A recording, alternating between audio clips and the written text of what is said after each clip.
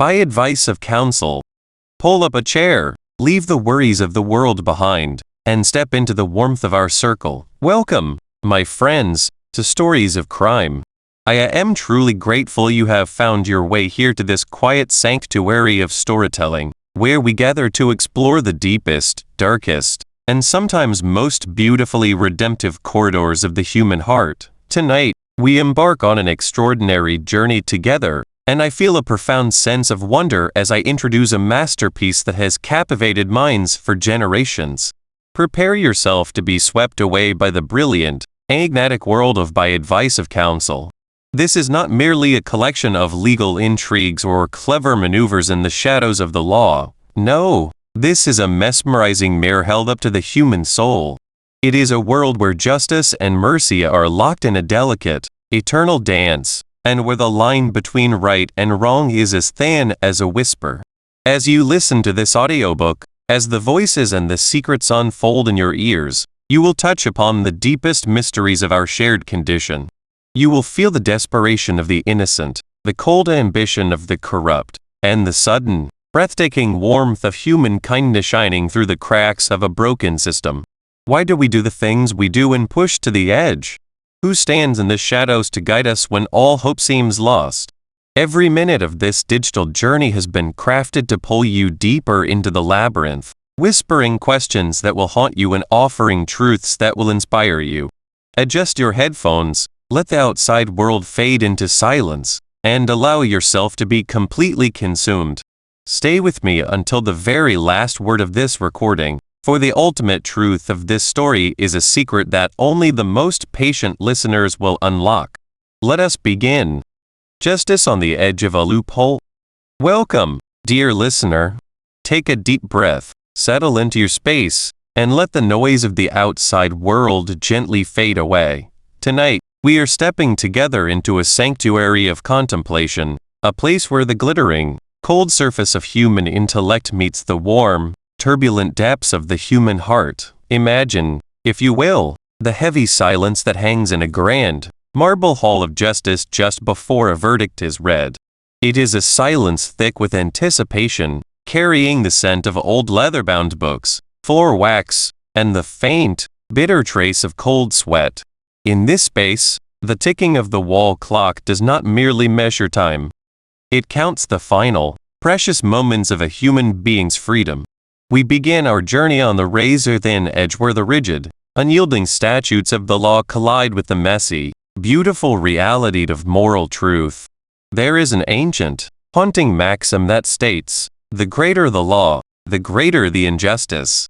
Why is it that the very rules we construct to protect ourselves so often become the cages that trap our humanity? We find ourselves asking whether true justice can ever truly be captured in black ink on white paper, or if it exists only in the spaces between the lines, waiting for a courageous soul to reach in and pull it into the light. Let us stand together in the back of a courtroom in the early hours of a rain-streaked autumn morning. The room is dimly lit, the shadows stretching long and thin across the oak benches. At the defense table sits a young man named Julian. His shoulders are hunched, his hands clasped so tightly that his knuckles are stark white against his warm woolen sleeves. Julian is not a hardened criminal. He is a clerk, a quiet observer of life who, in a moment of sheer, desperate love, committed an act that the state defines as a felony. To save his younger sister from the freezing grip of a winter without heat or medicine, he forged a signature on a wealthy employer's ledger. It was a single stroke of a pen, a theft of mere dollars to a man who measured his wealth in millions. But to Julian, it was the difference between life and death for the only person he loved. Now, look at the prosecutor. He is a man of sharp angles and immaculate tailoring. To him, Julian is not a brother, nor a desperate protector. Julian is simply the case number, a clean statistical mark to be added to a record of successful convictions. The prosecutor speaks in a cold, measured cadence of absolute certainty. He quotes the statute, chapter and verse. He points his finger, demanding that the law be applied without emotion, without deviation, and without mercy. The law, he argues, is a machine. If you place your hand in the gears, you must expect to be crushed. In that moment, the courtroom feels like a tomb. You can feel the collective weight of the spectators' breath catching in their throats. The judge, an older man with tired eyes that have seen too much sorrow, looks down from his high bench. He wants to show mercy, but his hands are tied by precedent, bound by the heavy, iron chains of mandatory sentencing guidelines. The law is clear. Julian must go to prison. The moral justice of his act, the profound love that drove him to it, has no standing in this court of law. But then, an old attorney rises from the defense table. His name is Counselor, a man who has spent a lifetime navigating the labyrinth of the legal system, not to worship its walls, but to find its hidden doorways. He does not argue against the facts. He does not deny Julian's guilt. Instead, he smiles a slow, knowing smile, and gently taps a thick, dusty volume of ancient common law. He has found a loophole. It is an obscure, forgotten precedent from a century ago, a tiny crack in the armor of the state's case. By the strict letter of this ancient technicality, the court lacks the jurisdiction to prosecute Julian under this specific charge. Watch the prosecutor's face pale. Watch the judge's eyes light up with a quiet, triumphant satisfaction. The loophole is not an evasion of justice. It is the rescue of it. In this high-stakes confrontation, we see the profound paradox of our existence. Sometimes, the only way to save a human soul from the letter of the law is to use the law's own complexity against itself. Why does this dynamic resonate so deeply within our subconscious minds? Why does our heart leap when a clever loophole defeats a rigid statute? It is because each of us, in our own lives, has felt the suffocating pressure of rigid expectations. From the moment we are born, we are handed rulebooks. We are told how to behave, how to define success, how to love, and how to grieve. We are judged by societal standards that are often as cold and unyielding as the statutes in a prosecutor's ledger.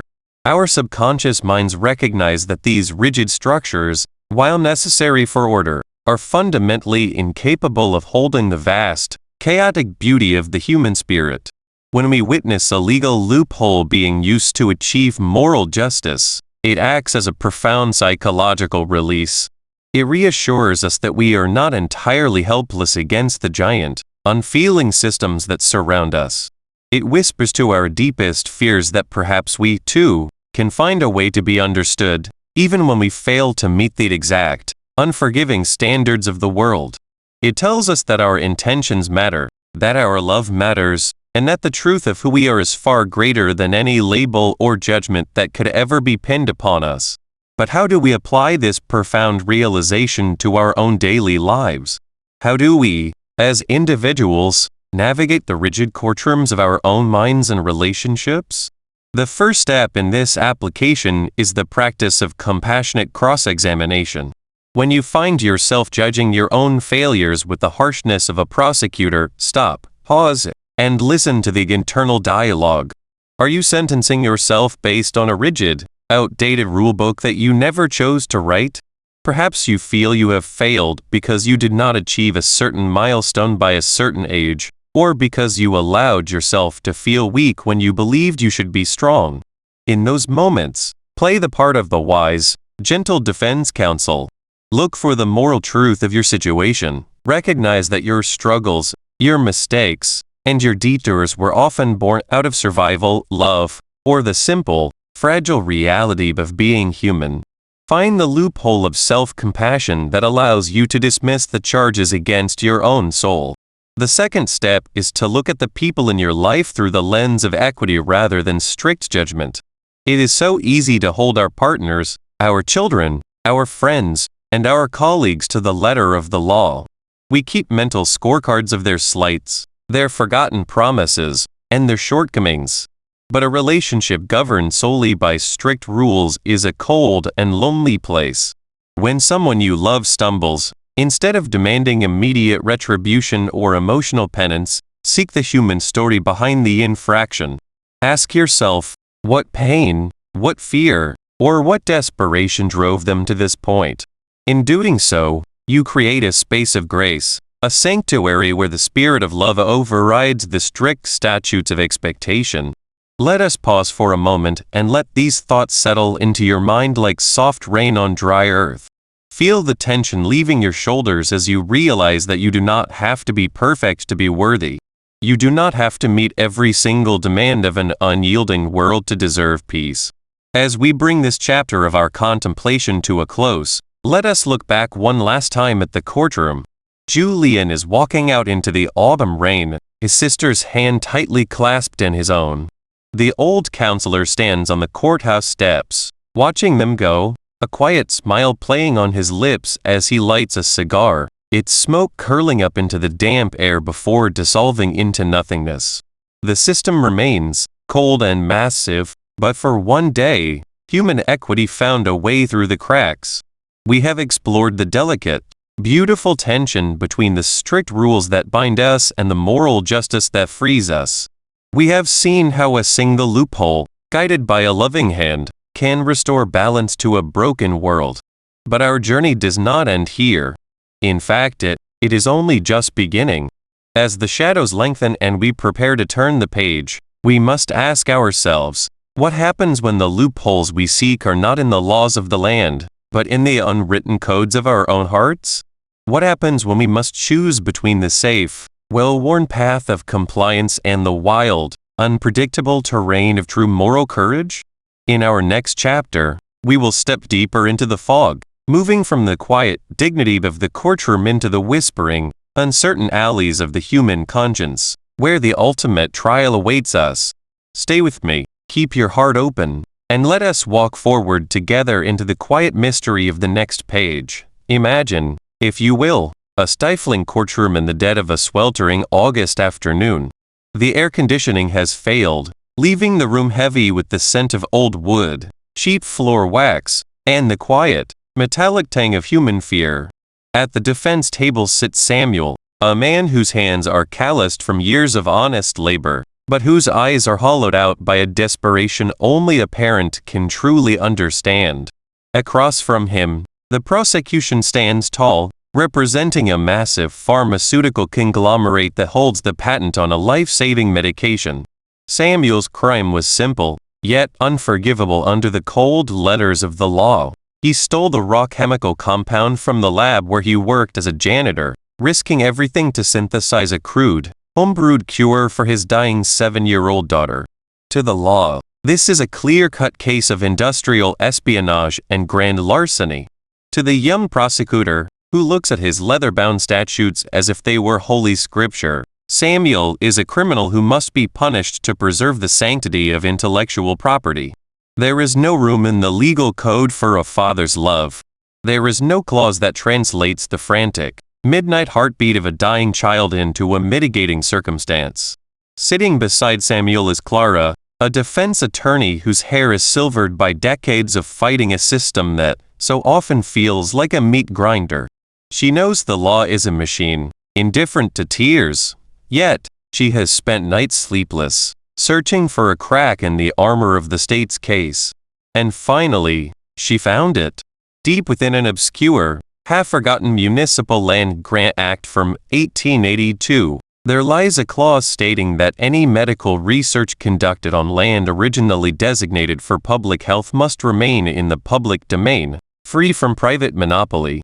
The laboratory where the drug was developed sat directly on that forgotten soil.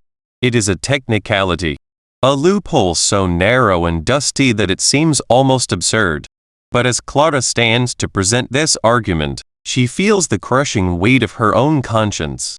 If she uses this loophole, she will set Samuel free, yes, but she will also void the patent entirely. In doing so, the pharmaceutical company will withdraw all funding for the drug, halting the production of dozens of other experimental medicines that hundreds of other children rely on to survive. Clara looks at Samuel, who is watching her with a fragile, desperate hope in his eyes. She looks at the prosecutor, who is waiting with a smug, unyielding confidence. And she looks at the judge, a man who has spent his life enforcing the law to the letter, regardless of the blood it leaves on the floor. This is the crucible. This is where the pristine, sterile world of legal theory collides violently with the messy, bleeding reality of human existence. Clara's fingers tremble as she holds the ancient document. If she speaks, she saves one life but potentially dooms dozens of others. If she remains silent, she upholds the stability of the system, but allows a good man to be destroyed by the very laws meant to protect society. As you listen to the rustle of papers in this quiet room, ask yourself, what is the true measure of justice? Is it the rigid, unwavering application of the rules, or is it the messy, sometimes devastating search for equity in a world that is inherently unequal? We must sit with Clara in this heavy silence, feeling the heat of the room and the burden of a decision that no human being should ever have to make, as we prepare to see which path she chooses. Welcome to the world of Ephraim Tutt. Close your eyes for a moment and let the relentless rush of the modern world fade into a soft, distant hum. Imagine, instead, the muffled clatter of iron-shod hooves on wet cobblestones, the pale, flickering glow of gas lamps cutting through a thick Manhattan fog, and the heavy, comforting scent of coal smoke drifting from the chimneys of old brownstones. We are stepping backward in time, traversing the threshold of a bygone era to enter a sanctuary where law and human nature collide, clash, and occasionally, beautifully reconcile. You are standing before the heavy, salt-splashed oak doors of the New York County Courthouse in the early decades of the 20th century. It is a place of grand marble pillars and cold, echoing corridors, a monument built to house the majestic abstraction we call justice. Yet, as anyone who has ever trembled before the bench knows, the law can be a merciless engine, a labyrinth of rigid rules and unyielding precedents that so often forgets the warm, beating hearts caught within its gears. It is here, in this twilight zone between the letter of the statute and the spirit of humanity, that we meet our guide, our protector, and our friend. Welcome, dear listener, to the world of Ephraim Tutt. As your narrator, it is my profound privilege to welcome you to this narrative journey, a rich, auditory tapestry that will unfold over the course of 272 minutes. This is not merely a collection of vintage courtroom dramas, nor is it a dry recitation of legal dust and yellowed parchment. No, this audiobook is an invitation to embark on a deep, soul-stirring exploration of human vulnerability, institutional folly, and the enduring power of mercy. Over the hours we will spend together, we will watch the grand theater of human life play out in the halls of justice. We will meet the desperate, the foolish, the greedy, and the innocent.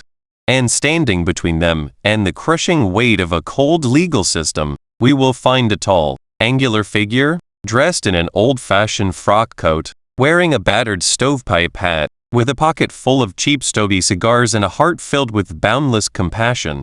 This is Ephraim Tutt, the legendary, cunning, yet deeply gentle defense lawyer whose exploits have captivated generations. Through the brilliant pen of Arthur Train, a man who walked these very courtrooms as a prosecutor, we are offered a rare, authentic glimpse into the legal machinery, wrapped in stories that speak directly to our deepest fears, our highest hopes, and our secret longing for a champion who can outsmart the bullies of the world. Let us begin our journey by looking closely at this extraordinary protagonist, for to understand Ephraim Tutt is to understand something fundamental about ourselves. Picture him now, walking slowly down Center Street. He is extraordinarily tall and thin, resembling a benevolent, slightly disheveled Abraham Lincoln. His eyes, set deep beneath bushy white brows, sparkle with a mixture of childlike mischief and ancient, weary wisdom. He is a man who knows every technicality of the law, every loophole, every archaic statute forgotten by modern attorneys, and he uses this knowledge not to enrich himself, but to shield the helpless from the predatory. To the wealthy and the self-righteous who seek to use the courts as an instrument of oppression, Mr. Tutt is a terrifying adversary, a legal wizard who can turn their own weapons against them with a dry smile and a well-timed citation. But to the terrified young clerk accused of a technical infraction, or the immigrant mother facing eviction because of a heartless contract, He is a saving grace, a father figure who listens without judgment and fights without fear.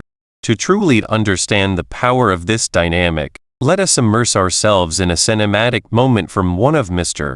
Tut's quietest yet most profound victories. Imagine a small, drafty courtroom on a rainy Tuesday afternoon.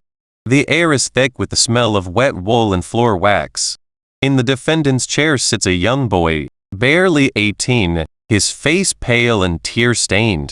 He is accused of grand larceny, a charge brought by his former employer, a wealthy, bloated merchant named Babcock who values a ledger book far more than a human life. The boy had taken a handful of coal and a loaf of bread from the warehouse to keep his sick sister warm and fed during a bitter winter freeze. The law is clear, theft is theft, and the young prosecutor, eager to make a name for himself, demands the maximum sentence. The judge, a tired man eager to finish his docket, seems ready to agree. The boy's mother sits in the back row, her hands clasped so tightly her knuckles are white, her silent tears tracing paths through the dust on her cheeks.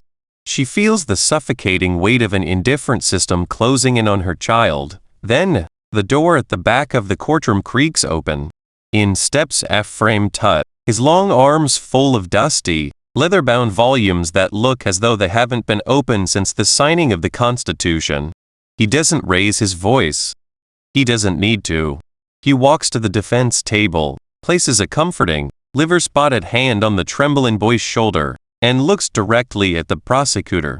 With a gentle, almost apologetic smile, Mr. Tutt begins to speak in a voice like dry autumn leaves scraping across a porch. He doesn't deny that the boy took the items. Instead, he reaches deep into the history of common law, pulling forth an ancient, unrepealed colonial statute concerning the right of necessity during a public natural disaster, proving that under the specific meteorological conditions of that freezing week, the taking of fuel was legally classified as an act of survival, exempt from larceny. The prosecutor objects, the judge leans forward in astonishment, and the wealthy employer blusters with rage. But Mr. Tutt merely winks at the boy, his fingers gently tapping the cover of his ancient law book. He has found the crack in the armor of the law, and through that crack, he pours the warm light of human mercy. Why does this image of the cunning Savior resonate so deeply within our subconscious? What is it about Ephraim Tutt that makes our hearts swell with relief, even nearly a century after his stories were first written? Psychologically, we all carry a deep, underlying anxiety about the structures that govern our lives. From the moment we are born, we are surrounded by rules, expectations, systems of evaluation, and institutions that often feel vast, cold, and entirely indifferent to our individual struggles. We fear being misunderstood, being judged by those who do not know our hearts, and being crushed by circumstances beyond our control. In our dreams and our psychological archetypes, we yearn for the trickster healer, the figure who possesses the intellect to navigate the dangerous labyrinth of the world, but uses that intellect solely to protect the innocent. Ephraim Tutt is the embodiment of this archetype. He reassures our subconscious that even in the coldest, most rigid environments, creativity, intellect, and love can triumph over cruelty. He reminds us that the rules made by humans can be mastered by humans, and that compassion is the ultimate law. If we look closely at this dynamic, we can find a beautiful, practical application for our own modern lives, a gentle guide to navigating our personal struggles. We often find ourselves trapped in our own internal courtrooms. We become our own harshest prosecutors, accusing ourselves of failure, inadequacy, and mistakes, judging our worth by rigid, unforgiving standards. When you find yourself in this dark space, paralyzed by self-criticism or overwhelmed by the demands of a world that feels too heavy, I invite you to summon your inner Ephraim Tutt. Stop trying to argue with the harsh prosecutor of your mind using their own rigid logic. Instead, look for the loophole of grace. Remind yourself that you are a complex, feeling human being, not a machine. Find the ancient, unwritten statute of self-compassion that says you are allowed to be imperfect, You are allowed to make mistakes in your struggle to survive, and you are worthy of defense. When life presents you with a rigid wall of rules, do not run your head against it. Look for the hidden latch, the overlooked exception, and the gentle path of mercy. This brings us to the profound brilliance of Arthur Train's writing, which forms the bedrock of our audio journey. Train was not merely a teller of tall tales. He was a highly respected lawyer who served in the district attorney's office in New York. He knew the grease on the wheels of justice, the backroom deals, the biases of the judges, and the vulnerabilities of the jury system. This real-world expertise infuses every chapter of this book with an unmistakable authenticity. When Mr. Tutt quotes a case, it is a real case. When he utilizes a procedural maneuver, it is a maneuver that could actually be used in a court of law. This blend of absolute legal accuracy and deep, emotional storytelling is what makes these narratives so uniquely gripping. It challenges our mind while touching our heart, showing us that reality is often far more dramatic, far more heartbreaking, and far more beautiful than any fantasy. Consider another real-world perspective, a glimpse into the mind of the author himself. Arthur Train often sat at his desk late into the night, surrounded by official files of tragic cases where the law had technically been upheld, but human lives had been shattered. He saw firsthand how poverty was criminalized, how wealth could buy a different standard of justice, and how easily the innocent could be swept away by the momentum of a bureaucracy. His creation of Ephraim Tutt was not just an entertainment. It was a quiet, revolutionary act. It was his way of protesting the coldness of his profession, of injecting a necessary dose of humanity back into the legal system. Through Tutt, Train could fight the battles he couldn't always win in his official capacity, showing us that the true purpose of law should always be the preservation of human dignity, not just the preservation of order. This classic dynamic holds a mirror up to our collective society, urging us to examine how we treat one another. It forces us to ask, are we building a world of rigid judgment, or a world of understanding? When we listen to these stories, we are invited to practice a deep, transformative empathy. We are challenged to look beyond the surface of a person's actions, beyond their labels and their apparent failures, and to seek the underlying story of their heart. This is the practical wisdom that Ephraim Tutt offers us on every page. In your interactions with your family, your colleagues, and even strangers on the street, try to adopt the gaze of Mr. Tutt. Look for the hidden burdens people are carrying, the cold winters they are trying to survive, and the unspoken fears that drive their behavior. When you choose understanding over hasty judgment, you are performing a small, sacred act of advocacy, bringing a touch of Ephraim Tutt's Courtroom into a world that sorely needs it. As we bring this introductory chapter to a close, let the warmth of this perspective settle deep within your spirit. We have set the stage, we have met our brilliant, eccentric champion, and we have felt the ancient, humid air of the courtrooms where our stories will unfold. Over the coming chapters, we will witness the great dramas of the human condition, guided by a narrator who cares deeply for your comfort and your enlightenment, and protected by a lawyer who never lost a case where justice was on his side. Take a deep breath, release the tensions of your day, and prepare your mind and heart for the adventures ahead. Up next, we will step directly into the bustling, chaotic heart of the city, where our first great legal battle awaits, and where we will see Mr. Tutt face an adversary who believes himself to be entirely above the law. Let us walk together into the light of the next chapter, where the first gavel is about to fall. Chapter 1. The Legend of Ephraim Tutt. Take a deep breath. Let the noise of the modern world gently fade into the background, and allow your mind to drift back to a time when the streets of New York were paved with cobblestones, slick with autumn rain, and echoing with the clatter of horse-drawn carriages. Imagine the smell of coal smoke drifting from chimneys, the heavy mist rolling in from the East River, and the yellow glow of gas lamps piercing the twilight.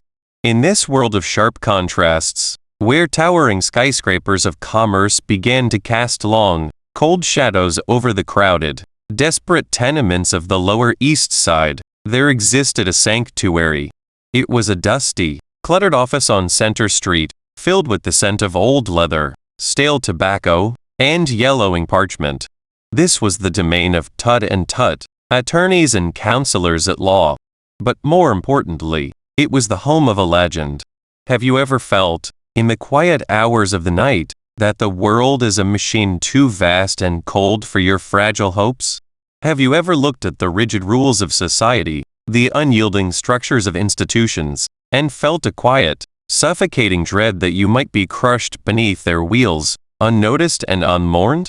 If you have ever carried that silent fear, then you already know why the legend of Ephraim Tut is not merely the story from the past, but a mirror held up to your own soul.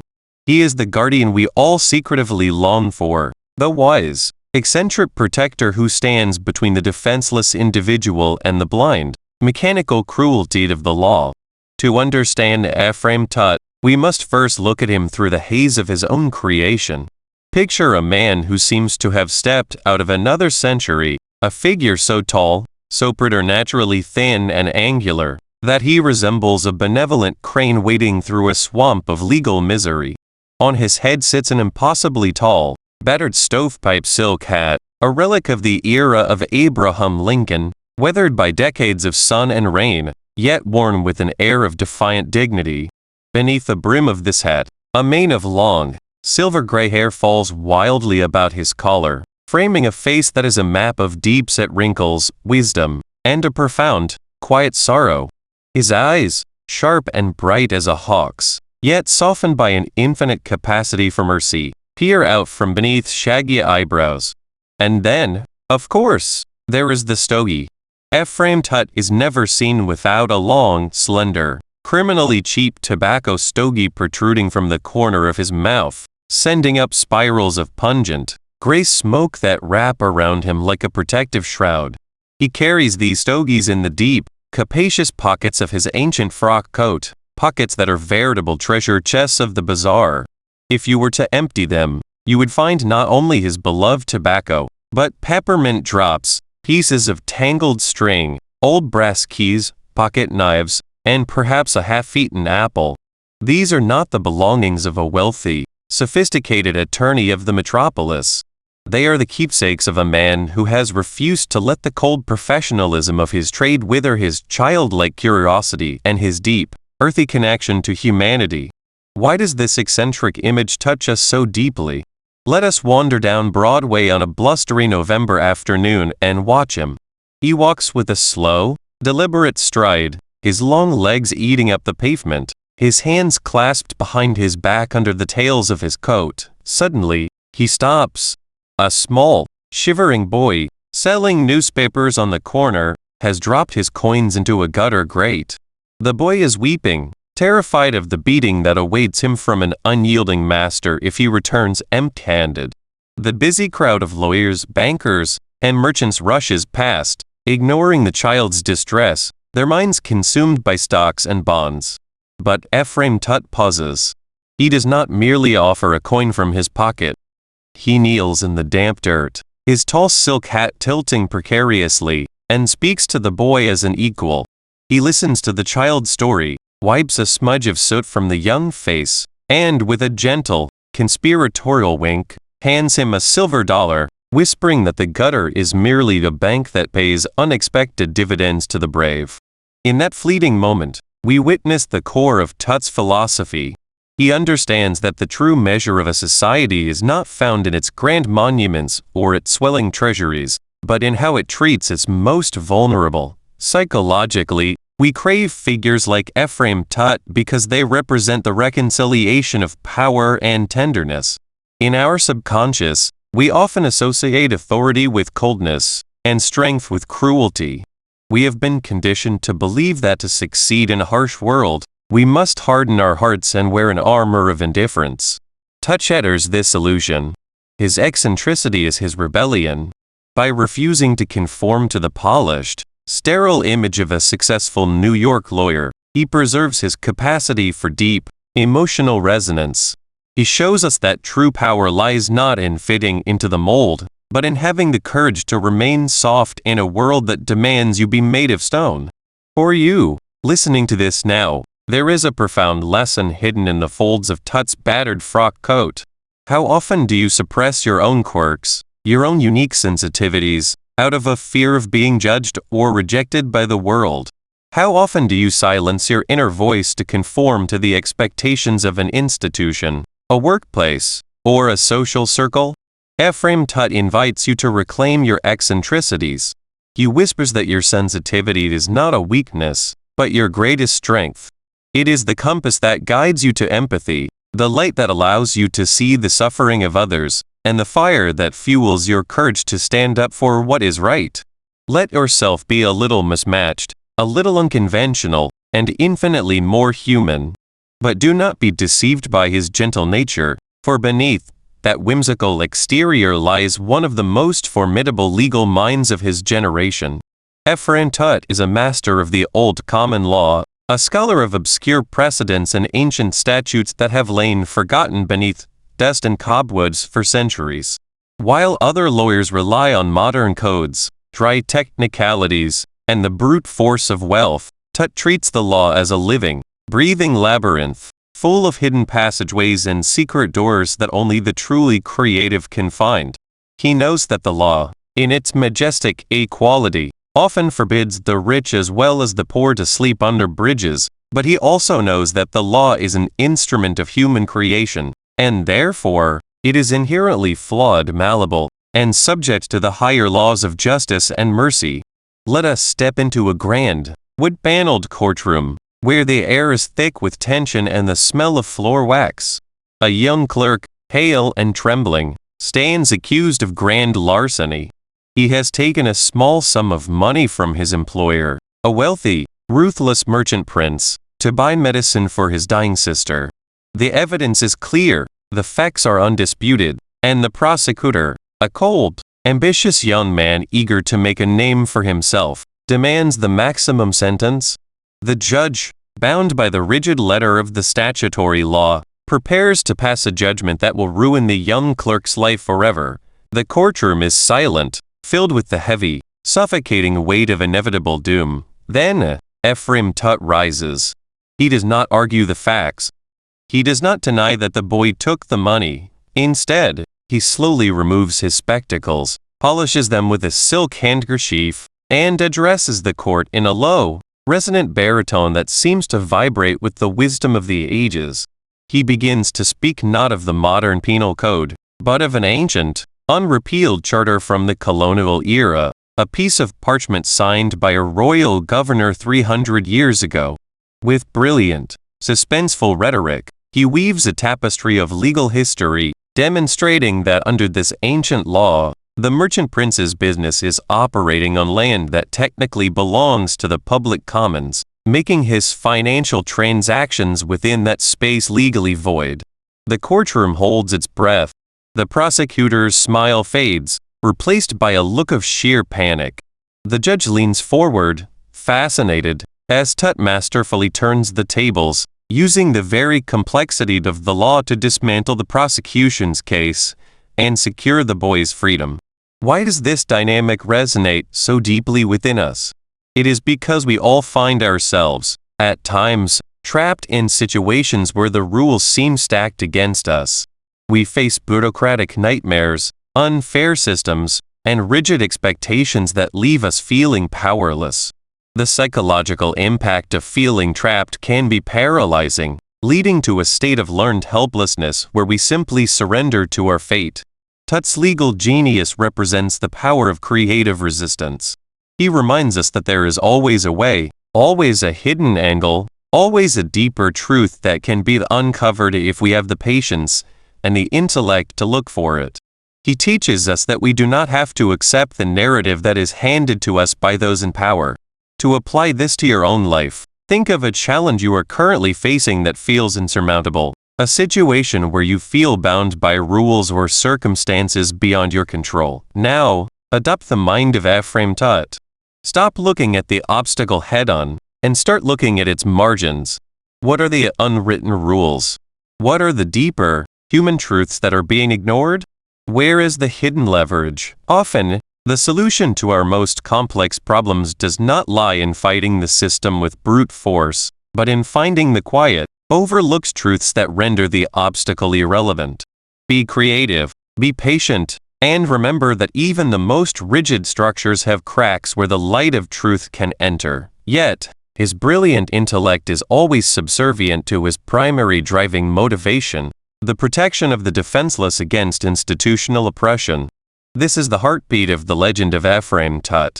He is a man who has looked into the dark abyss of human cruelty, who has seen how the powerful use the machinery of the state to grind the poor and the friendless into the dust, and who has made a solemn vow to stand in the breach. He does not seek fame, he does not seek fortune. His greatest reward is the quiet tear of gratitude from a mother whose son has been saved from the gallows, or the silent handshake of an honest man whose reputation has been restored. Imagine a scene in the dead of winter.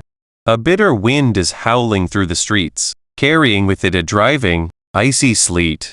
In a drafty tenement room, an elderly immigrant woman sits huddled near a small coal stove that has long since gone cold. She speaks no English, she has no money, and she is about to be evicted by a greedy landlord who has used a fraudulent lease to claim her life savings. The landlord has the police on his side, the courts on his side, and the law, on its surface, seems to support his claim. The woman is paralyzed by terror, waiting for the knock on the door that will cast her out into the freezing night. But there is a knock, and it is not the bailiff. It is Ephraim Tutt. He has heard of her plight through the neighborhood grapevine, and he has walked miles through the storm to find her. He enters the cold room, his tall hat covered in snow, his coat dripping wet. He does not ask for a retainer. He does not ask for papers. He simply sits beside her, takes her cold, trembling hands in his own warm, weathered palms, and looks into her eyes with a gaze of such pure, unwavering compassion that her terror begins to melt away. He whispers to her, through an interpreter, that as long as Ephraim Tutt has breath in his body, she will not be cast out. And he keeps his word. He spends his own money, stays up through the night drafting injunctions, and confronts the landlord in a display of righteous anger that leaves the oppressor trembling and defeated. This is the essence of Tutt's emotional appeal. He addresses our universal fear of insignificance. We live in a world that often feels vast, anonymous, and uncaring. We fear that if we fall, there will be no one to catch us, that if we cry out in the dark, our voices will be lost in the wind. When we hear of Tutt's devotion to the defenseless, it acts as a soothing balm to our subconscious anxiety. He represents the maternal and paternal archetypes of protection and unconditional love, the assurance that we are seen, that we are valued, and that our pain matters. How can you bring this beautiful, protective energy into your own life? You do not need to be a lawyer to be a protector. You can be the Ephraim Tutt in your own family, your workplace, or your community. When you see someone being excluded, judged, or treated unfairly, do not look away. Have the courage to speak up, to stand beside them, and to offer your warmth in a cold moment. And perhaps even more importantly, learn to be a protector to yourself. When your own inner critic, that harsh, institutional judge inside your mind, begins to condemn you for your mistakes and your weaknesses, let the spirit of Ephraim Tutt rise within you. Let him defend you against your own self-doubt, reminding you of your inherent worth, your struggle, and your humanity. Treat yourself with the same fierce, protective compassion that Tutt offers to the strangers who walk through his door. As we bring this chapter to a close, let us reflect on the enduring legacy of this remarkable man. Ephraim Tutt is more than just a character in a book. He is a beacon of hope, a reminder that even in the darkest, most corrupt corners of human existence, there can be found a pure, unyielding light of justice and love. He shows us that the law is not merely a collection of cold, dead words, but a canvas upon which we can paint our highest ideals of mercy, fairness, and truth. In the chapters that lie ahead, we will follow Ephraim Tutt into the courtroom, onto the rain-slicked streets, and into the deepest recesses of the human heart. We will witness his battles, his triumphs, and the quiet, solitary moments of reflection that define his soul. But before we move forward, let us pause and carry the essence of his spirit with us. Let us carry his warmth, his creativity, and his fierce devotion to the defenseless into our own daily lives. The night is deep, and the rain continues to patter against the window panes of the old office on Center Street. Inside, the fire in the grate has burned down to a warm, red glow, casting long shadows across the rows of leather-bound books. Ephraim Tutt sits in his armchair, his long legs stretched out before him, a faint smile playing upon his lips as he takes a slow, thoughtful pull from his stogie. The smoke rises, turning to silver in the fading light, carrying with it the secrets of 1,000 battles fought and won, and the promise of the adventures yet to come. Listen closely, for in the quiet that follows, you can hear the soft rustle of paper, the striking of a match, and the gentle, reassuring footsteps of a friend who is ready to guide you through the storms of life. Let us step forward together, into the light of his wisdom, as we turn the page to the next chapter of his journey. Chapter 2, The Letter of the Law vs. The Spirit of Justice. Let us begin by stepping into the quiet, dust-mote-filled air of a courtroom at dusk. Imagine the heavy smell of old, leather-bound volumes, the faint scent of lemon oil on mahogany benches, and the soft, persistent patter of cold autumn rain against high, arched windows. In this space, where lives are weighed in the balance, a profound truth becomes visible. There is an ancient, hidden war fought daily within these walls. It is not a war of weapons, but of words. It is the silent, desperate struggle between the cold, unyielding letter of the law and the warm, living spirit of true justice. There is an old, haunting adage that reminds us that the letter kills, but the spirit gives life. When we look at the structure of our society, we often comfort ourselves with the belief that rules exist to protect us. We want to believe that the law is a shield, a guardian of the vulnerable. Yet, if we look closer, we find a darker, more unsettling reality. Rigid statutes, when divorced from human empathy and moral wisdom, can easily be weaponized. They can be manipulated by the cunning to serve the very injustice they were designed to prevent. This is the heart of our exploration today, a journey into the delicate, sometimes terrifying space where rules end and humanity must begin. To understand this dynamic, we must first look at the profound contrast between technical compliance and genuine ethical behavior. It is entirely possible to follow every single rule to the letter while committing a moral atrocity. Imagine a young clerk named Arthur. Arthur works in a prestigious, high-ceilinged financial office in the heart of the city. He is a man who prides himself on his meticulous nature. He never arrives late. His ledgers are flawless, and he follows every corporate directive with absolute precision. One cold December evening, Arthur is handed a foreclosure file. The paperwork is technically perfect. Every signature is in place, every notary stamp is dry, and every legal notice has been delivered precisely within the statutory time frame. But Arthur knows the story behind the file. He knows that the home belongs to a widow, a woman who spent the last year caring for her dying husband, pouring every penny of their savings into medical bills. He knows that she is only 3 days late on a single payment, and that a wealthy developer is waiting in the wings to buy the property for a fraction of its value. Arthur feels a cold knot tighten in his stomach. His conscience whispers that this is wrong, that it is a betrayal of basic human decency. Yet, his supervisor reminds him of the policy. The policy is clear. The law allows this. Arthur looks at the clean, white paper. He signs his name, certifying the foreclosure.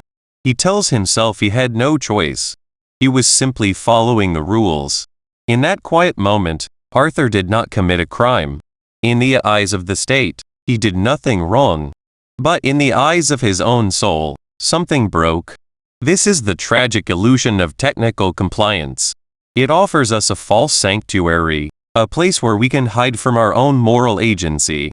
We use the rules as a shield to protect ourselves from the pain of empathy, convincing ourselves that if we are legally safe, we are also morally clean. Why does our subconscious crave this technical safety so deeply? Psychologically, human beings possess an innate fear of chaos. We look at the vast, unpredictable ocean of human experience, and we build walls of rules to keep the wild waters at bay. Rules give us a sense of predictability and control. But when we rely too heavily on these external structures, we begin to outsource our conscience. We suffer what psychologists call moral injury, a deep, internal wound that occurs when we participate in or witness actions that violate our core ethical beliefs, even if those actions are perfectly legal. To heal this divide in your own life, you must learn to cultivate what can be called the pause of conscience. Whenever you find yourself justifying an action by saying, "But it is allowed," or "I am just following policy," you must stop. Take a deep, slow breath. Ask yourself a simple, piercing question. If there were no rules, no punishments, and no rewards, what would love and justice demand of me in this moment? This is the first step in reclaiming your moral authority. It is the act of looking past the printed word on the page to see the living, breathing human being standing right in front of you. This brings us to our second profound truth, the chilling reality of how the legal system, and indeed many of our modern institutions, can become a meat grinder where human lives are sacrificed on the altar of professional ambition. Let us look at the figure of the aggressive prosecutor, a character who is often celebrated in our culture as a champion of order. Consider Assistant District Attorney William Peck. Peck is a man of sharp angles, immaculate tailored suits, and a relentless, driving energy. His office is a monument to efficiency, his walls adorned with plaques and commendations. To Peck, the courtroom is not a temple of truth. It is an arena. And in this arena, there is only one metric of success, his conviction rate. One afternoon, Peck is presented with the case of a young man named David. David is 22 years old, with tired eyes and hands roughened by hard labor. David was caught breaking into a pharmacy after hours. He did not steal narcotics to sell on the street. He stole a single inhaler for his younger sister, who was suffocating from a severe asthma attack in their heatless apartment. David had no money, no insurance, and the emergency room was miles away. Peck looks at the file. The law is clear. Burglary in the third degree carries a mandatory minimum sentence. Peck knows that if he presents the full, heartbreaking context to a jury, they might find a way to be lenient. They might see David not as a criminal, but as a desperate brother. So, Peck uses every legal tool at his disposal to suppress that context. He objects to any mention of the sister's medical condition as irrelevant to the charge of breaking and entering. He crafts his arguments with brilliant, razor-sharp precision, focusing solely on the physical evidence, the broken lock, the security footage, the stolen item. He demands the maximum sentence, presenting himself as the defender of public safety. Peck wins the case. David is sentenced to 5 years in a state penitentiary. Peck walks back to his office, his chest swelling with pride as he adds another checkmark to his perfect record. He has upheld the letter of the law. But in doing so, he has crushed a family, ruined a young man's future, and ignored the deep, systemic failures that drove David to despair. This dynamic of prioritizing the win over actual fairness is not unique to courtrooms. We see it in corporations that maximize profits at the expense of their workers' health, in schools that prioritize test scores over genuine learning, and in our own daily lives when we insist on winning an argument rather than preserving a relationship. Psychologically, this stems from the dark side of our need for achievement and validation. When we tie our self-worth to external metrics, we begin to view other people not as individuals with their own sacred stories, but as obstacles to be overcome or stepping stones to be used. We develop a cognitive blindness, a state where our ambition completely obscures our capacity for mercy. If you find yourself trapped in a system that rewards this kind of cold efficiency, you must learn to practice the art of intentional slowing. When you are pressured to make a decision based solely on a metric, a score, or a win, Force yourself to look for the human cost. Ask yourself, who is paying the price for my success? If the answer is another person's dignity, peace of mind, or well-being, then that success is an illusion. You must have the courage to step off the fast track of institutional approval and ask for a detour. It may mean a slower career progression, or less recognition from those who only value statistics, but it will preserve your soul, keeping your heart soft in a world that constantly tries to turn it to stone. Now, let us turn our eyes to a different kind of figure, a man who represents the very essence of the spirit of justice. Let us enter the world of Ephraim Tutt. Mr. Tutt is a man who seems to belong to another century. With his tall, thin frame, his slightly rumpled frock coat, his stovepipe hat, and the gentle, knowing twinkle in his eyes, he looks less like a modern attorney and more like a wise philosopher who has wandered into the chaos of the city. Mr. Tutt does not view the law as a set of rigid, unbending steel bars. He views it as a living, organic maze, a complex tapestry woven from human history, wisdom, and, yes, human folly. Mr. Tutt's personal manifesto is simple yet revolutionary. When the law is used to oppress, it is the duty of the advocate to find the cracks in the armor, to bend the rigid rules just enough to let the warm light of justice shine through to save a life. Consider a warm spring morning when Mr. Tutt takes on the defense of an elderly gardener named Timothy. Timothy had spent his entire life caring for the beautiful, sprawling gardens of a wealthy estate. When the owner of the estate passed away, his greedy, distant heir decided to sell the land to developers. Timothy, who had lived in a small cottage on the property for 40 years under a verbal promise from his old employer, was suddenly served with an eviction notice. The law of property was entirely on the side of the heir. Verbal promises regarding real estate were legally worthless under the statute of frauds. The heir's young, aggressive lawyer smiled with smug satisfaction, knowing he had an open and shut case. But Mr. Tutt did not despair. He did not look at the statute of frauds as an insurmountable wall. Instead, he began to dig. He spent nights in his dusty library, surrounded by ancient, yellowed volumes of English common law, searching for a forgotten pathway. In the courtroom, while the young lawyer presented his polished, modern arguments, Mr. Tutt sat quietly, gently puffing on a stogie, waiting for his moment. When he finally rose to speak, he did not argue against the statute of frauds. Instead, he invoked an ancient, almost forgotten equitable doctrine of promissory estoppel and part performance, pointing to the beautiful, hand-carved stone pathways Timothy had built with his own hands over 40 years, the rare rose bushes he had imported and nurtured, and the well-documented letters of gratitude from the deceased owner. Mr. Tutt argued that to apply the letter of the statute in this case would be to turn the law of fraud into an instrument of fraud itself. He spoke with a quiet, resonant passion that filled the courtroom, appealing not to the cold intellect of the judge, but to the deep, timeless principles of equity and natural justice that lie at the very foundation of all human law. The judge, moved by the profound moral weight of Mr.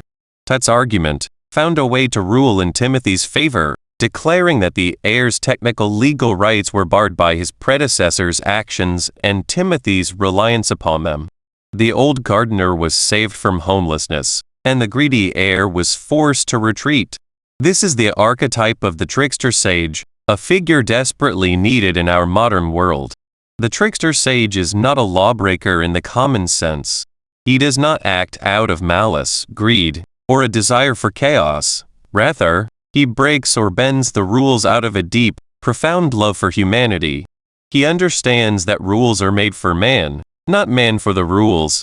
When we embrace this archetype within ourselves, we find a profound sense of psychological freedom.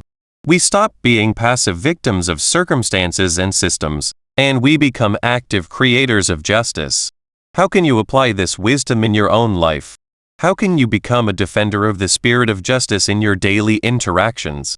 You must first cultivate what is known as creative defiance. This does not mean starting arguments or causing unnecessary trouble. It means looking at the rigid situations in your life and asking, is there a creative, compassionate way around this obstacle? If a friend is hurting and a policy prevents you from helping them, can you find a loophole of kindness? If a system at your workplace is causing unnecessary stress to your colleagues, can you quietly redesign your part of the process to shield them? You must learn to look at the rules not as a ceiling that limits your capacity for goodness, but as a floor upon which you can stand as you reach for something higher. When you are faced with a choice between being technically right and being genuinely kind, choose kindness every single time. It is in those small, often quiet choices that we keep the spirit of justice alive. To summarize what we have journeyed through in this chapter, we have seen how the rigid letter of the law, when left in the hands of the ambitious or the unfeeling, can become an instrument of profound cruelty. We have explored the tragedy of technical compliance through the story of Arthur, the devastating consequences of prioritizing the win over fairness through the eyes of Prosecutor Peck, and the beautiful, redemptive power of creative wisdom through the gentle defiance of Ephraim Tutt. We must remember that the law is not an end in itself. It is merely a tool, a map designed to help us navigate the complex terrain of human relationships. But a map is not the territory. If the map tells you to drive off a cliff, you do not follow the map. You turn the wheel. You trust your eyes, your heart, and your instincts. As we bring this chapter to a close, let the quiet rain outside remind you of the softness that must always accompany strength. Let the memory of Mr. Tutt's gentle smile inspire you to look at the rigid structures of your own life with a creative, compassionate eye. But our journey does not end here. The struggle between the letter and the spirit is only the beginning. For what happens when the very people who swear to uphold the law are the ones who are secretly pulling the strings from the shadows? What happens when we must step out of the light of the courtroom and into the dark, labyrinthine corridors of power, where secrets are traded like currency and justice is a commodity to be bought and sold? Prepare yourself, dear listener, for as we turn the page, we will descend into a world of whispered conspiracies, hidden motives, and a high-stakes game where one wrong move could cost everything. Let us step forward together into the next chapter, where the shadows deepen and the true test of counsel begins. Chapter 3. The Shyster's Trap. The rain had been falling over New York for 3 days, a steady, gray drizzle that turned the soot-stained bricks of Center Street into mirrors of slick charcoal. In the damp chill of late autumn, the city seemed to shrink, its millions of inhabitants scurrying like beetles under umbrellas, their collars turned up against the wind. But inside the dark, high-ceilinged corridors of the criminal courts building, the atmosphere was thick with a different kind of dampness, the heavy, suffocating air of human anxiety. Here, the walls did not keep out the storm. They seemed to sweat with the tears of the desperate, the terrified, and the forgotten. In these shadows, where the majesty of the law was supposed to offer a sanctuary for the innocent, a very different kind of creature made its home. It was the predator of the legal underworld, the shyster, a figure who did not use a gun or a knife to rob his victims, but rather a fountain pen, a printed form, and the terrifying, incomprehensible language of the statutes. To understand the tragedy of the shyster's trap, we must first look into the eyes of those who fall into it. Imagine a young mother, her shawl pulled tight around her shoulders, sitting on a hard wooden bench in a hallway that smells of cheap cigars and wet wool. She does not understand why her husband has been arrested, nor does she know how the complex machinery of the state works. All she knows is that the man she loves is behind iron bars, and she is utterly alone. In that moment of absolute vulnerability, a man approaches her. He is dressed in a suit that is slightly too bright, his boots polished to a high sheen, and his smile is as warm as a wolf's invitation to a lamb. He speaks to her in her own language, or perhaps with an easy, confident authority that makes her feel, for the first time in days, that someone understands her pain. He promises her that for a small fee, just a few dollars, he can make all of this nightmare vanish. This is the moment the trap springs. It is a moment repeated 10,000 times a day in every courthouse, every police station, and every crowded tenement district in the world. It is the exploitation of human hope by those who have made a science of human despair. Arthur Train, in his classic stories of the New York courts, captured this predatory archetype with a precision that was both brilliant and devastating. The shyster is not merely a dishonest lawyer. He is a psychological parasite. He does not seek to defend his clients. He seeks to harvest them. He understands that the law is a terrifying mystery to the average citizen, a labyrinth of words where a single misstep can lead to ruin. The shyster uses this complexity not as a tool for justice, but as a screen behind which he can commit his extortions. He creates problems where none exist, manufactures litigation out of thin air, and turns simple misunderstandings into lifelong financial bondage. He is a master of the contract trap, using the tiny print on a sheet of paper to strip a man of his home, his business, and his dignity. Let us look closely at how this dynamic plays out in the quiet corners of daily life, far from the dramatic scenes of the courtroom. Consider the story of Antonio, a gentle tailor who had spent 20 years saving enough money to open his own small shop on the Lower East Side. His shop was his sanctuary, filled with the rich smells of wool, steam, and the sweet lavender starch his wife used on the linen collars. Antonio could not read English well, but he could sew a coat that fit like a second skin. One afternoon, a man named Mr. Finch entered the shop. Finch did not come for a suit. He came with a briefcase and a stack of official-looking papers. With a grave face, Finch informed Antonio that his sewing machines were in violation of a newly enacted municipal patent law, and that unless he signed a licensing agreement immediately, the city would seize his shop and throw him into prison. The terror that seized Antonio in that moment was absolute. He did not know that the patent law Finch mentioned was a complete fabrication, nor did he know that Finch was a disgraced attorney working for a predatory syndicate. All Antonio saw was the official seal on the paper, the stern demeanor of the visitor, and the looming ruin of his family's dream. His heart hammered against his ribs like a trapped bird. His hand shook as he took the heavy gold pen Finch offered him. He signed his name, believing he was purchasing safety. In reality, he had signed a cognate note, a document that allowed Finch's syndicate to confess judgment against Antonio for thousands of dollars without ever going to court, effectively giving them the right to seize his shop, his savings, and even his personal belongings. Why did Antonio sign? Why do so many of us, when confronted with the cold authority of the printed word, surrender our common sense and our intuition? It is because the shyster preys upon our deepest subconscious fears, our desire to be safe, our dread of conflict, and our conditioned reverence for authority. From our earliest days, we are taught to obey the rules, to respect the official stamp, and to trust that those in power have the right to demand our compliance. The predator knows this. He wraps himself in the garments of legitimacy, using complex jargon to make us feel small, ignorant, and helpless. When we are made to feel stupid, our critical thinking shuts down, and we look for any way out of the discomfort, even if that way out is a contract that binds our hands behind our backs.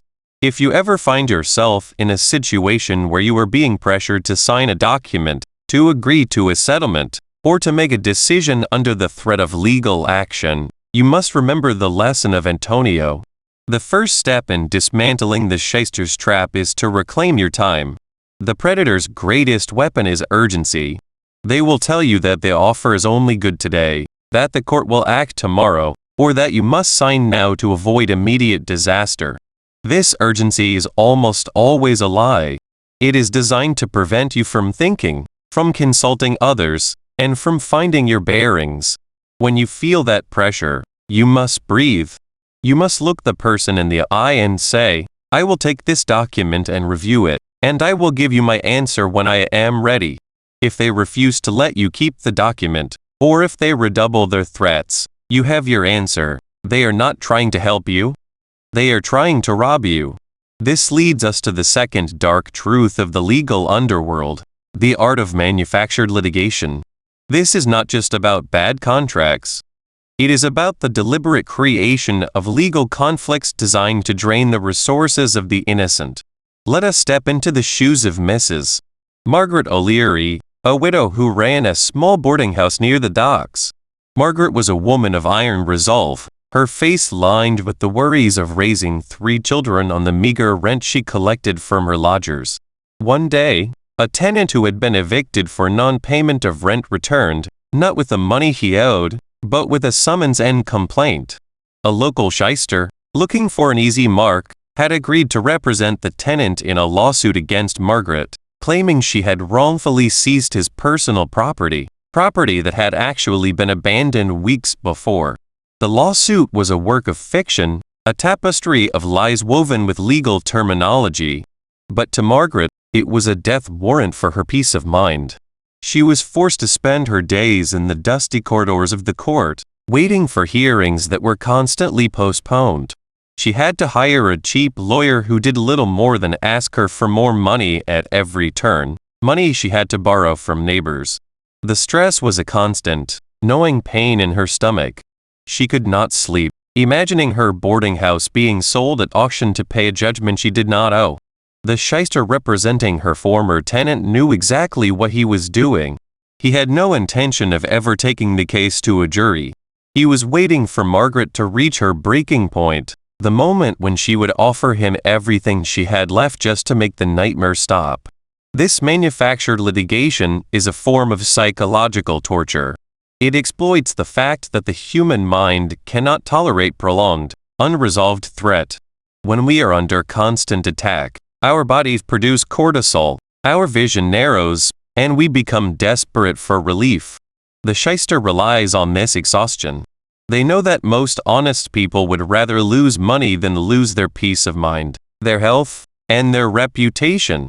They use the slow, grinding wheels of the legal system as an instrument of extortion, knowing that the cost of defending oneself can often be greater than the cost of a dishonest settlement. To protect yourself from this form of predatory warfare, you must learn to detach your emotional state from the legal process. A lawsuit, no matter how unjust, is not a reflection of your worth as a human being. It is a business transaction of the coldest kind, and you must treat it as such. When a manufactured threat comes your way, do not panic, and do not lash out in anger. Anger is a predictable emotion that the shyster will use to bait you into making mistakes. Instead, adopt a posture of calm, methodical resistance. Document every interaction, save every scrap of paper, and refuse to engage in emotional arguments with your accuser. Remember that the truth is a stubborn thing, and while a lie can run fast, the truth has the endurance to win the marathon. It is here, in the darkest part of the forest, that we find the guiding light of Ephraim Tutt. Mr. Tutt, with his tall, lanky frame, his faded frock coat, and his deep, melancholy eyes, was a man who had seen the worst of human nature, yet had never lost his love for humanity. He understood the law not as a set of cold, unyielding rules, but as a living instrument that could be used either to oppress or to liberate. His fundamental rule, a rule that every citizen should carve into their heart, was simple yet absolute. Never, under any circumstances, sign a document, make a statement, or agree to a settlement without the advice of independent, competent, and loyal counsel. To illustrate the power of this rule, let us look at the story of Thomas, a young inventor who had spent years in a cold attic developing a new safety valve for steam engines. His invention had the potential to save thousands of lives and make him a wealthy man. A large manufacturing corporation, hearing of his success, invited him to their grand offices in the financial district. Thomas was ushered into a room lined with dark mahogany, where the air was scented with expensive Turkish tobacco. A smooth-tongued corporate attorney presented him with a contract, explaining that the corporation wanted to buy his patent for a generous sum. The money offered seemed like a fortune to Thomas, who had lived on cabbage and tea for 3 years. He reached for the pen, eager to sign and change his life forever. But before his pen could touch the paper, the door opened, and in walked Ephraim Tutt, who had been contacted by Thomas's mother, a woman who had once cleaned Mr. Tutt's office. Tutt did not yell or make a scene. He simply sat down next to Thomas, took the contract, and pulled a pair of spectacles from his waistcoat pocket. For 20 minutes, the room was silent except for the ticking of the grandfather clock and the rustle of the paper. As Tutt read, the corporate lawyers began to sweat, their confident smiles fading. When Tutt finished, he looked at Thomas and said, "My boy, if you sign this, you are not selling your patent. You are giving it away for a pittance, and you are agreeing to work for these gentlemen for the next 10 years as an unpaid consultant, while they reap all the profits and leave you with nothing but the crumbs from their table." The corporate lawyers tried to bluster, to threaten, to claim that the offer would be withdrawn immediately. But Tutt merely smiled his slow, quiet smile, stood up, and took Thomas by the arm. "Come, Thomas," he said, "let us go get some oysters and discuss what your work is really worth." A week later, after Tutt had redrafted the contract, the corporation signed an agreement that made Thomas a rich man while preserving his rights and his dignity. This story reveals the profound psychological truth of advocacy. When we are alone, we are vulnerable to the illusions of power that others cast over us. But when we have a true advocate, someone who stands between us and the predator, the spell is broken.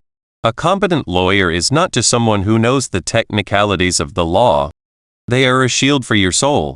They allow you to step back from the conflict, to breathe, and to make decisions based on reason rather than fear. They restore the balance of power, ensuring that you are not crushed by the weight of a system that is often indifferent to individual suffering.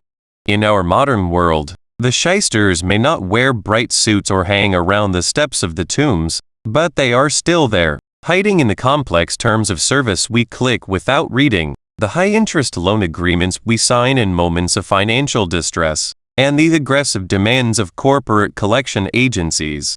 The lesson of Chapter 3 is a call to vigilance. It is a reminder that your signature is your sovereignty, and you must never surrender it lightly. Treat every document as a binding promise, and treat every promise with the gravity it deserves.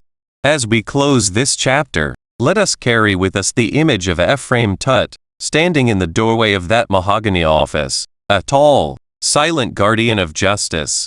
The storm outside may continue to rage, and the world may always have its predators, but we do not have to walk through the labyrinth alone. There is always a way out of the trap, if we have the courage to pause, the wisdom to seek counsel, and the strength to believe that we are worthy of defense. In our next chapter, we will follow Mr. Tutt into the courtroom itself, where we will witness the ultimate clash between the letter of the law and the spirit of justice, a battle where the weak will find their voice, and the predators will finally meet their match. Let us turn the page together and step into the light. Chapter 4. Anatomy of a Legal Loophole. Welcome, my friend. Take a deep breath, settle into your space, and let the outside world fade away for a moment.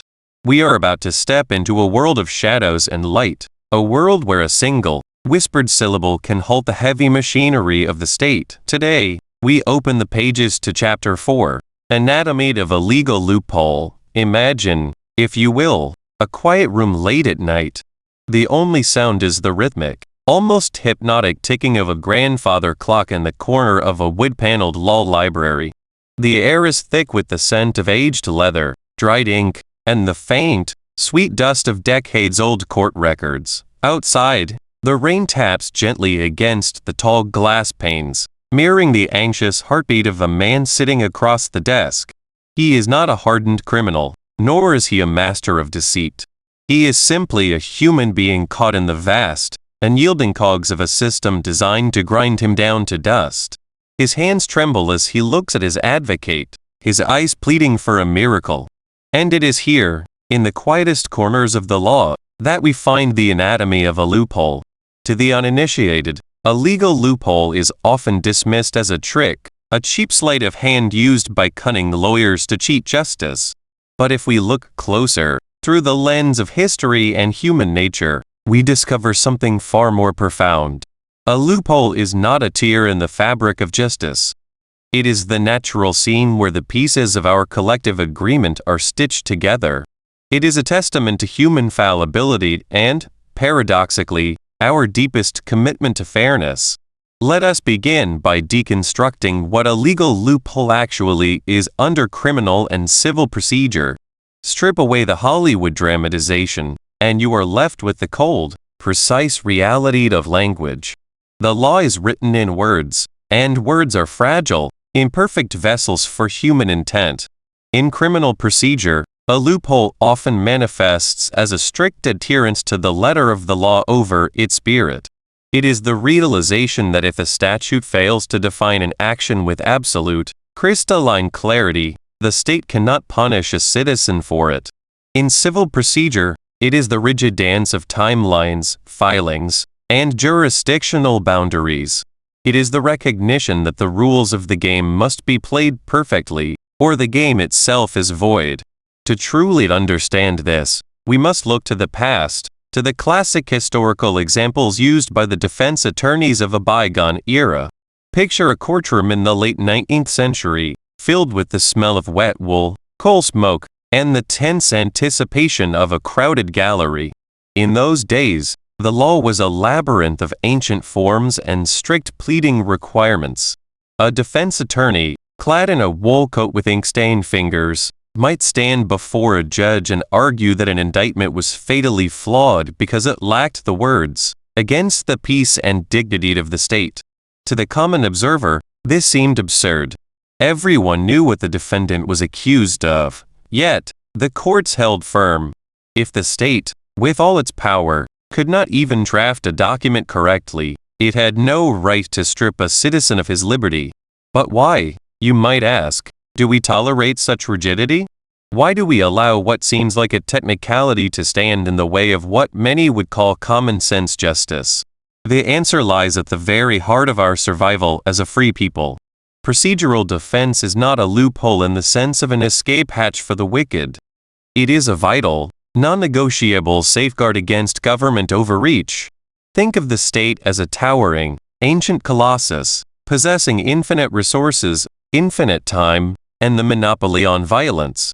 Against this colossus stands the individual, fragile, finite, and alone. The only shield the individual has is the rulebook. If we allow the state to ignore the rules just this once, because we are sure of someone's guilt, we hand the colossus a hammer that will eventually be used against us all. The loophole is the friction that slows down the machinery of tyranny. It forces the powerful to walk a straight and narrow path, ensuring that if they wish to take away your freedom, they must do so with absolute perfection. Let us explore this through a cinematic journey, a story that illustrates the immense weight of a single, overlooked detail. Imagine a young defense attorney named Thomas. Thomas is not a man of grand gestures or booming speeches. He is quiet, meticulous, the kind of man who notices the dust on a picture frame or the slight hesitation in a witness's voice. He is representing a woman named Clara, a mother accused of a financial crime that carries a mandatory sentence that would tear her away from her children for a decade. The evidence against her seems overwhelming. The prosecution has ledgers, bank records, and a narrative that seems cast in iron. The courtroom is cold, and the judge is impatient, eager to wrap up a trial that seems to have only one inevitable conclusion. For weeks, Thomas has lived in a state of quiet desperation. He has stared at the documents until his eyes burned under the flickering light of his desk lamp. He has felt the heavy, suffocating weight of Clara's trust. He knows that if he fails, her life, as she knows it, is over. One night, at 3 in the morning, as the rain lashes against his window, Thomas decides to go back to the very beginning. He does not look at the evidence of the crime itself. Instead, he looks at the warrant that allowed the state to seize Clara's private papers in the first place. He reads the affidavit, line by line, comparing it to the jurisdictional boundaries of the magistrate who signed it. And then, his heart stops. It is a detail so small that 3 other lawyers had missed it. The magistrate who authorized the search had signed a warrant while sitting in his summer home, 3 miles outside the border of his judicial district. Under the strict letter of the law, the magistrate had no authority to act outside his geographic boundary. The warrant was not just flawed. It was a nullity. It was as if it had never existed. The next morning, the courtroom is filled with the usual hum of pretrial chatter. The prosecutor is confident, shuffling his papers, ready to deliver the final blow. Thomas stands up. His voice is not loud, but it carries a quiet, undeniable resonance. He does not argue about Clara's innocence or guilt. He does not appeal to the judge's emotions. Instead, he presents the geographic coordinates of a summer cabin and the exact boundaries of a judicial district. The prosecutor scoffs, calling it a meaningless technicality, a desperate attempt to avoid the truth. But the judge, a stern man who has spent 30 years on the bench, looks at the map, then at the warrant, and finally at the prosecutor. The courtroom falls into an absolute, breathless silence. You could hear a pin drop on the polished oak floor. The judge leans forward, his voice heavy with the gravity of the moment. He says, "The law does not permit the state to break the rules in order to enforce them. The search was unlawful. The evidence is suppressed." In an instant, the iron fortress of the prosecution crumbles into sand. Clara's hands fly to her face, tears flowing freely as the realization of her freedom washes over her. Thomas sits down, his hands trembling slightly as he packs his files. He has not changed the facts of what happened, but he has upheld the boundary that keeps us all safe. Let us analyze this dynamic from a psychological perspective. Why does this story touch something so deep within us? It is because, deep in our subconscious, we all harbor a profound terror of being helpless before an unyielding, unfeeling authority. Whether that authority is the state, an employer, a toxic relationship, or even our own harsh inner critic, we know what it feels like to be trapped. The loophole represents hope. It is the psychological realization that no system is absolute. It reminds us that even when we feel completely surrounded, when the walls are closing in and our defeat seems certain, there is always a detail, a hidden passage, a boundary that has been crossed that we can use to reclaim our agency. It teaches us that precision, patience, and meticulous observation can triumph over brute force. When we feel overwhelmed by the chaos of life, our instinct is often to fight back with raw emotion, to scream against the injustice of our circumstances. But the anatomy of a loophole teaches us a different way. It guides us to look past the overwhelming noise and focus on the structure. It asks us to look at the rules of our situation and find where they are weak, where they are inconsistent, and where they fail to support the weight of the burden being placed upon us. Now, let us bring this profound truth into your own life. How can you apply the wisdom of the procedural defense to your personal journey? How can you use this as a soothing mentor's hand to guide you through your own struggles? The first step is what we might call the inventory of the rules. In your life, you are likely operating under a set of unwritten, unchallenged rules. These are the expectations of others, the demands of your past, or the harsh standards you have set for yourself. Often, we accept these rules as absolute laws, believing we have no choice but to plead guilty to our perceived failures. I want you to pause and ask yourself, who wrote these rules? By what authority do they govern your peace of mind? Just as Thomas examined the jurisdiction of the magistrate, you must examine the jurisdiction of your fears. If a belief tells you that you are not worthy of love, or that you must suffer indefinitely for a past mistake, challenge its jurisdiction. Ask to see the warrant. You will often find that these internal prosecutors are operating on outdated, unauthorized authority. The second step is the practice of meticulous observation. When you are faced with a crisis, do not look at the overwhelming mountain of the problem. Look at the details. Break the situation down into its smallest, most basic components. In the structure of your daily life, where are the small boundaries being crossed? Are you allowing others to slowly encroach on your peace, one minor demand at a time? By identifying these small, seemingly insignificant details, you can establish healthy boundaries before the pressure becomes unbearable. Finally, embrace the power of the pause. In the law, procedural defense requires patience. It requires the attorney to wait for the right moment, to let the other side lay out their case before presenting the fatal flaw. In your own life, when you feel attacked, criticized, or overwhelmed, do not react immediately. Pause. Breathe. Let the dust settle. Examine the situation with a cool, analytical mind. Look for the loophole of grace, the hidden exit of perspective that allows you to walk away from a conflict without absorbing its poison. As we bring our exploration of Chapter 4 to a close, let us summarize the anatomy of the loophole. We have seen that the technicality is not a trick, but a vital shield. We have learned that the rigid rules of procedure exist to protect the individual from the terrifying power of the collective. We have watched as a quiet lawyer turned the tide of a life with a single map and a boundary line, and we have discovered how to apply this same precision to our own inner lives, finding freedom in the details. But our journey through the mysteries of counsel is far from over. The courtroom is quiet now, the rain has stopped, and the desks are cleared. Yet, as the night deepens, a new challenge begins to take shape in the darkness. What happens when the rules are clear, the boundaries are secure, and yet we must face the most terrifying crucible of all? What happens when we must look into the eyes of our accuser, or our own deepest regrets, and speak our truth under the searing heat of direct examination? In our next chapter, we will step out of the quiet library and into the arena itself. We will explore the delicate, dangerous, and deeply psychological art of human testimony.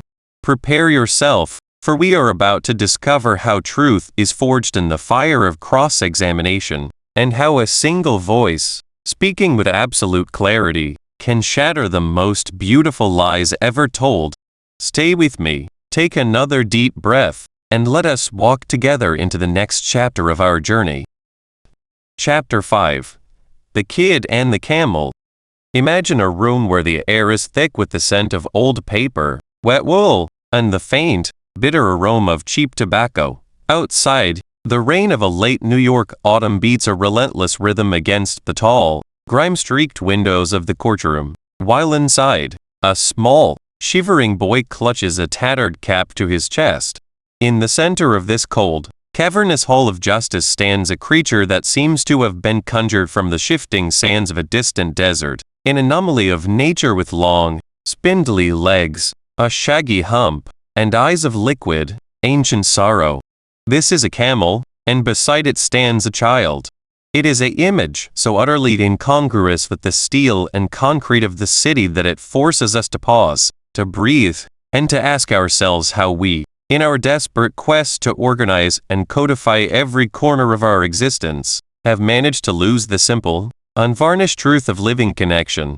Welcome to this exploration of the 5th chapter, titled The Kid and the Camel, a masterpiece of storytelling from the classic collection by advice of Counsel. Here, we do not merely examine a quirky legal anecdote. Instead, we embark on a deep dive analysis of a classic story featuring bizarre property disputes and clever solutions. We are invited to step into a world where the rigid, unbending machinery of the law collides head-on with the warm, unpredictable beating of the human heart.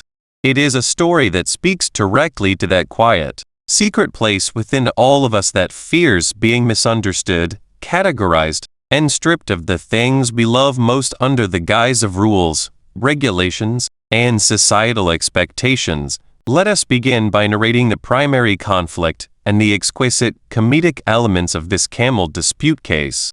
The story introduces us to a young boy, an immigrant child whose entire world, livelihood, and emotional anchor reside in a majestic, albeit slightly dusty camel. To the cold, calculating eyes of the city creditors and the local authorities, this animal is not a sentient being capable of affection, nor is it a partner in a struggle for survival.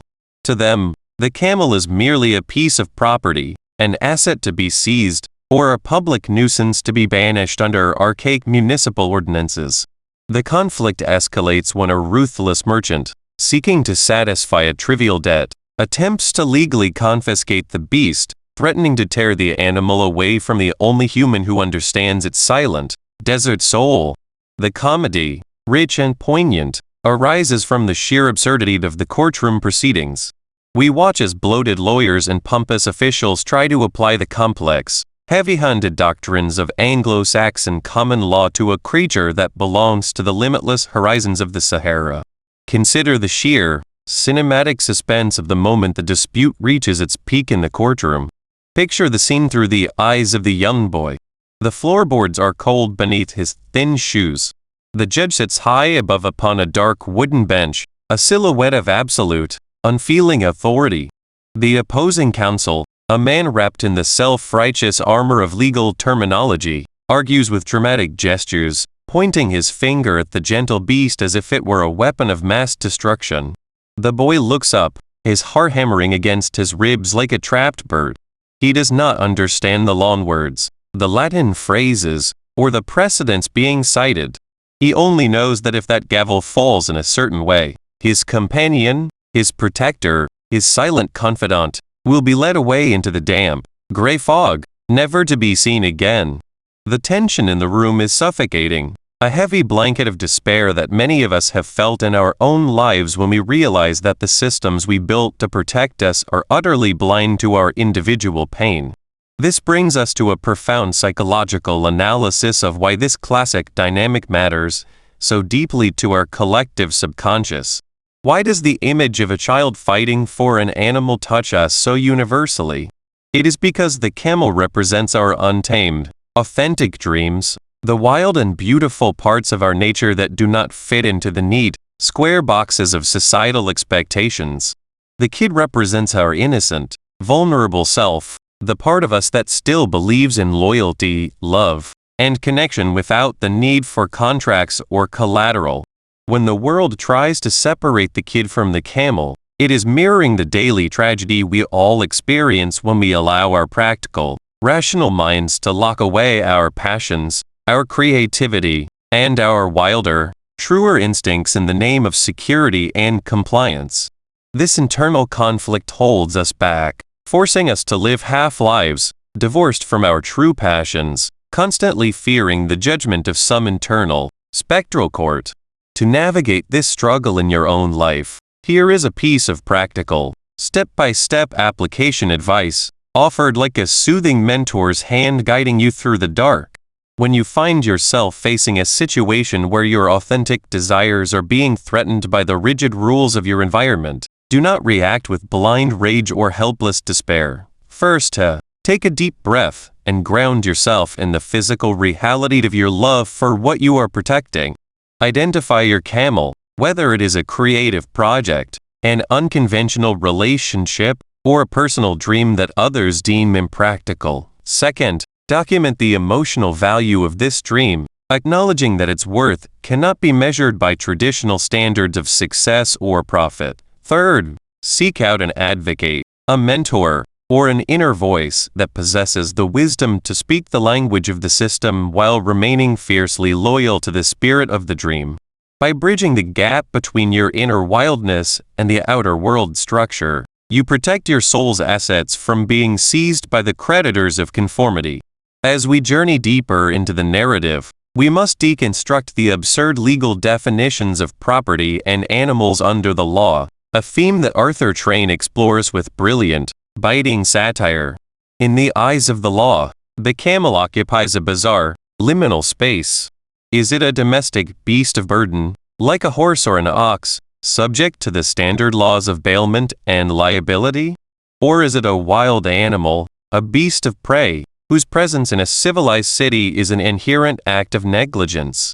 The lawyers write endless briefs, citing ancient cases involving stray sheep in medieval England and runaway carriages in Victorian London, desperately trying to stretch these outdated legal garments to fit the unique contour of a camel's hump. It is a brilliant display of intellectual vanity, where the letter of the law is elevated to such heights of absurdity that it completely loses sight of the spirit of justice.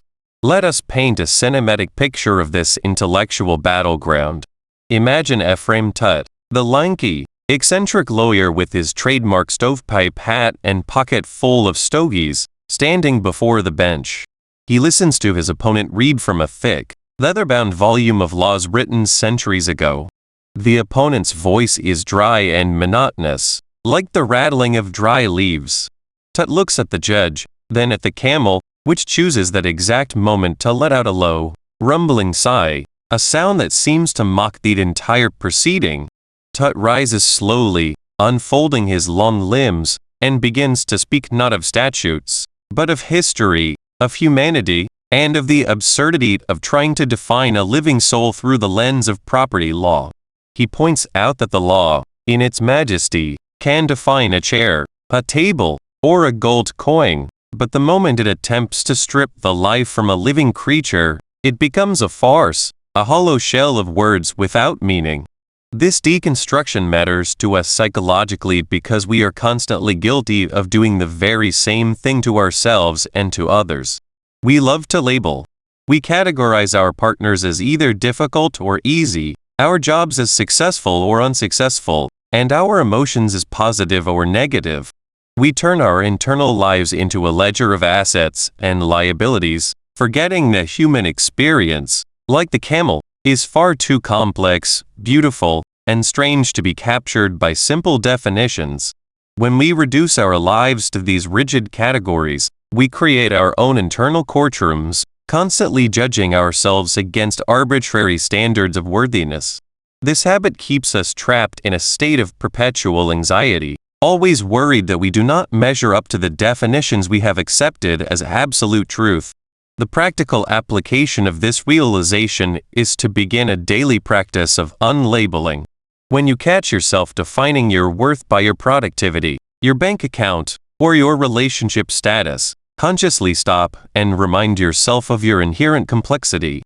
Write down 3 aspects of your character or your life that defy simple categorization, things that are beautiful precisely because they are unconventional, unpredictable, or difficult to explain to others. By doing this, you reclaim your status as a living, breathing entity, exempt from the cold, evaluative judgments of the world's ledger. You step off the witness stand and realize that you do not need to prove your right to exist to any judge, real or imagined. This leads us to the heart of the chapter's resolution, where we see how Tut uses humor and logic to win over a highly skeptical, weary judge. Ephraim Tut understands that you cannot defeat rigidity with more rigidity. You cannot argue with a stone wall by throwing your head against it. Instead, you must use the gentle, persistent force of water, finding the small cracks of humanity, humor, and common sense to erode the barrier.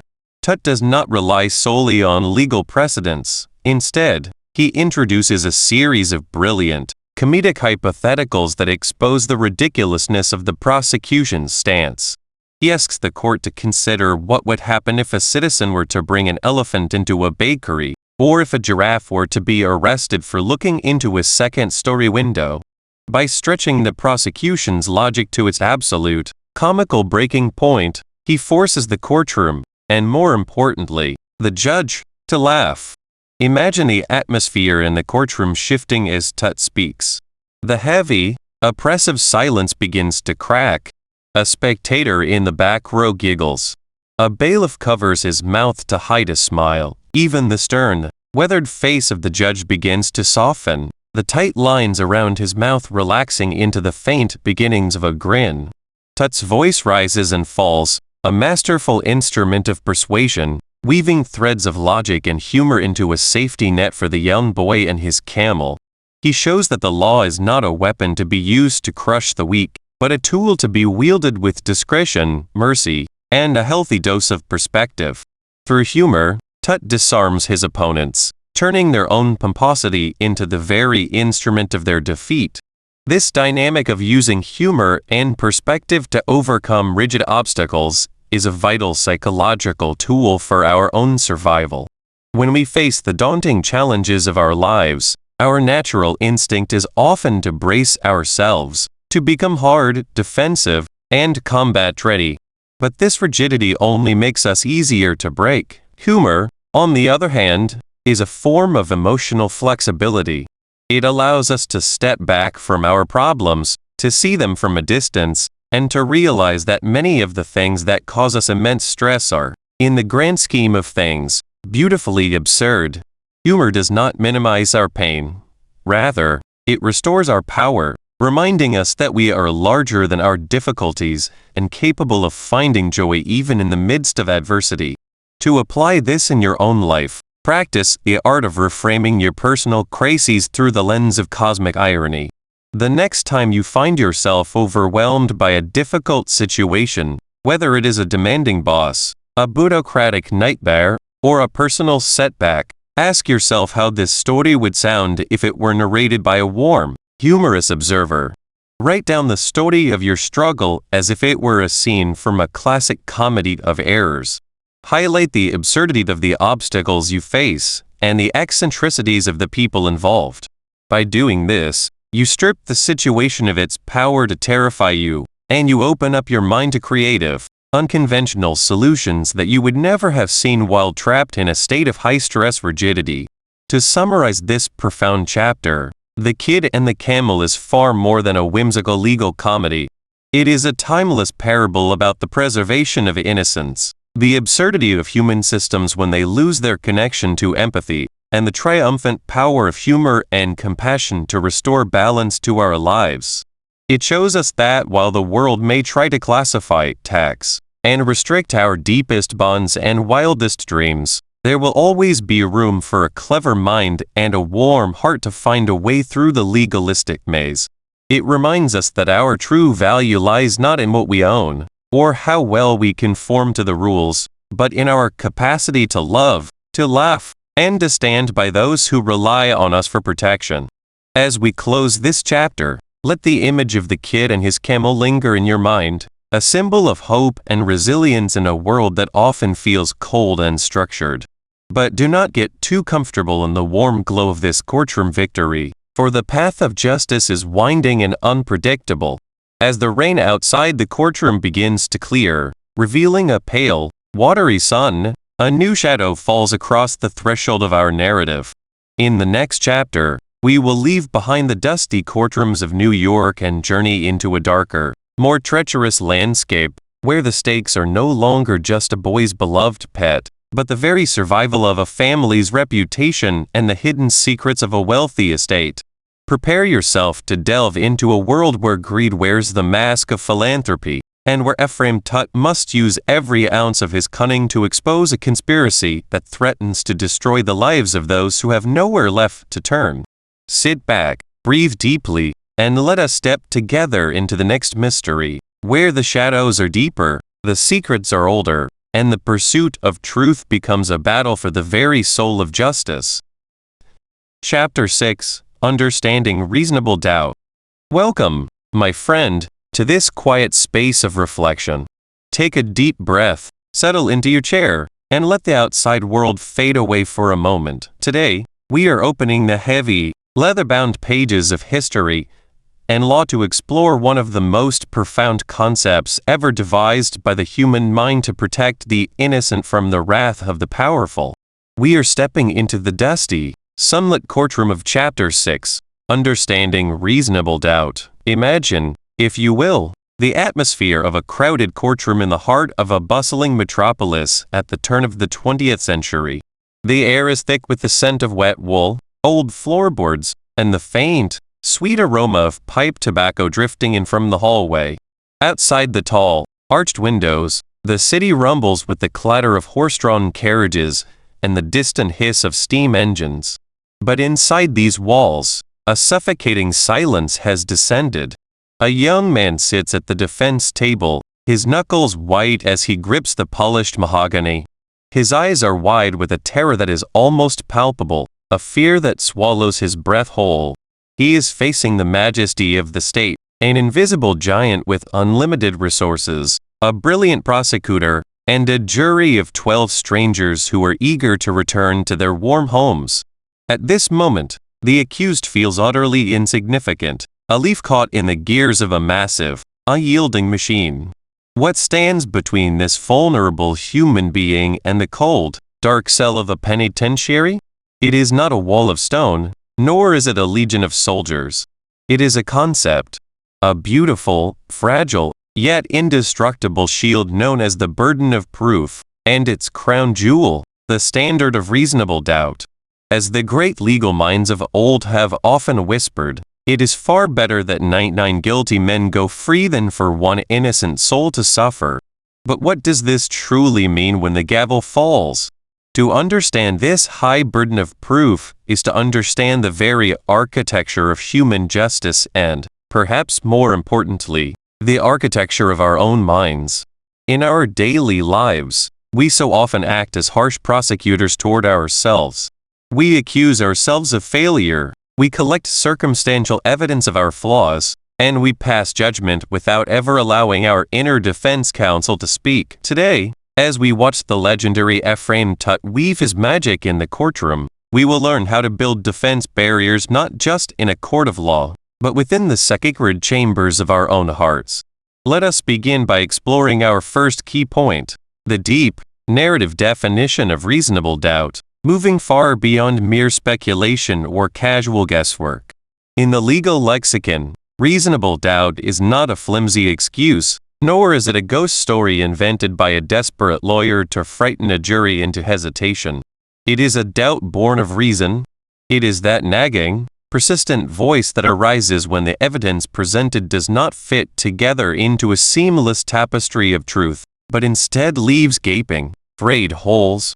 To see this dynamic in action, let us step into a cinematic moment from Mr. Tutt's long and illustrious career. A young clerk named John Peterson was on trial for the theft of a diamond necklace from the safe of his employer, a wealthy and arrogant merchant named High and Mighty Archibald Sterling. The prosecution had built what seemed to be an airtight case. John was the only clerk who had stayed late on the night of the theft. He was known to be in desperate need of money to pay for his sister's medical treatments. When the safe was opened the following morning, the necklace was gone, and John's desk key was found lying on the floor nearby. The jury looked at John with cold, condemning eyes. To them, the story was simple, neat, and tragic. But Mr. Ephraim Tutt, with his tall, lanky frame draped in an old-fashioned frock coat, stood up from his chair. He did not rush to the podium. Instead, he walked slowly toward the jury box, his deep-set eyes filled with a warm, almost fatherly light. He held up a single sheet of blank paper. He asked the jury to look at it. He said, "If you paint a picture of a man standing near a broken window, you might assume he broke it. But if you do not look at the ground to see if there are footprints of another, or if you do not ask if a bird might have flown through the glass, you are not seeking the truth. You are merely seeking a victim." Tutt explained to the jury that a reasonable doubt is the honest hesitation a person of common sense would experience before making a decision of grave importance in their own life. If you were deciding whether to buy a house, and you saw a crack in the foundation, you would not say, "Oh, it is probably nothing," and sign the papers. No, you would stop. You would investigate. That pause, that instinct to protect yourself from disaster, is the essence of reasonable doubt. Through his quiet, resonant words, Tutt transformed the abstract legal definition into a living, breathing protective instinct. He made the jury realize that to convict John Peterson on the evidence presented would be like jumping off a cliff in the fog, hoping the ground was close beneath. When we analyze this classic dynamic psychologically, we find a profound truth about the human subconscious. Our brains are natural storytellers. We hate ambiguity. When we are presented with a few scattered facts, our minds instantly connect the dots to create a coherent narrative, often preferring a tragic or frightening story over no story at all. This is a survival mechanism left over from our ancient ancestors, for whom assuming the rustle in the bushes was a predator was safer than assuming it was just the wind. But in modern life, this tendency holds us back. We convict ourselves of incompetence because of one bad review, or we convict a loved one of betrayal because of a single misunderstood text message. We allow circumstantial speculation to rule our lives, creating an internal prison of anxiety and self-doubt. How do we break this cycle? Here is your practical, Step-by-step application advice, acting as a soothing mentor's hand to guide you through your own life patterns. The next time you find yourself judging yourself or someone else harshly, you must demand the highest burden of proof. Step 1. Identify the accusation. Write down the negative belief that is causing you pain, such as, I am a failure at my career. Step 2. Separate the facts from the speculation. Write down only what is absolutely, undeniably true. For instance, I did not get the promotion. That is a fact. But the belief that you did not get it because you were completely incompetent is speculation. Step 3. Introduce the barrier of reasonable doubt. Ask yourself, are there other, reasonable explanations for this outcome? Could it be that the company's budget was cut? Could it be that the other candidate had a specific skill set you have not yet had the chance to learn? By actively seeking these alternative, reasonable explanations, you dismantle the prosecution's case in your own mind and restore balance to your inner world. Now, let us turn our attention to our second key point, the tactical art of chipping away at circumstantial evidence. Circumstantial evidence is a fascinating creature. It is a chain made of many small links. Individually, each link is weak and easily bent, but when woven together by a skilled prosecutor, they can seem to form an unbreakable cage. The master defense attorney knows that you do not try to break the entire chain at once. Instead, you examine each link with a magnifying glass, searching for the microscopic flaws, the rust, the places where the metal is thin. You chip away at them, one by one, until the chain falls apart of its own weight. Let us return to the courtroom where John Peterson's fate hung in the balance. The prosecution had placed great emphasis on the key found near the safe. They argued that this key was the smoking gun, the undeniable link connecting John to the crime. Mr. Tutt, however, did not panic. When it was his turn to cross-examine the wealthy merchant, Archibald Sterling, Tutt's demeanor was gentle, almost polite. He asked Sterling about the daily routine of the office.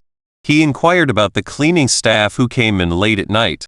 He asked about the messengers who delivered packages throughout the afternoon. With each question, Tutt was not trying to prove that someone else stole the necklace. He was simply opening doors that the prosecution had locked shut. He asked Sterling, is it not true that the key in question was a standard brass key, identical to 3 other keys kept by other employees? Sterling was forced to admit that it was. He asked if the key had been found in a public hallway where anyone could have dropped it, rather than inside the private office. Again, Sterling had to agree.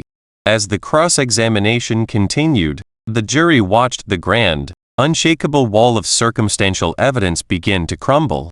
What had seemed like an airtight case was now revealed to be a series of assumptions, held together by the glue of prejudice. Tutt's inner monologue, which he often shared with his trusted associate over a glass of port in his dusty office, was simple. Never attack the mountain directly. Instead, wash away the soil at its base until the peak tumbles on its own. The psychological impact of circumstantial evidence on our lives is immense. We are constantly building cases against ourselves based on coincidences and assumptions. If a friend does not reply to our message for 2 days, we link that fact with a memory of a minor disagreement we had last week, and we conclude that they are angry with us. We create a whole courtroom drama in our minds, complete with a guilty verdict and a sentence of self-imposed isolation. This mental habit is incredibly destructive. It keeps us in a state of chronic stress, hypervigilance, and low self-esteem, as we are constantly waiting for the other shoe to drop. To apply Mr. Tutt's tactical wisdom to your own life, you must learn the art of dismantling these mental chains of circumstantial evidence. First, isolate the evidence. When a negative thought pattern begins to take hold, stop and list the specific clues that led you to this conclusion. Second, challenge the connection between those clues. Ask yourself, does clue A necessarily lead to clue B? If your friend did not text you back, is it because they hate you? Or could it be that they are overwhelmed with their own life? Or perhaps their phone is broken? Third, actively seek out evidence that contradicts the negative narrative. Remember the times that friend showed you warmth and kindness. By doing this, you chip away at the false certainty of your anxieties, showing your subconscious that the case against you is built on sand, not solid rock. This brings us to our third key point: how Mr. Tut masterfully plants seeds of uncertainty in the minds of the jury. Planting uncertainty is not about lying or creating confusion for the sake of chaos. It is about reminding people of the limitations of their own perception. It is about encouraging a healthy humility in the face of life's complexities. Tut knew that a jury that is absolutely certain is a dangerous jury. His goal was always to introduce a gentle, persistent question mark into their minds, a whisper that said, "What if you were wrong?" Let us picture the climax of the Peterson trial.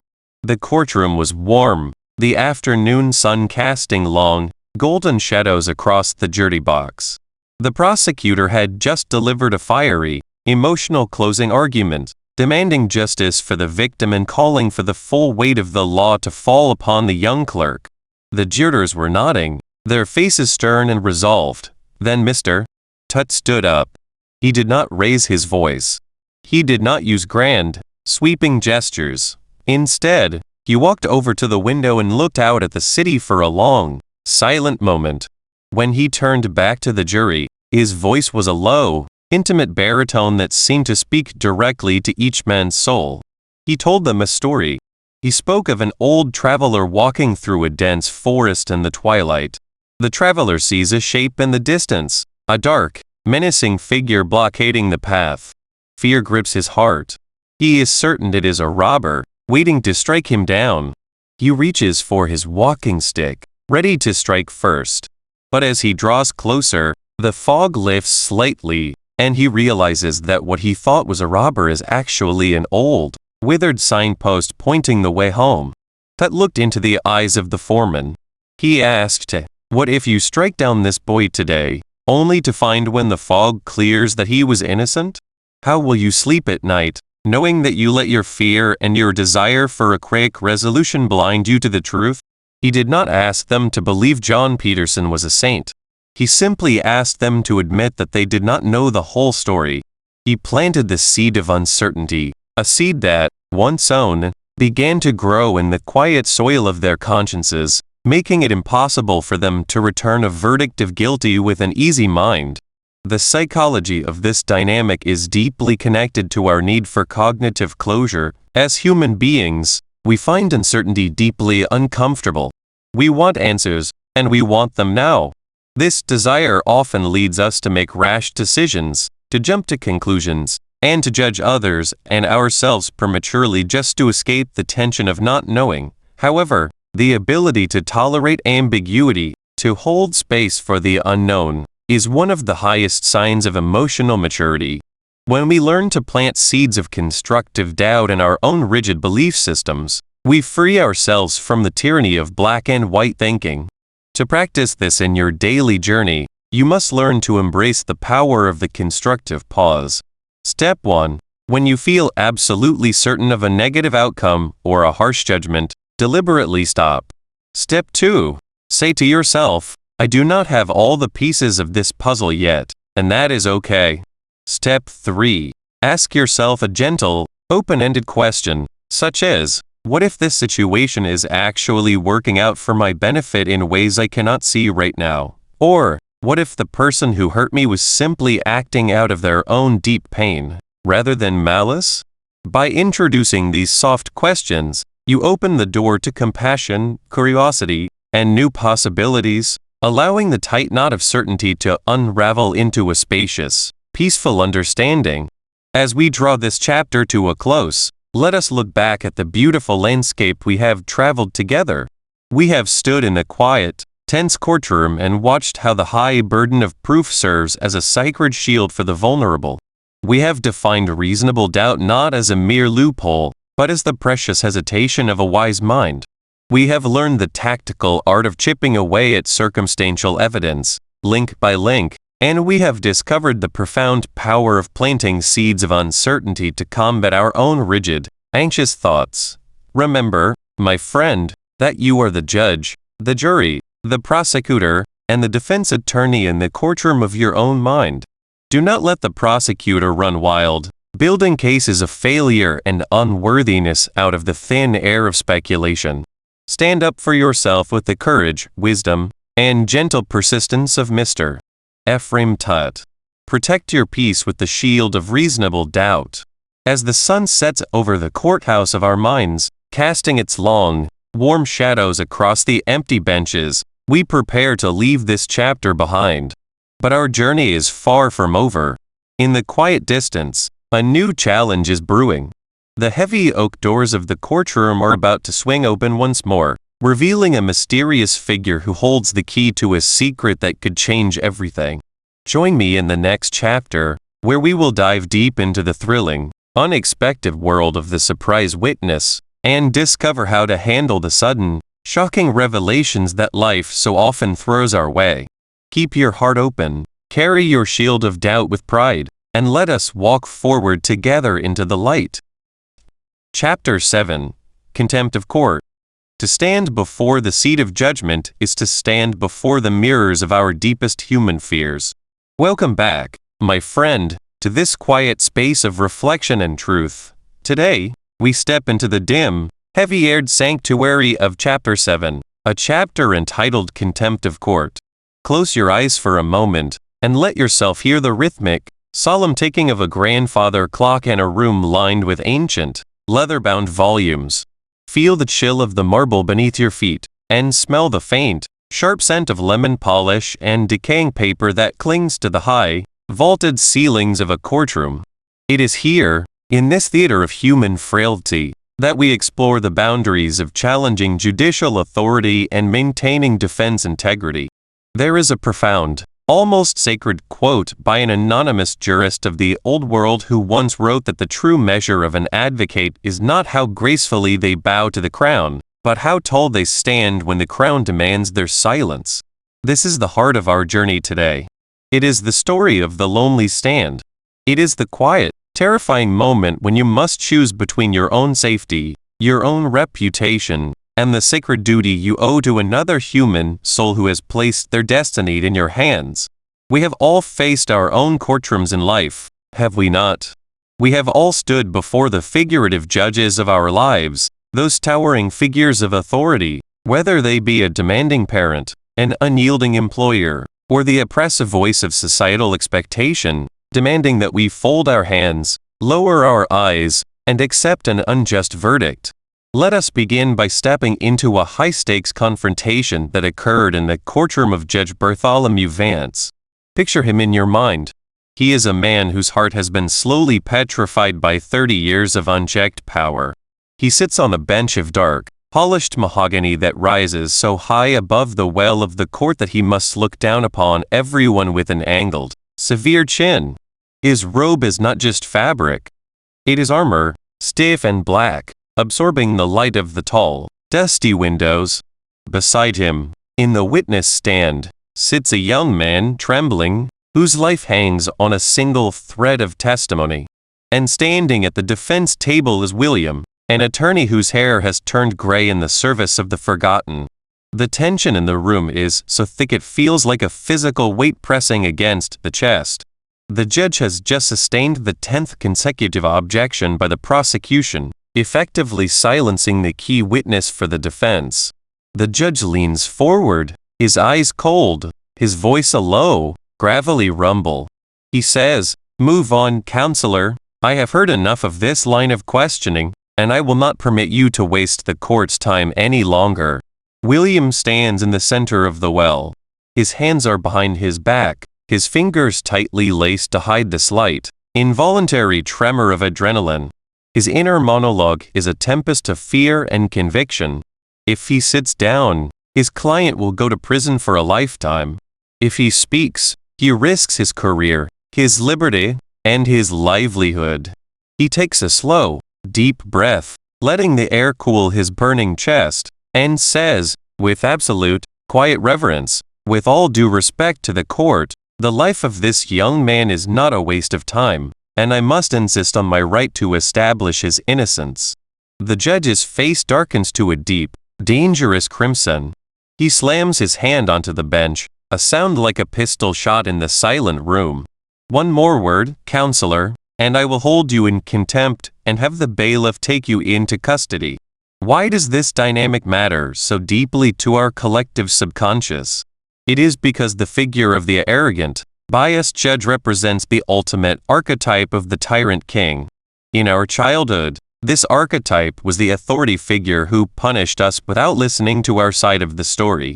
In our adulthood, it is the systemic pressure that tells us we are too small to fight back, that the rules are rigged, and that silence is the only path to survival. When we witness William standing his ground, something deep within us stirs. It is the awakening of our own dormant courage. We realize that the fear of authority is often an illusion, a shadow cast by our own feelings of helplessness. To break this pattern, to guide yourself forward when you face your own moments of intimidation, you must learn to practice the discipline of the paused response. When a dominant force demands your immediate submission, do not react with anger, and do not retreat in fear. Instead, find the empty space between their demand and your reply. Take 3 seconds. Let the silence stretch until it becomes uncomfortable for them. In that silence, you reclaim your sovereignty. You remind yourself that their power over you is only as great as your willingness to be afraid. This brings us to our second key point, the statutory boundaries of contempt and the precise moment when an attorney, or indeed any person of integrity, must knowingly and willingly risk it. What is contempt really? In the eyes of the law, it is an act of defiance, an insult to the dignity of the court. But in the eyes of justice, it is sometimes the only honest response to a corrupt system. To understand this, let us look at the legal boundaries. The law allows a judge-wide discretion to punish disruptive behavior, but it also protects the duty of zealous advocacy. There is a line, fine as a gossamer thread, where respectful disagreement becomes punishable defiance. An attorney must walk this thread like a tightrope walker over an abyss. Consider the cinematic moment when William decides to cross that line. He looks at his client, a 19-year-old boy whose eyes are wide with terror, wet with unshed tears. William knows that the statutory boundary of contempt is designed to maintain order, but he also knows that order without justice is merely tyranny disguised as peace. He looks back up at Judge Vance. The courtroom holds its breath. The court reporter's fingers hover over the machine, waiting. William speaks, his voice not shouting, but resonant, carrying the weight of 1,000 ancient truths.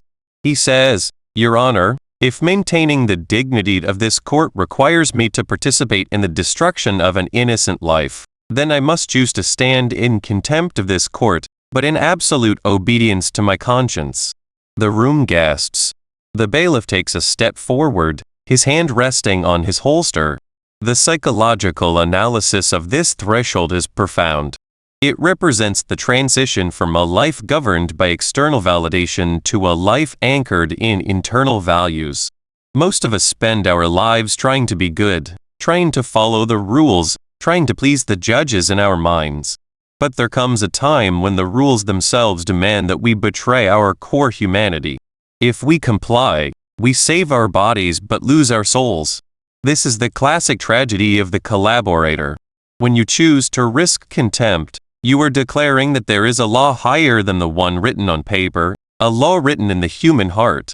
To apply this to your own life, you must first define your non-negotiables. Sit quietly with yourself and ask, what is the one thing I am not willing to sell? Is it my honesty? Is it my loyalty to those I love? Is it my self-respect? Write it down.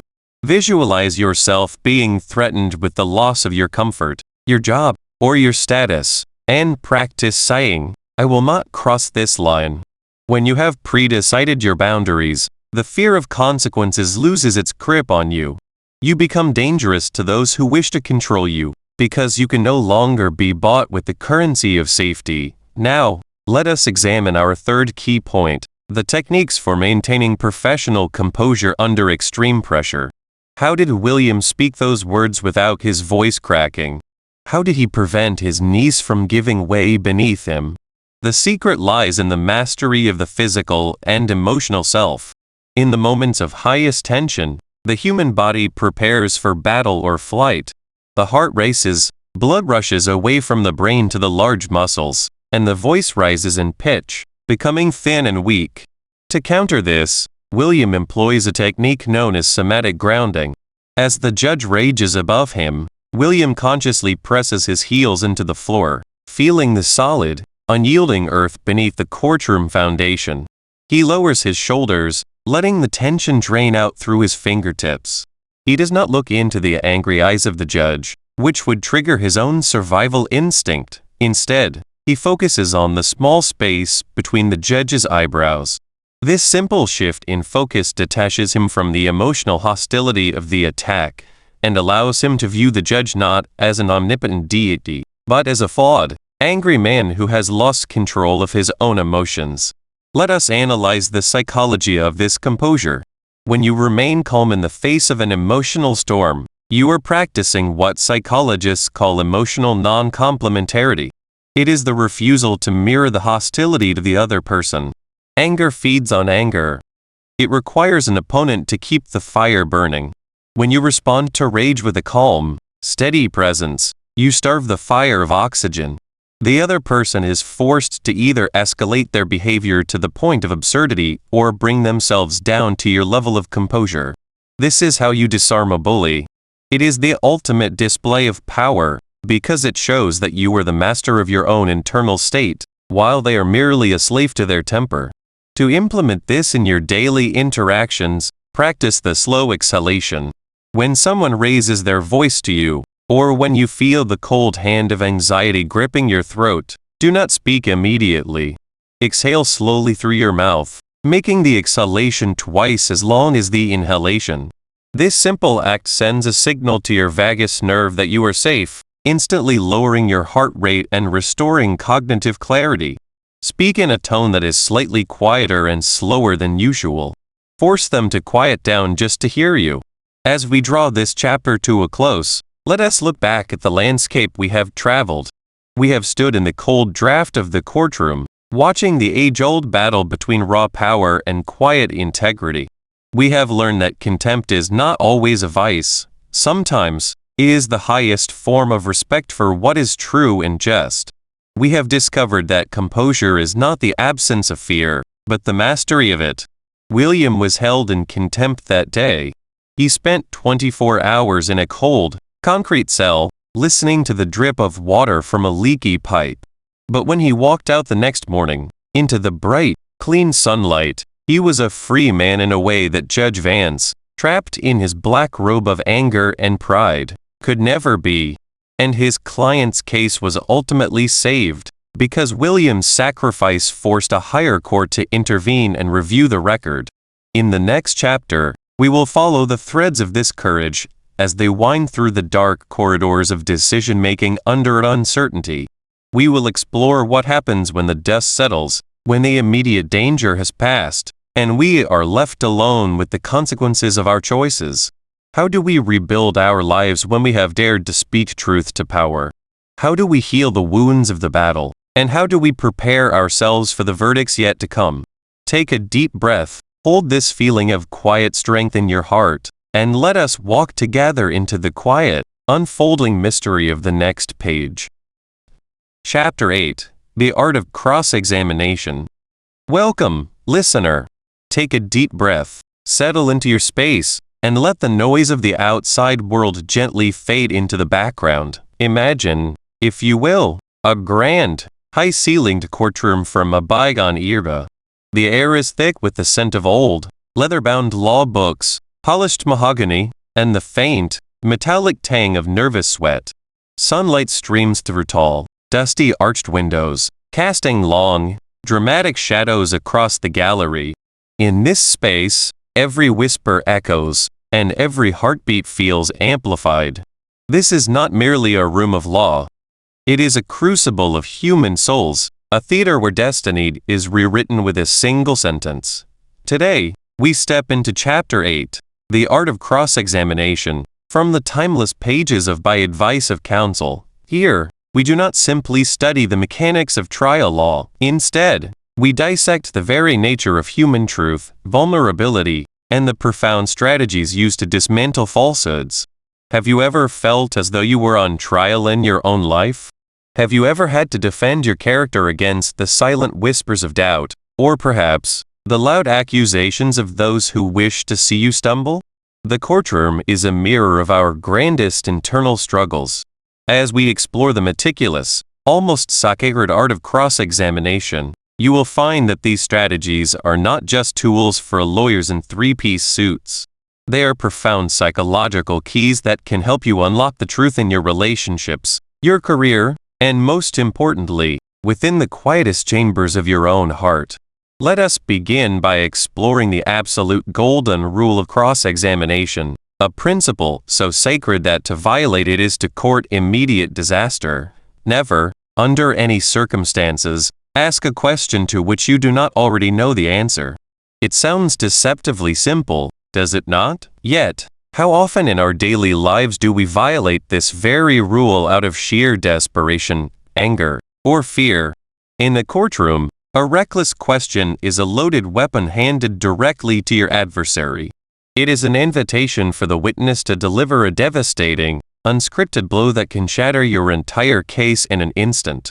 The true master of cross-examination does not fish for information.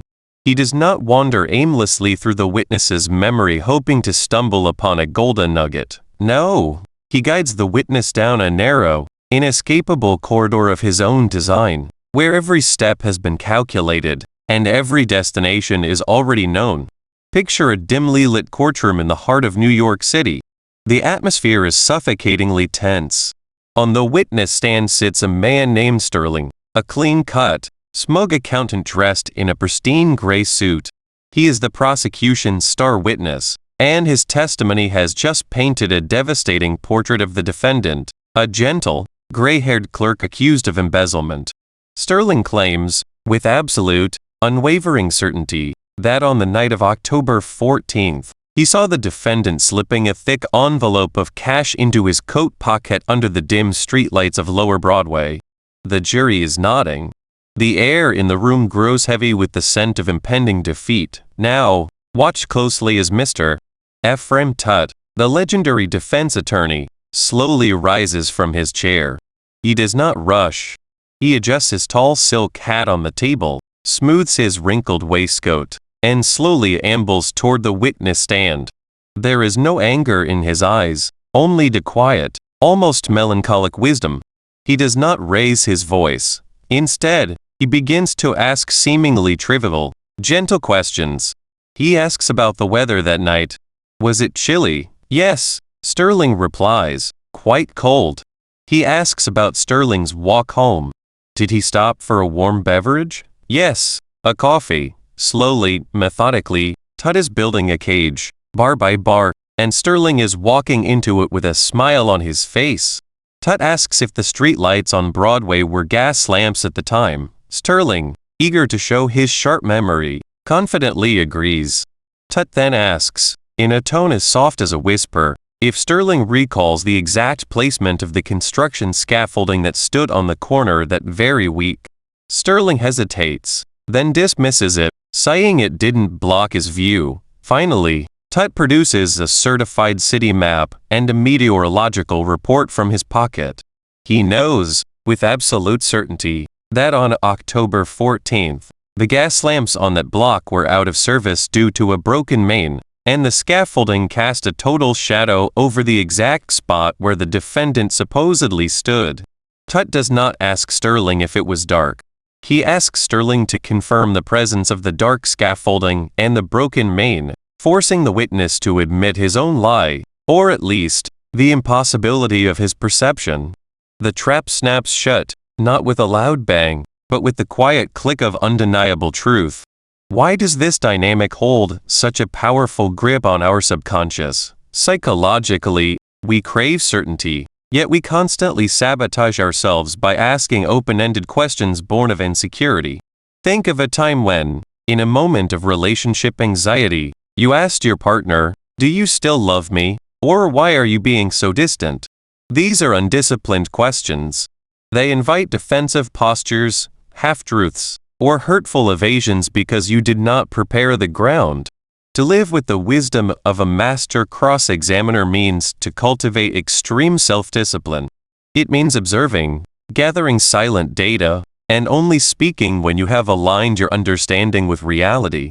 When you master this, you no longer seek validation from a place of weakness. Instead, you address your life's challenges from a position of absolute clarity and calm strength. To apply this soothing, mentor-like guidance to your own life, try this step-by-step practice. The next time you feel a conflict brewing, whether at home or in the workplace, do not lash out with reactionary questions. First, pause and breathe. Ask yourself, what is the undeniable truth of this situation that I already know?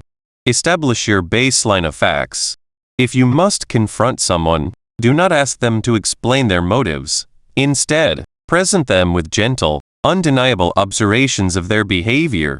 Ask questions that require them to acknowledge these shared realities. By doing so, you disarm their defensiveness and invite a constructive dialogue rooted in truth, rather than a chaotic emotional battle. Let us now transition deeper into the second key strategy, the systematic exposure of lies through meticulous deconstruction. In the literary world of By Advice of Counsel, witnesses often enter the stand with a beautifully rehearsed narrative. Their story is a polished stone, smooth and seamless, designed to withstand a superficial glance. But a polished stone is often made of clay. The art of cross-examination is the art of finding the microscopic fissure in that stone and gently driving a wedge into it until the entire structure crumbles into dust. Consider another vivid scene from our narrative. A polished, wealthy businessman named Sennett takes the stand. He testifies with great emotion about a contract negotiation, claiming he was deeply deceived by the defendant. His story is perfect. It is chronological, logical, and deeply moving. The jury is practically weeping with sympathy. But Mr. Tutt knows that human memory is never perfect. When a story is too perfect, too rehearsed, it is almost certainly a fabrication. Tutt does not attack the core of the story. Instead, he begins to pull at a single, seemingly insignificant thread. He asks Sennett about a minor detail: the color of the ink used to sign a preliminary draft, the exact time a clerk entered the room with tea, the weather on the day of the signing. Sennett, caught off guard by these peripheral questions, begins to improvise. He invents details to maintain his image of perfect recollection. But as he invents, he contradicts himself. He says the sun was shining, yet earlier he claimed he carried an umbrella. He says the clerk was a young man, but the payroll records show only a young woman was on duty.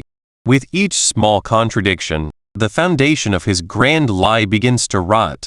By the time Tutt connects these minor discrepancies to the main event, the jury no longer trusts a single word falling from Sennett's lips. The brilliant facade has washed away, leaving only the muddy reality of deception. This process of systematic deconstruction speaks to a profound psychological truth. Falsehood requires immense mental energy to maintain, while the truth sits quietly in the dark, needing no maintenance at all. When we lie to others, or more commonly, when we lie to ourselves about our happiness, our habits, or our desires, we must constantly build elaborate intellectual scaffolding to support those illusions. We tell ourselves we are happy in a stagnant career because of the security it provides, or we convince ourselves that a toxic relationship is just going through a phase. But deep down, the subconscious mind knows the truth, and this internal conflict manifests as chronic stress, anxiety, and a persistent feeling of misalignment. How do we apply Mr. Tutt's scalpel to our own self-deceptions? Start by identifying a narrative in your life that feels slightly too defensive or overly rehearsed. Perhaps it is the story of why you cannot pursue your true passion, or why you are too tired to care for your physical well-being. Sit quietly with a piece of paper and write down this narrative. Now, play the role of the gentle cross-examiner. Ask yourself microscopic, Uncomfortable questions about the details. Is it truly the lack of time, or is it a fear of failure? Why did you have time to scroll on your phone for 2 hours yesterday if time is indeed your scarcest resource? Do not ask these questions with anger or self-judgment. Approach yourself with the warm, empathetic curiosity of a grandfatherly lawyer who only wants to set you free. As you systematically deconstruct your own excuses, you will find that the false obstacles crumble, leaving you face to face with your raw, beautiful potential. This brings us to our third profound exploration, the silent language of the witness. In the courtroom, the spoken word is only half of the testimony. The body, the voice, the breath, and the heavy pauses speak far louder than any verbal assertion. A witness may say yes with their lips, but their shoulder may twitch, their fingers may tightly grip the wooden rail of the stand, or their eyes may dart to the ceiling as if searching for an escape route.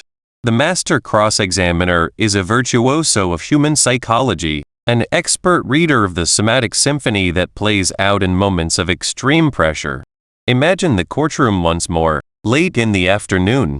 The air is warm, and a fly buzzes lazily near the window. A witness named Mrs. Crandall is testifying about a missing will.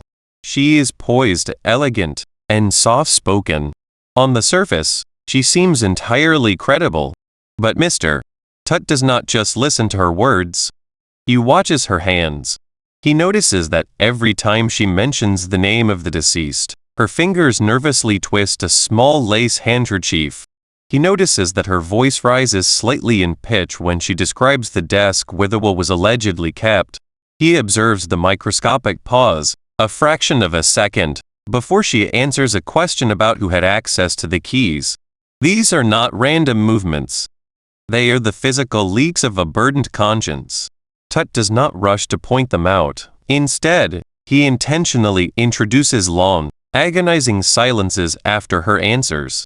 He simply stands there, looking at her with an expression of gentle, expectant sadness. The silence in the courtroom stretches. It becomes heavy, almost physical. The human mind abhors a vacuum, and a guilty mind abhors silence even more. Unable to bear the pressure of the quiet room, Mrs. Crandall begins to speak without being asked, offering unnecessary explanations, rambling, and ultimately revealing the very secret she had spent months trying to hide. This is the power of holding space, a concept that is deeply missing in our fast-paced, hyper-connected modern world. We are so afraid of silence that we constantly fill it with noise, chatter, and superficial distractions. Yet, it is in the silence that the truth always reveals itself. When we react instantly to every provocation, when we answer every question immediately, we deny ourselves the opportunity to truly see what is happening beneath the surface. In your own life, you can cultivate this exquisite sensitivity to body language and the power of the pause. When engaging in important conversations with loved ones, colleagues, or clients, practice the art of the intentional pause.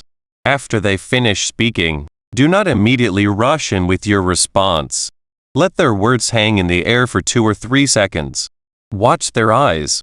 Observe the tension in their shoulders. Often, you will find that in that brief silence, they will share their true feelings, revealing the deeper needs or fears that they were too guarded to express initially. Moreover, apply this same awareness to your own body. When you are feeling stressed or defensive, where do you hold that tension? Is it in your jaw, your chest, or your stomach? Listen to your body's testimony. It is telling you the truth about your emotional state long before your conscious mind can process it. As we bring this chapter to a close, let us reflect on the beautiful, intricate tapestry we have woven together. We have journeyed through the oak-lined courtrooms of By Advice of Counsel, witnessing the brilliant mind of Mr. Ephraim Tutt as he navigates the fragile landscape of human truth. We have learned the golden rule of preparation, understanding that true power lies not in fishing for answers, but in guiding our lives with quiet, predetermined clarity. We have seen how to systematically deconstruct the elaborate lies we tell others and ourselves, peeling back the layers of illusion to find the quiet truth beneath. and we have embraced the profound language of silence and somatic awareness, learning to listen to what is left unsaid. The courtroom of life is not a place to fear. It is an opportunity to cultivate deep integrity, profound empathy, and unshakable inner peace. As the sun sets on this chapter, casting long, golden beams across the empty benches and the quiet stand, we prepare to leave this courtroom behind.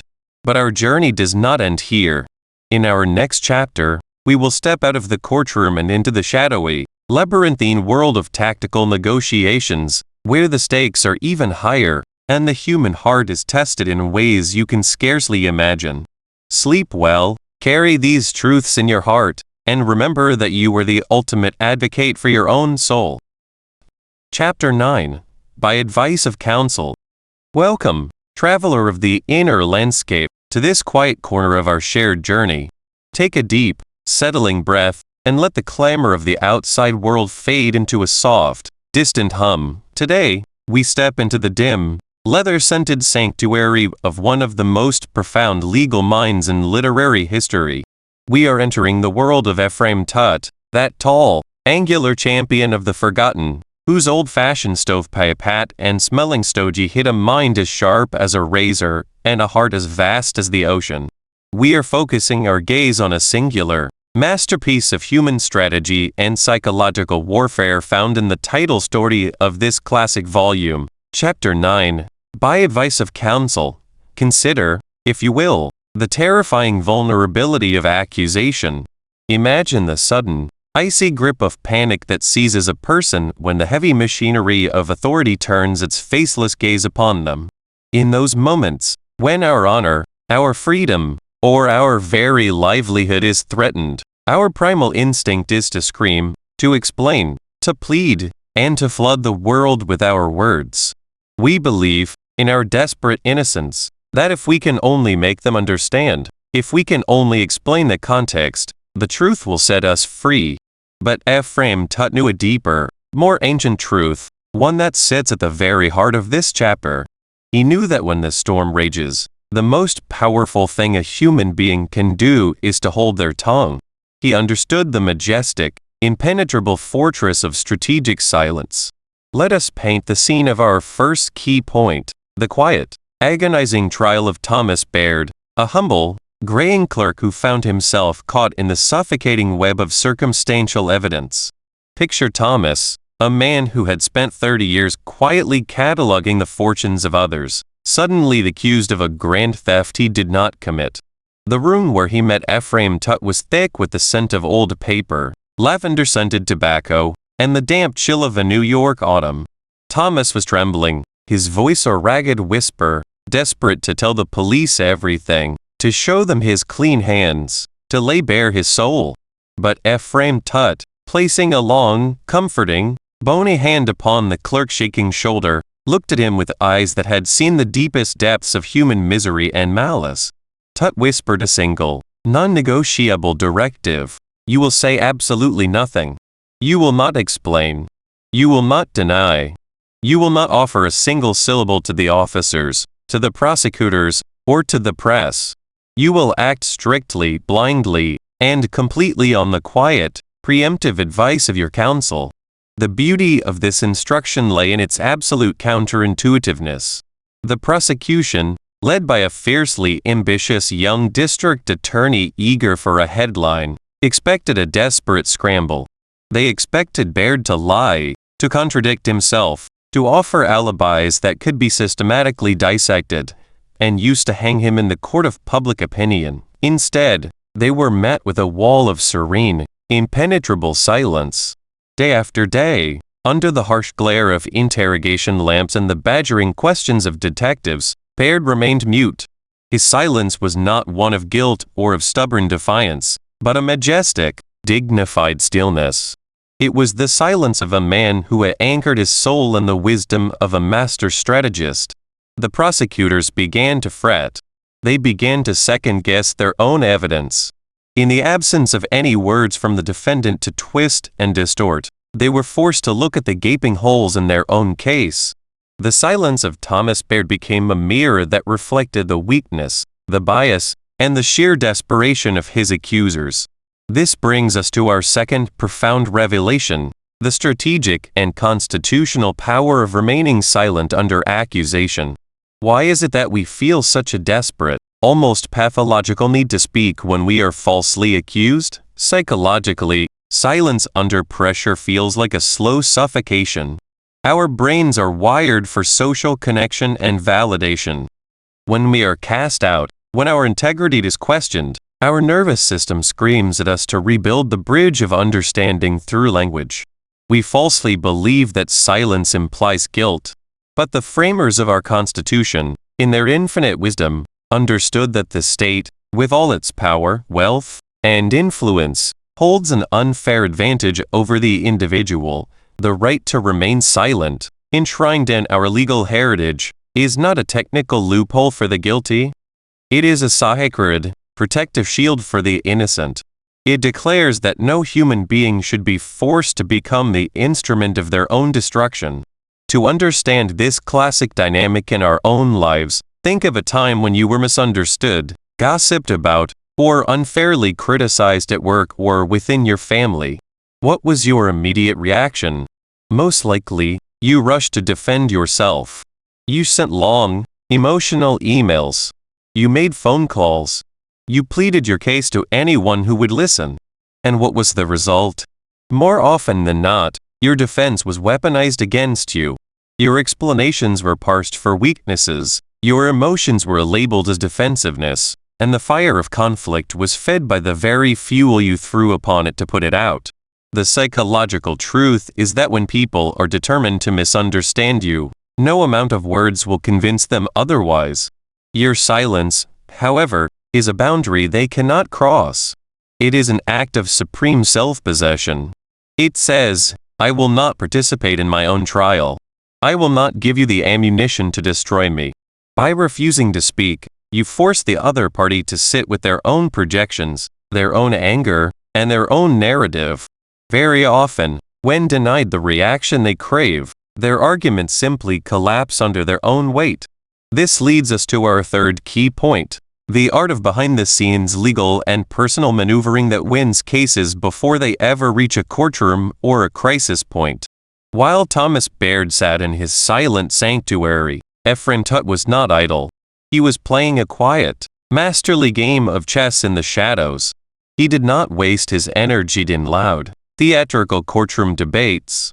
Instead, he went to work behind the scenes. He tracked down the old ledgers. He interviewed the shipping clerks in the damp, gaslit taverns near the docks. He discovered the subtle, overlooked discrepancies in the company's books that pointed not to Baird, but to the very partner who had accused him. Tutt did not reveal this information to the public or to the prosecutors immediately. He held it close to his chest, waiting for the precise moment when the prosecution would commit themselves fully to their flawed theory. By the time the preliminary hearing arrived, the district attorney was confident, believing they had an easy victory against a silent, defenseless clerk. But when the moment was ripe, Tutt stepped forward, not with a loud speech, but with a simple stack of documents. He presented the undeniable proof of the partner's own embezzlement, a revelation that instantly shattered the prosecution's case and exonerated Thomas Baird without Baird ever having to utter a single word in his own defense. The victory was total, elegant, and absolute, achieved not through conflict, but through preparation, patience, and the brilliant manipulation of timing. How do we apply this soothing mentor's hand to our own daily struggles? When you find yourself facing an unjust situation, a toxic environment, or a personal crisis, the step-by-step path of advice of counsel is clear. First, pause. Stop the immediate, knee-jerk reaction to speak, to retaliate, or to explain. Take a deep breath and step back from the edge of the emotional cliff. This is your initial act of self-preservation. Second, seek your own inner counsel. Connect with your deepest values, your intuition, or a trusted, objective mentor who can see the chessboard from a perspective unclouded by panic. Third, gather your evidence quietly. Focus your energy on facts, on self-improvement, and on building your foundation in silence, rather than trying to win a war of words. Fourth, let the situation play out without your interference. Allow the storm to blow, knowing that your silence is your anchor. And finally, when the time is right, let your actions, your preparation, and your quiet integrity speak for you. As we bring our reflection on this chapter to a close, let us summarize the beautiful, timeless wisdom Ephraim Tutt has shared with us today. We have seen how the humble clerk, Thomas Baird, found his salvation not in a desperate defense, but in the protective armor of silence. We have explored the profound psychological truth that silence is not a sign of weakness, but the ultimate expression of inner strength and self-control. And we have learned that the greatest victories in life are often won in the quiet hours of preparation, behind the scenes, far from the noisy battlefields of public opinion. Let these words settle into your heart like a warm, protective cloak. You do not have to fight every battle with your voice. You do not have to justify your existence, your choices, or your innocence to those who are determined to see you fail. Sometimes, the most courageous thing you can do is to quiet your mind, hold your peace, and act by the wise, gentle advice of your own highest counsel. As we prepare to turn the page, a soft, intriguing shadow falls across our path. In our next chapter, we will leave the quiet, dusty offices of Tutt and step into a world of high stakes, hidden identities, and a mysterious stranger who arrives in the dead of night, bearing a secret that will challenge everything Ephraim Tutt believes about justice, mercy, and the law. Sleep well, carry this quiet strength within you, and join me next time as the journey deepens. Chapter 10, Legal Ethics vs. Moral Duty. Welcome, dear listener, to a space where the warmth of amber lamplight meets the cold, uncompromising steel of human judgment.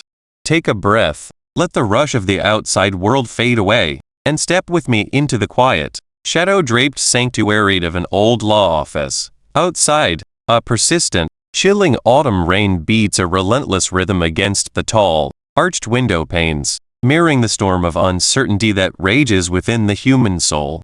The air inside is thick with the scent of aged sheepskin, dry ink, and the comforting, earthy aroma of stuyvesant tobacco drifting from a long, slender clay pipe. Here, sitting behind a massive mahogany desk scarred by decades of battle, sits Ephraim Tutt.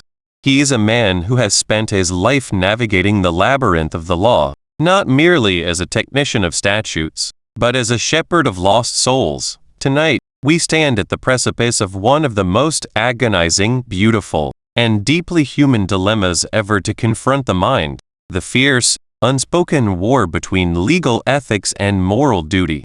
What does it truly mean to defend someone who is not entirely innocent? It is a question that sends a cold shiver down the spine of our collective conscience. We live in a world that craves the neatness of black and white, a society that demands clear villains to condemn and pristine saints to elevate. Yet, the reality of human existence is painted in endless, shifting shades of gray. When a defense attorney stands beside a client whom they know has crossed the line, whom they know has faltered and broken the law, a profound spiritual friction occurs. Is the lawyer merely a mercenary of the system, hiding behind the shield of professional ethics to unleash a guilty predator back into the world? Or is there a deeper, far more sacred calling at play? This is the wrestling match that takes place in the dark of night, when the courtroom lights have been extinguished, and the echoes of the day's arguments still ring in the silence. It is a struggle that connects directly to your own deepest fears of being misunderstood, of being defined solely by your worst moments, and of finding yourself standing alone before a world that is quick to judge and slow to forgive. Let us explore our first profound truth: the professional duty of a defense lawyer to represent the unpopular, the outcast, and yes, even the guilty. To the untrained eye, this duty seems almost monstrous, an act of moral cowardice. How can a decent person use their intellect to shield a transgressor from the consequences of their deeds? To understand this, let us step back in time to a crisp November morning in a crowded, drafty courtroom. The air is heavy with the smell of wet wool, damp boots, and the palpable, suffocating anxiety of the accused. Sitting at the defense table is a young dockworker named John Croft. His hands are thick and heavily calloused from years of brutal labor, but today they are trembling violently. Croft has been caught red-handed stealing a sack of flour and a small roll of currency from the shipping office where he worked. The evidence is overwhelming, the prosecution is ruthless, and the public gallery is filled with respectable citizens murmuring their disgust. They see a common thief, a parasite tearing at the fabric of their secure lives. But Ephraim Tutt looks at John Croft and sees something entirely different. Tutt knows Croft is guilty of the physical act of theft. There is no denying the stolen flour was found in his possession. But as Tutt stands before the jury, his tall, gaunt frame casting a long shadow across the wooden floorboards, he does not speak of technicalities or loopholes. He speaks of the human heart. He describes the bitter wind howling off the East River, whistling through the cracks of a tenement apartment where Croft's 3 young children lay burning with fever, their bellies swollen from starvation. He describes a father's growing desperation, a mind driven to temporary madness by the agonizing cries of his family. Tutt's voice rises and falls like a solemn cello, carrying the jury away from the cold text of the penal code and into the freezing, desperate reality of that tenement room. He does not ask the jury to pretend Croft did not take the flour. Instead, he demands that they look into their own souls and ask what they would have done if the lives of their own flesh and blood hung in the balance. This cinematic moment reveals a profound psychological truth about our collective subconscious. Why do we react with such visceral hostility toward those who commit crimes, and why do we demand that they be left without a voice? It is because we harbor a deep, unacknowledged fear of our own fragility. We desperately want to believe that we are fundamentally different from the criminal in the dock. We tell ourselves that we would never steal, never lie, never break the rules, because to admit otherwise is to acknowledge how thin the veneer of our civilization truly is. When we demand the absolute condemnation of the guilty, we are often projecting our own hidden shadows, trying to purge our own unexpressed guilt by punishing another. The defense lawyer's duty is to shatter this illusion of separateness. By standing beside the guilty, the lawyer forces society to recognize the shared humanity that links the saint to the sinner, reminding us that justice without mercy is not justice at all, but merely organized vengeance. How do we apply this profound realization to our own daily lives? We may not be lawyers standing in a court of law, but we are constantly sitting in judgment in the courtroom of our own minds. When a colleague betrays our trust, when a partner makes a painful mistake, or when we ourselves stumble and fall short of our ideals, our first instinct is often to prosecute. We build a case, we gather evidence of their unworthiness, and we pass a sentence of resentment or self-loathing. The practical guidance here is to adopt the mindset of the compassionate defender. When someone wrongs you, force yourself to look beyond the immediate act of transgression. Ask yourself, what hidden pain, what systemic pressure, or what desperate fear drove them to act this way? This does not mean excusing harmful behavior or living without boundaries. Rather, it means refusing to reduce a whole human being to their worst mistake. By practicing this radical empathy, you free yourself from the toxic burden of bitterness and open the door to genuine healing. This brings us to our second key point, Ephraim Tutt's internal moral struggles and his ultimate allegiance to a higher law of mercy. Tutt is a man who deeply respects the legal system, but he is acutely aware that the law is an imperfect human creation, an ossified set of rules designed for generalities, whereas life is lived in exquisite, painful particularities. Tutt knows that sometimes, to preserve the spirit of justice, one must boldly challenge the letter of the law. Let us journey into Tutt's inner sanctum on a quiet evening. He sits by his fireplace, the crackling of the embers the only sound in the room, holding a dusty ledger. He is remembering the case of Abigail Stone, a frail, elderly woman who stood accused of forging a promissory note. Abigail had lived a blameless life of quiet devotion, But when her grandson faced debtor's prison due to a predatory lender's scheming, she used a dead relative's name to secure a loan. By the strict letter of the statute, Abigail Stone was a felon, facing years of hard labor that would undoubtedly claim her remaining days. The prosecutor, a young man eager to make a name for himself, saw only an open and shut case of fraud. But Tut saw a tragedy unfolding. His internal moral struggle was agonizing. Should he advise Abigail to plead guilty and throw herself on the mercy of a cold, indifferent court, or should he use every weapon in his formidable legal arsenal to defeat a law that, in this instance, was acting as an instrument of pure cruelty? Tut chose the latter. He spent sleepless nights combing through ancient precedents, searching for a microscopic flaw in the indictment. In the end, he discovered a technical defect, so obscure that it had not been cited in 50 years. He presented it to the judge with a straight face and a heart burning with righteous conviction. The judge, recognizing what Tut was doing, sustained the objection and dismissed the case. Abigail Stone walked out of the courtroom a free woman, her dignity intact. Tut did not defeat justice that day. He saved it from itself. The psychological analysis of this dynamic is deeply liberating. We are conditioned from childhood to believe that obedience to external rules is the highest form of goodness. We seek validation by coloring inside the lines, fearing that any departure from the norm will result in ostracization. But this rigid compliance can suffocatingly limit our growth and dull our moral intuition. When we prioritize rules over human welfare, we shut down our hearts and become complicit in systemic coldness. The struggle of Ephraim Tut teaches us that true maturity requires us to develop an internal moral compass that is guided by love, compassion, and the preservation of human dignity, even when it conflicts with the established order. It is about understanding that the rules are meant to serve humanity, not the other way around. To apply this to your own life journey, consider where you might be holding yourself or others to rigid, unrealistic standards that crush the spirit. Are you punishing yourself for failing to live up to some arbitrary definition of success or perfection? Are you withholding forgiveness from a loved one because they broke an unwritten rule of your relationship? Your step-by-step guidance is to actively practice the art of moral flexibility. Begin by identifying one area in your life where you are acting as a harsh judge. Pause, close your eyes, and consciously choose to shift your perspective from legalistic compliance to heartfelt mercy. Ask yourself, what does love require of me in this moment? What does healing look like here?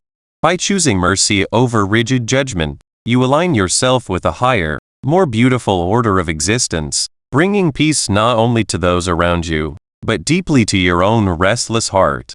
Our third critical point centers on the powerful, transformative strategies for humanizing clients who are otherwise easily condemned by society.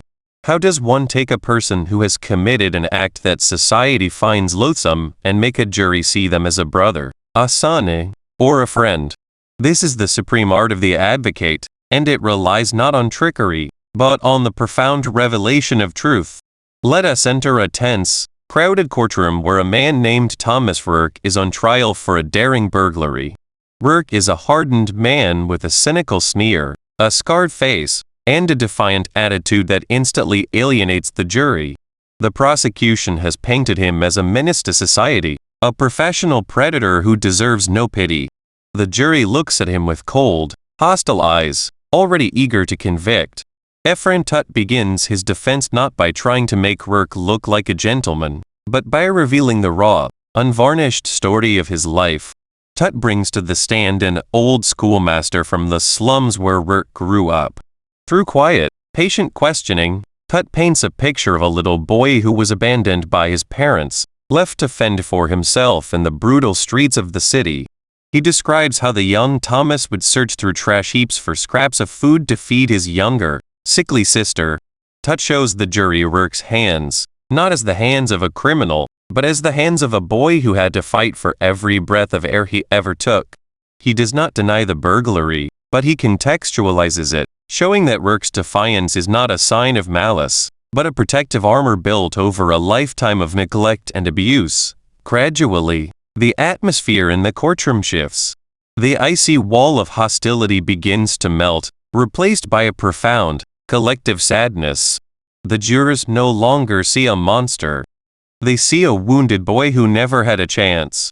This strategy of humanization matters deeply to our subconscious because it addresses our profound need for connection and belonging. When we dehumanize others, we write them off as other, building walls of division that ultimately isolate us in our own fear. The moment we allow ourselves to see the humanity in the most vulnerable or flawed individual, those walls crumble. We realize that we are all made of the same fragile clay, all searching for love, acceptance, and a sense of safety in a harsh world. This realization is the antidote to the epidemic of loneliness and division that plagues our modern lives. It reminds us that our own healing is inextricably bound up with the healing of others. To practice this in your daily life, try a simple yet revolutionary exercise. The next time you encounter someone who irritates, angers, or frightens you, whether it is a difficult family member, a demanding boss, or even a stranger on the street, take a moment to look at them through the eyes of an advocate. Soften your gaze and silently ask yourself, what is their story? What private battles are they fighting that I know nothing about? Imagine them as a child, vulnerable and eager to please. See the hidden wounds behind their difficult behavior. This practice of active humanization does not mean you have to agree with them or tolerate mistreatment. Instead, it changes your internal relationship to them, dissolving your anger and replacing it with a quiet, powerful compassion. It allows you to navigate difficult relationships with a serene, unshakable grace, transforming you from a reactive participant into a peaceful, healing presence. As we bring this chapter to a close, let us reflect on the delicate, beautiful tightrope we have walked together. We have explored the deep, gray valleys of legal ethics and moral duty, witnessing how the strict rules of society must constantly be tempered by the warm, living waters of mercy. We have seen through the eyes of Ephraim Tutt that the true calling of the advocate is not to defeat the law, but to humanize the fallen, to stand as a shield for the vulnerable, and to remind us of our shared, fragile humanity. But as the rain continues to fall outside the window, and the embers in the fireplace slowly fade to a soft, glowing red, a new and even more challenging question begins to emerge from the shadows. What happens when the stakes are raised to their absolute limit? What happens when a lawyer is called upon to defend not just a victim of circumstance, but someone whose actions threaten to shake the very foundations of the community, where the line between right and wrong is completely erased? Join me in the next chapter, as we step out of the quiet sanctuary of the office and into the heart of a storm that will test Ephraim Tutt's principles, and our own, to the absolute breaking point. Chapter 11. That Sort of Woman. There is a peculiar, suffocating weight to the silence of a courtroom before the verdict is read. It is a silence thick with the dust of old papers, the scent of damp wool, and the unspoken prejudices of a society that prides itself on progress while clinging desperately to the shackles of the past. In the early 20th century, this silence was often a weapon, a heavy blanket used to smother the voices of those who did not fit the rigid, painted molds of respectable society. We begin our journey today by stepping into this stifling atmosphere, entering a world where the law was supposedly blind, yet possessed a terrifyingly keen eye for the length of a woman's skirt, the company she kept, and the tone of her voice. Imagine, if you will, the whispering gallery of public opinion, where a woman is put on trial not merely for an alleged infraction, but for her very identity. This is the heart of our exploration, a deep dive into the classic tale of That Sort of Woman, where we lay bare the systemic social prejudices and gender double standards that have haunted our legal systems and our collective psyche for generations.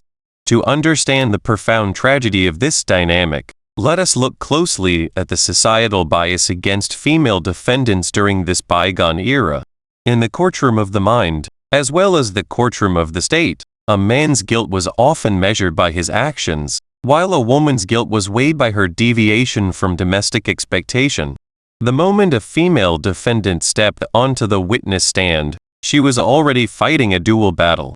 She was fighting the specific charges against her, and she was fighting the phantom projection of what a good woman was supposed to be. If she was too emotional, she was deemed hysterical and unreliable. If she was too calm, she was cold, calculating, and unfeeling. It was a labyrinth with no exit, designed to trap her in the web of her own humanity.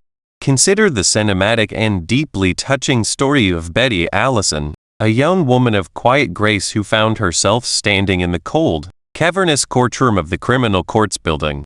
The air was heavy with the smell of stale tobacco and the dampness of a rainy Tuesday morning. Betty sat with her hands clasped tightly in her lap, her knuckles white, her eyes fixed on the scarred oak table before her. She was accused of a minor theft, a charge born of misunderstanding and malice. Yet, as the prosecutor, a man with a booming voice and a self-righteous sneer, began his opening statement, he spoke very little of the missing property. Instead, he spoke of Betty's living arrangements. He spoke of the fact that she lived alone in a small apartment, that she worked late hours at a local theater, and that she dared to walk home unaccompanied in the dark. He painted her not as a citizen accused of a crime, but as an aberration, a threat to the moral fabric of the city. Listen to the inner monologue of Betty in that terrifying moment. She thought of her mother, who had worked herself to an early grave in a textile mill, teaching Betty that independence was the only true shield a woman possessed. She thought of the long nights spent studying by the dim light of a gas lamp, dreaming of a life where she could stand on her own 2 feet. And now, that very independence, that hard-won strength, was being twisted into a noose around her neck. The spectators in the gallery leaned forward, their faces a blur of curiosity and judgment, drinking in the salacious details of her unconventional life. They had already decided her guilt, not because of evidence, but because she was that sort of woman, a woman who dared to live outside the narrow confines of their approval. This classic dynamic matters deeply because it reveals a profound psychological truth about our collective subconscious. When we encounter someone who refuses to conform to societal expectations, it triggers a deep-seated fear within us. We have been conditioned to believe that safety lies in conformity, and when someone breaks the mold, it threatens the fragile structure of our own choices. To quiet this internal anxiety, we seek to punish the outlier. We label them, we diminish them, and we put them on trial in the quiet courtrooms of our daily lives. This bias holds us back from true empathy, forcing us to view others through the distorted lens of prejudice rather than the clear light of their unique humanity. To navigate this in your own life, when you find yourself the target of external judgment or when you catch yourself projecting biases onto others, you must practice the art of conscious deconstruction. When someone seeks to define you by a label, pause, breathe, and remind yourself that their judgment is a reflection of their own limitations, not your worth. Gently but firmly refuse to accept the narrative they are trying to write for you. Stand in the quiet confidence of your own truth, knowing that your complexity is a beautiful tapestry, not a cage to be locked by the opinions of others. As the trial of Betty Allison seemed to drift toward an inevitable and tragic conclusion, a figure rose from the defense table. It was Mr. Ephraim Tutt, a man whose tall, lanky frame and weathered face seemed to embody a different kind of justice, one rooted in the deep soil of human understanding. Tutt understood that the prosecution's case was built not on stone, but on the shifting sands of character assassination. He watched the prosecutor weave his web of insinuation, and he knew that to fight this, he could not merely argue the facts.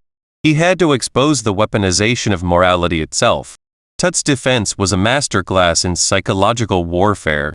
With his stovepipe hat resting on the table and his eyes gleaming with a mixture of mischief and profound sorrow, he began his cross-examination of the prosecution's star witness, a sanctimonious landlord who had testified to Betty's supposedly questionable character. Tutt did not raise his voice. Instead, he spoke with a gentle, almost grandfatherly warmth that disarmed the witness. Step by step, Tut led the man down a path of his own making. He asked about the landlord's own business practices, the high rents he charged to vulnerable tenants, and the lack of heat in the building during the bitterest winter months. With every quiet question, Tut peeled back the layers of hypocrisy. He showed the jury that the very man who stood in judgment of Betty's morality was himself a predator, hiding his creed behind a mask of civic virtue.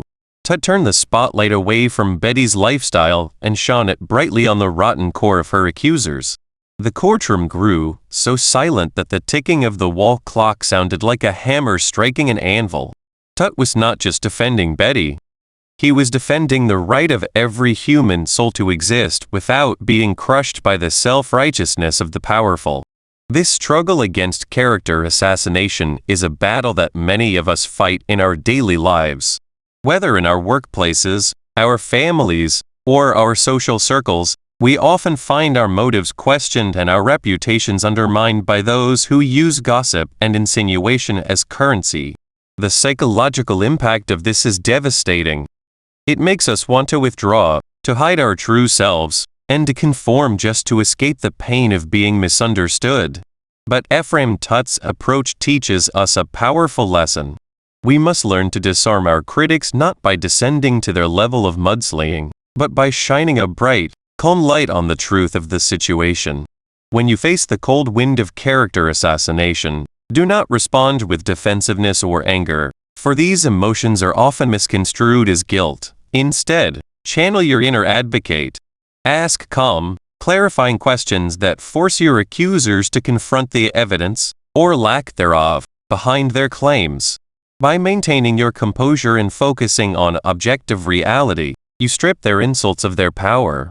You show the world that you will not be defined by whispers, but by the tangible fruits of your actions and your character. The climax of the trial came when Tut addressed the jury in his closing argument. He did not speak of legal technicalities or precedent. Instead, he spoke of the power of truth to dismantle the deep-seated social prejudices that threatened to consume them all. He stood before the 12 men of the jury, looking each of them in the eye, bypassing their intellects and speaking directly to their hearts, their secret fears, and their dormant capacity for grace. He spoke of their own daughters, their sisters, and their mothers, asking what kind of world they wished to build for them. Would it be a world of suspicion and shadow, or a world of light and understanding? Tut revealed the simple, raw truth behind Betty's actions. The item she was accused of stealing was a small silver locket, a family heirloom that had actually belonged to her mother, which the landlord had unjustly seized in lieu of rent. Betty had not stolen. She had simply reclaimed what was rightfully hers, a symbol of her mother's love that she could not bear to lose. As Tut spoke, the cold, clinical atmosphere of the courtroom began to melt. The jury saw Betty not as a threat, not as that sort of woman, but as a daughter grieving her mother, fighting for a piece of her own identity. The truth, in its beautiful simplicity, shattered the elaborate construct of prejudice that the prosecution had spent days building. The power of truth is not merely its ability to correct the record, but its capacity to transform the human heart. When we hear a truth that is spoken with vulnerability and courage, it resonates with a frequency that bypasses our intellectual defenses. It forces us to confront our own biases and to recognize the shared humanity that connects us all. This is why the pursuit of truth is the most sacred endeavor we can undertake. It is the only force capable of dismantling the calcified structures of prejudice that hold our societies in bondage. In your own journey, remember that speaking your truth is your greatest superpower. It may feel terrifying to stand in your vulnerability, to show the world your wounds and your struggles, but it is precisely this authenticity that will set you free. When you speak from a place of deep, unvarnished honesty, you give others permission to do the same. You create a ripple effect of clarity and compassion that can transform the environment around you, breaking down the invisible barriers of judgment and building bridges of genuine connection in their place. As we bring our reflection on this chapter to a close, we see that the story of that sort of woman is not merely a historical curiosity, but a mirror reflecting our own ongoing struggles. We have witnessed the destructive power of societal bias, the resilience required to fight character assassination, and the ultimate triumph of simple, courageous truth. Betty Allison's journey from the shadow of condemnation to the light of vindication serves as a timeless reminder that justice is not something that happens automatically. It is a flame that must be constantly tended by those willing to speak for the voiceless. Now, let us prepare to take this understanding with us as we step forward. The courtroom doors swing open once more, and the cool air of a new day greets us. But our journey is far from over. As we turn our gaze toward the next horizon, we find ourselves standing at the edge of a new mystery, where the lines between innocence and guilt, shadow and light, become even more blurred. In our next segment, we will delve into the labyrinthine world of hidden motives and unexpected alliances, where the advice of counsel becomes a matter of life and death. Stay with us, keep your heart open, and let us continue to walk this path of discovery together. Chapter 12. Defense Strategies for the Underdog. Welcome back, my friend. Take a deep, settling breath and let the clamor of the outside world fade away. Allow your mind to become completely still, receptive, and focused, for today we are entering one of the most sacred, challenging, and emotionally charged arenas of human conflict. We are stepping inside the courtroom where the small, the forgotten, and the seemingly powerless must stand their ground against the towering giants of our world. Chapter 12. Defense Strategies for the Underdog. To understand this chapter, I want you to first picture a courtroom of vast, imposing proportions. The ceilings stretch high into the shadows, supported by pillars of cold, gray marble that seem designed specifically to make a single human being feel utterly insignificant. At one table sits a small army of attorneys, their custom-tailored suits immaculate, their desks overflowing with leather-bound binders, high-end laptops, and mountains of pristine white paper. They represent a massive, multi-billion-dollar institution, a force that believes it can buy, delay, or crush anything that stands in its path. At the other table sits a single attorney and their client, a person whose hands are trembling, whose eyes are wide with the quiet terror of someone who knows that their entire life, their family, and their dignity hang in the balance. This is the classic dynamic of David and Goliath, a struggle as old as human consciousness itself. It is a scene that plays out not just in municipal courtrooms, but in the quiet, desperate corners of our own daily lives. Whenever we find ourselves facing an opponent that seems too big to fight, too wealthy to influence, and too powerful to defeat, let us begin by exploring the first great pillar of this defense, the strategic use of simplicity to dismantle corporate complexity. When a massive institution enters a legal battle, its primary weapon is not always truth, but sheer volume. They seek to drown the underdog in a sea of motions, depositions, data, and endless, exhausting bureaucracy. To counter this, the defense attorney for the underdog must practice the art of legal judo, using the opponent's massive weight against them by reducing the entire conflict to a single, undeniable human truth. To see this in action, let us step back in time to a quiet autumn afternoon in a federal courtroom, where an elderly machinist named Arthur Pendleton sat facing the legal team of a global manufacturing conglomerate. Arthur had spent 40 years of his life working with his hands, creating a simple, revolutionary safety valve for industrial engines. The corporation had taken his design, patented a slightly altered version, and then sued Arthur for patent infringement when he tried to sell his own creation to local workshops. They brought 5 senior partners from a prestigious firm, each earning more in an hour than Arthur made in a month. For 3 days, these attorneys bombarded the jury with complex charts, metallurgical formulas, and dense, mind-numbing expert testimony designed to make Arthur's simple valve look like an act of theft. Arthur sat there, his head bowed, feeling the slow, heavy weight of defeat pressing down on his chest. But his attorney, a quiet woman named Alina who understood the psychology of the human heart, did not try to match their charts or hire her own expensive experts. When it was her turn to present the defense, she walked to the center of the well, carrying nothing but a small, worn cardboard box. From it, she pulled Arthur's original prototype, a simple piece of brass, scarred by tool marks and darkened by the oil of Arthur's workshop. She handed it to the jury foreperson and asked them to pass it around, to feel its weight, to feel the ridges carved by a man's hands. She then read a single, handwritten letter that Arthur had sent to his daughter 10 years prior, expressing his joy at finally making a machine that would keep young workers from losing their fingers on the assembly line. She did not argue the law. She argued the soul. She stripped away the corporation's mountains of paper and exposed the raw, beating heart of the case, a father trying to protect workers, and a faceless machine trying to steal his legacy. The jury saw through the fog of complexity in an instant, returning a verdict that not only protected Arthur, but shamed the giant. This story reveals a profound psychological truth about our subconscious minds. We are wired to seek coherence, meaning, and emotional truth. When we are overwhelmed by complexity, our brains naturally experience cognitive fatigue, and we begin to distrust the source of that noise.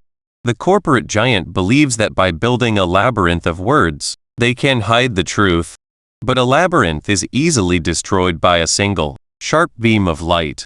In your own life, when you are facing an overwhelming challenge, remember that your greatest weapon is not to match your opponent's noise, but to find your core truth.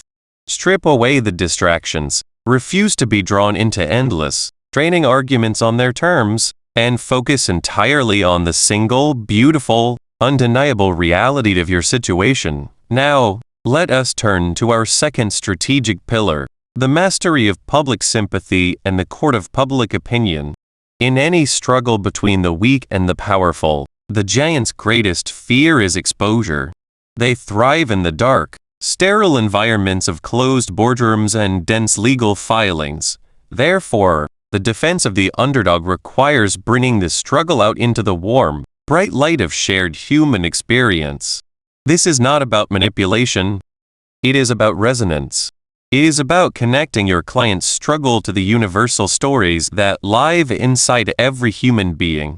Consider the case of Clara Vance, a young mother who found herself facing eviction from her apartment of 12 years. The landlord, a massive real estate investment trust, had used a loophole in municipal zoning laws to declare her building uninhabitable, planning to demolish it and build luxury condominiums. They offered Clara a pittance to leave, and when she refused, they filed a lawsuit to force her out, relying on a team of ruthless attorneys who had successfully evicted hundreds of families before her. Clara was terrified, feeling like an ant about to be stepped on by an unfeeling boot. Her attorney, however, understood that the law is not a machine that operates in a vacuum. It is a human institution governed by people who live in communities. Instead of fighting a losing battle solely within the dry, technical confines of zoning codes, the attorney invited the local community into the story. He organized quiet, respectful vigils outside the courthouse, where neighbors, teachers, and local business owners gathered, not to shout or cause disruption, but to hold candles and share stories of how Clara had helped them, how she volunteered at the school, and how her presence made the neighborhood safe. He did not try to argue the case on television, but he ensured that whenever the corporate executives walked into the courthouse, they had to look into the eyes of the people their decisions were affecting. He framed the legal dispute not as a contract violation, but as a question of what kind of community we want to live in.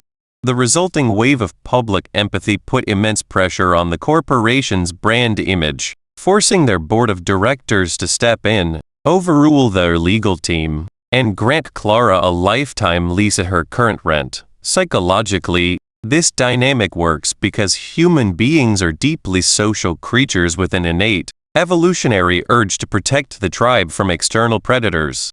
When we see a powerful entity acting without empathy, it triggers a deep-seated sense of injustice within us. By framing the underdog's struggle as a defense of community values, You bypassed the cold, analytical defenses of your opponent and appealed directly to their conscience, or at least to their fear of social exile. To apply this in your own life, do not suffer in silence. Do not hide your vulnerability or try to appear stronger and colder than you are.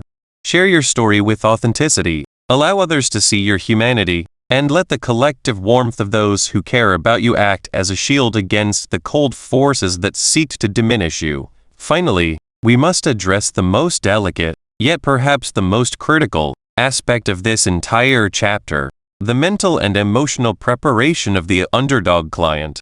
Facing a powerful institution is not just a financial or legal challenge. It is a profound spiritual trial. The sheer pressure of litigation can break a person's spirit long before they ever step into a courtroom. The endless delays, the hostile depositions, and the cold, clinical language used to describe their life can lead to deep depression, anxiety, and a sense of absolute hopelessness. I remember a young man named Marcus, a whistleblower who had exposed unsafe disposal practices at a chemical plant. The company retaliated by suing him for breach of confidentiality, launching a vicious campaign of character assassination. Marcus was a shadow of his former self when he walked into his attorney's office, his shoulders hunched, his voice a whisper, ready to sign any settlement, even one that would ruin him financially, just to make the pain stop. He felt like his identity had been erased, replaced by the monstrous caricature the company's lawyers had painted of him. His attorney did something that is rarely taught in law school. He closed his law books, turned off his phone, and spent 3 hours just sitting with Marcus, listening to him talk about his love for his children, his pride in his work, and his deep belief in doing what was right. The attorney looked Marcus in the eye and said, "They can sue you, they can lie about you, and they can take your money, but they cannot have your soul unless you hand it to them. Your dignity does not belong to this court, and it does not belong to their lawyers. It belongs to you, and it is untouched by anything they write on a piece of paper." Over the next month, the attorney worked with Marcus not just on his testimony, but on his presence. He taught him how to sit tall at the defense table, how to take deep, slow breaths when the opposition tried to bait him, and how to look directly at the corporate executives with a calm, peaceful pity rather than anger. When Marcus finally took the stand, his quiet, unshakable dignity was so powerful that it completely disarmed the aggressive cross-examiner, turning the tide of the trial and leading to a complete dismissal of the charges. This is the ultimate lesson of the underdog defense. The greatest victory is not won in the jury's verdict, but in the preservation of the human spirit. When you are under attack, your opponent's primary goal is to make you feel small, to make you believe that you are powerless, and to force you to react out of fear or anger. If you allow them to dictate your emotional state, you have already lost. But if you can find your anchor, if you can connect with your intrinsic worth and stand in your truth with absolute calm, you become invulnerable to their storms. Let us summarize the path we have walked together in this chapter. We have learned that when you face a giant, you must not play their game of complexity. You must meet their mountains of noise with the elegant, piercing spear of simplicity. We have seen how bringing your struggle into the light of shared human sympathy can transform a dry, legal battle into a powerful narrative of community and justice. And most importantly, we have understood that the ultimate defense lies in safeguarding your inner peace, standing tall in your dignity, and remembering that no institution, no matter how wealthy or powerful, can ever diminish the light of a human soul that refuses to surrender. As we bring this chapter to a close, let the weight of these truths settle deep into your consciousness. Feel the strength returning to your spine, and the warmth returning to your heart. For the path of the underdog is not a path of weakness. It is the very crucible in which true courage, integrity, and grace are forged. In our next chapter, we will take these principles of defense and learn how to transition them into an unstoppable force of advocacy, as we explore the delicate, fire-tested art of the closing argument, where the quiet whispers of the courtroom are transformed into a thunderous call for justice that cannot be ignored. Sleep well, my friend, or walk forward into your day with the quiet, unshakable confidence of one who knows that no giant is ever too big to fall. Chapter 13. Saved by Grace. Imagine, if you will, the heavy, suffocating silence of a courtroom in the late afternoon. The air is thick with the scent of aged mahogany, worn leather, and the invisible dust of 1,000 forgotten tragedies. Through the tall, arched windows, the dying sunlight casts long, amber fingers across the marble floor, illuminating the tiny motes of dust that dance lazily in the air like silent witnesses. In this sacred, terrifying space, a human life hangs in the balance, suspended between the unyielding, iron gears of the law and the fragile, quiet promise of human mercy. Have you ever felt the crushing weight of a mistake that seemed too vast to ever repair? Have you ever sat in the quiet gallery of your own mind, listening to the relentless prosecution of your own conscience, wondering if there is any court in this universe that can offer you a second chance? This is the landscape of our exploration today as we open the pages of Chapter 13, beautifully titled, Saved by Grace. It is a profound meditation on the delicate dance between mercy, redemption, and the extraordinary power of judicial discretion to reshape the human destiny. At its core, this chapter asks us to look beyond the rigid, black-letter text of the law and gaze directly into the beating, often broken heart of humanity. Justice, when stripped of empathy, is nothing more than a cold, unfeeling machine, grinding lives into dust with mechanical precision. But grace is something altogether different. Grace is the unexpected warmth that penetrates the coldest winter. It is the unmerited favor, the sudden softening of a hardened hand, the moment when the scale of justice is tilted not by the weight of evidence, but by the sheer, undeniable reality of human suffering and the possibility of transformation. Let us journey together through the narrative of a case that shook the very foundations of a cynical legal system, and in doing so, discover how the principles of mercy can heal the fractures in our own lives. Consider the story of a young man named David, whose trial serves as the emotional anchor of this chapter. David was not a hardened criminal, nor was he a man of malice. He was a quiet, desperate clerk who, under the immense pressure of a sudden family tragedy and the mounting medical bills of a dying sister, made a single, catastrophic choice to embezzle a small sum of money from his wealthy, unyielding employer. To the prosecutor, David was merely a file number, a clear-cut case of larceny, a standard transaction of guilt and punishment. The state demanded the maximum penalty, an exemplary sentence to deter others from similar lapses in morality. The courtroom was filled with the cold, sterile language of statutes and precedents, each word carving away at David's future like a sculptor shaping a tombstone. He sat at the defense table, his shoulders hunched, his eyes fixed on the scarred wood, his spirit already locked away in a dark cell of hopelessness. But then, the legendary Ephraim Tutt stepped forward. Mr.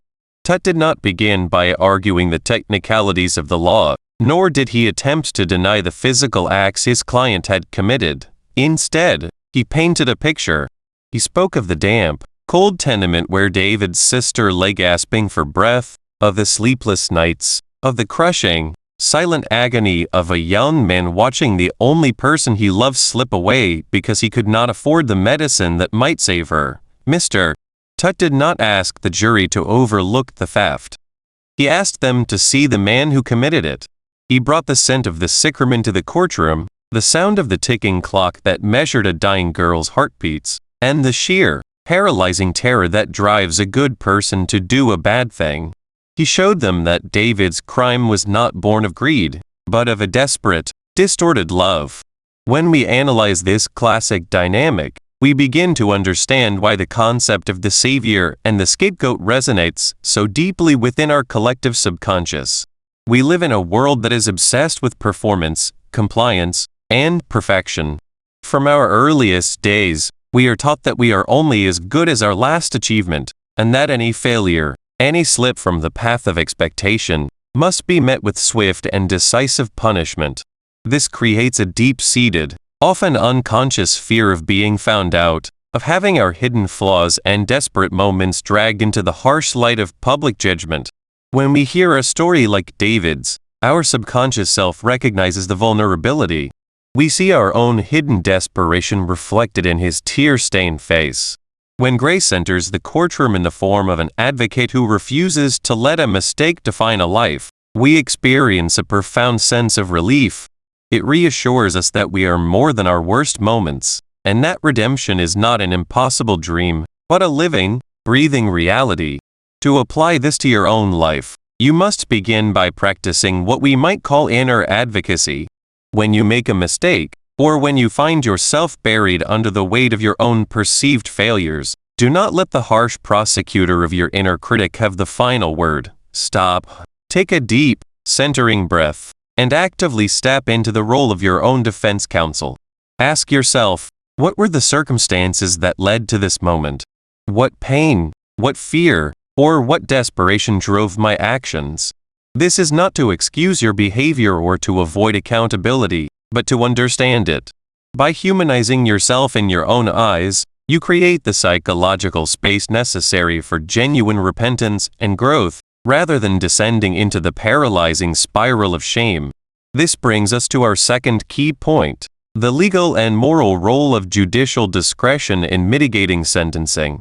In the legal system, rules are designed to create order and predictability, but if applied blindly, they can become instruments of profound cruelty. This is why the law, in its wisdom, preserves a sacred space for judicial discretion, allowing a judge to look beyond the rigid guidelines and consider the unique, messy reality of the individual standing before them. Let us picture another scene, one that takes place in the quiet, shadow-filled chambers of Judge Harrison late at night. The judge sits alone at his massive oak desk, the only light coming from a single brass lamp that casts a warm glow over a stack of sentencing reports. Outside, a gentle rain taps against the glass, a soft, repetitive rhythm that seems to echo the heavy beating of his own heart. On his desk lies the file of a woman who has been convicted of a non-violent drug offense.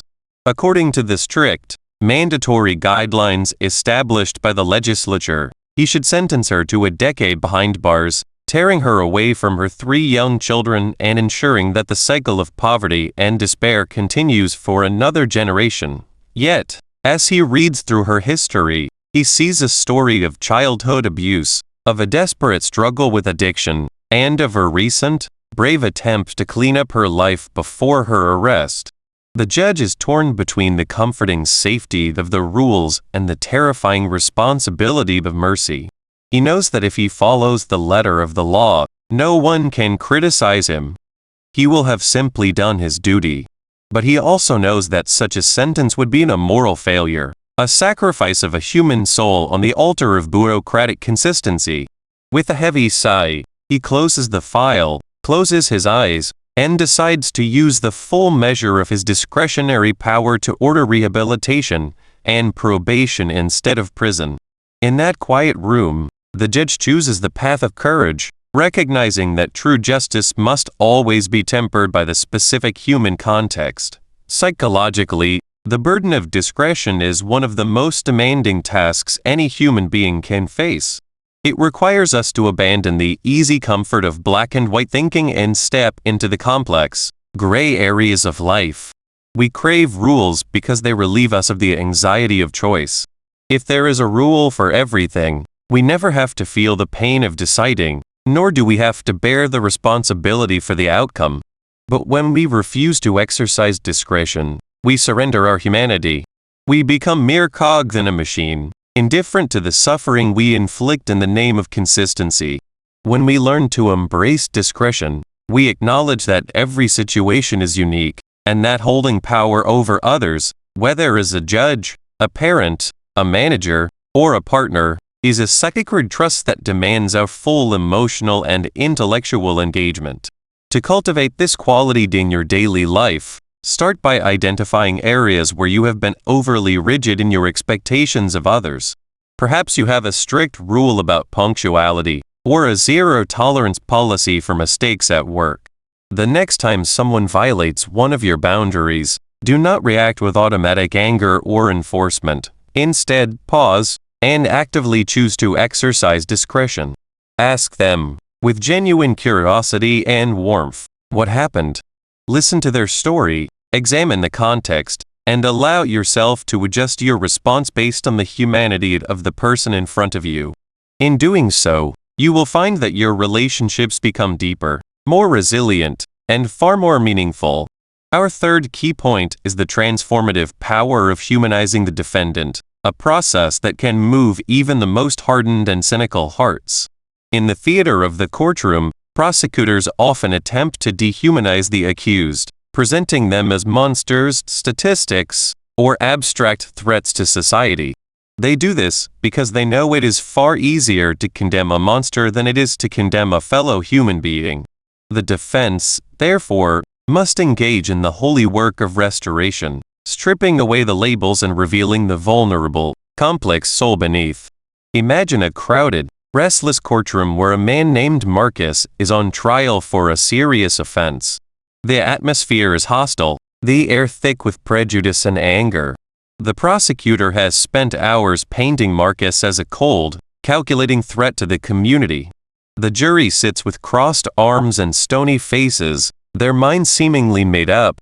But then, his defense attorney does something unexpected.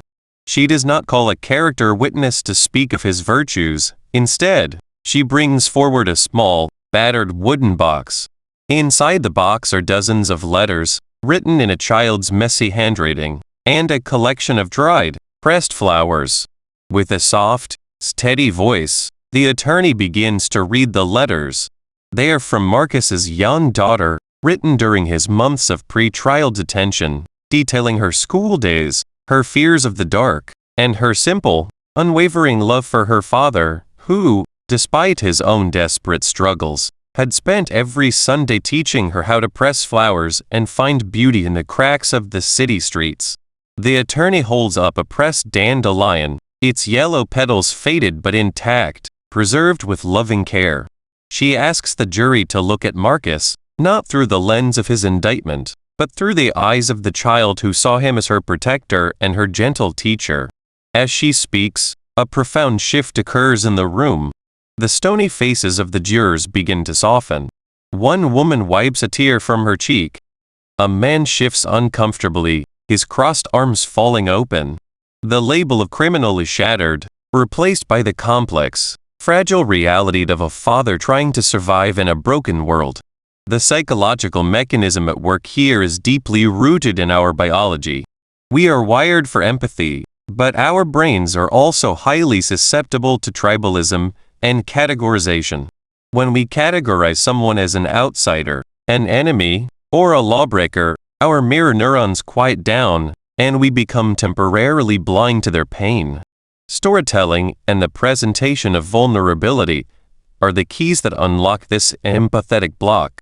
By sharing the intimate, relatable details of a person's life, we force the observer's brain to recognize the shared humanity. We break down the barriers of us versus them and create a space of deep, resonant connection. This is why art, literature, and powerful defense advocacy have the power to change minds and alter the course of history. To practice this in your own life, try this profound psychological exercise. Think of someone in your life whom you deeply dislike, someone you have judged harshly, or someone who has wronged you. Close your eyes and visualize them, not in their moments of conflict with you, but as a child, vulnerable and seeking love. Picture them experiencing a moment of deep sadness, or carrying a secret burden that they hide from the world. Allow yourself to feel the common thread of human vulnerability that connects you to them. This exercise does not require you to condone their actions, but it will release the toxic poison of resentment from your own heart, freeing you from the prison of your own judgment. As we look back over the landscape of Chapter 13, we see that Saved by Grace is more than just a collection of legal stories. It is a profound blueprint for a more compassionate way of living. We have explored the deeply moving narrative of David, whose desperate act of love was met not with the cold iron of punishment, but with the warm, redeeming hand of grace.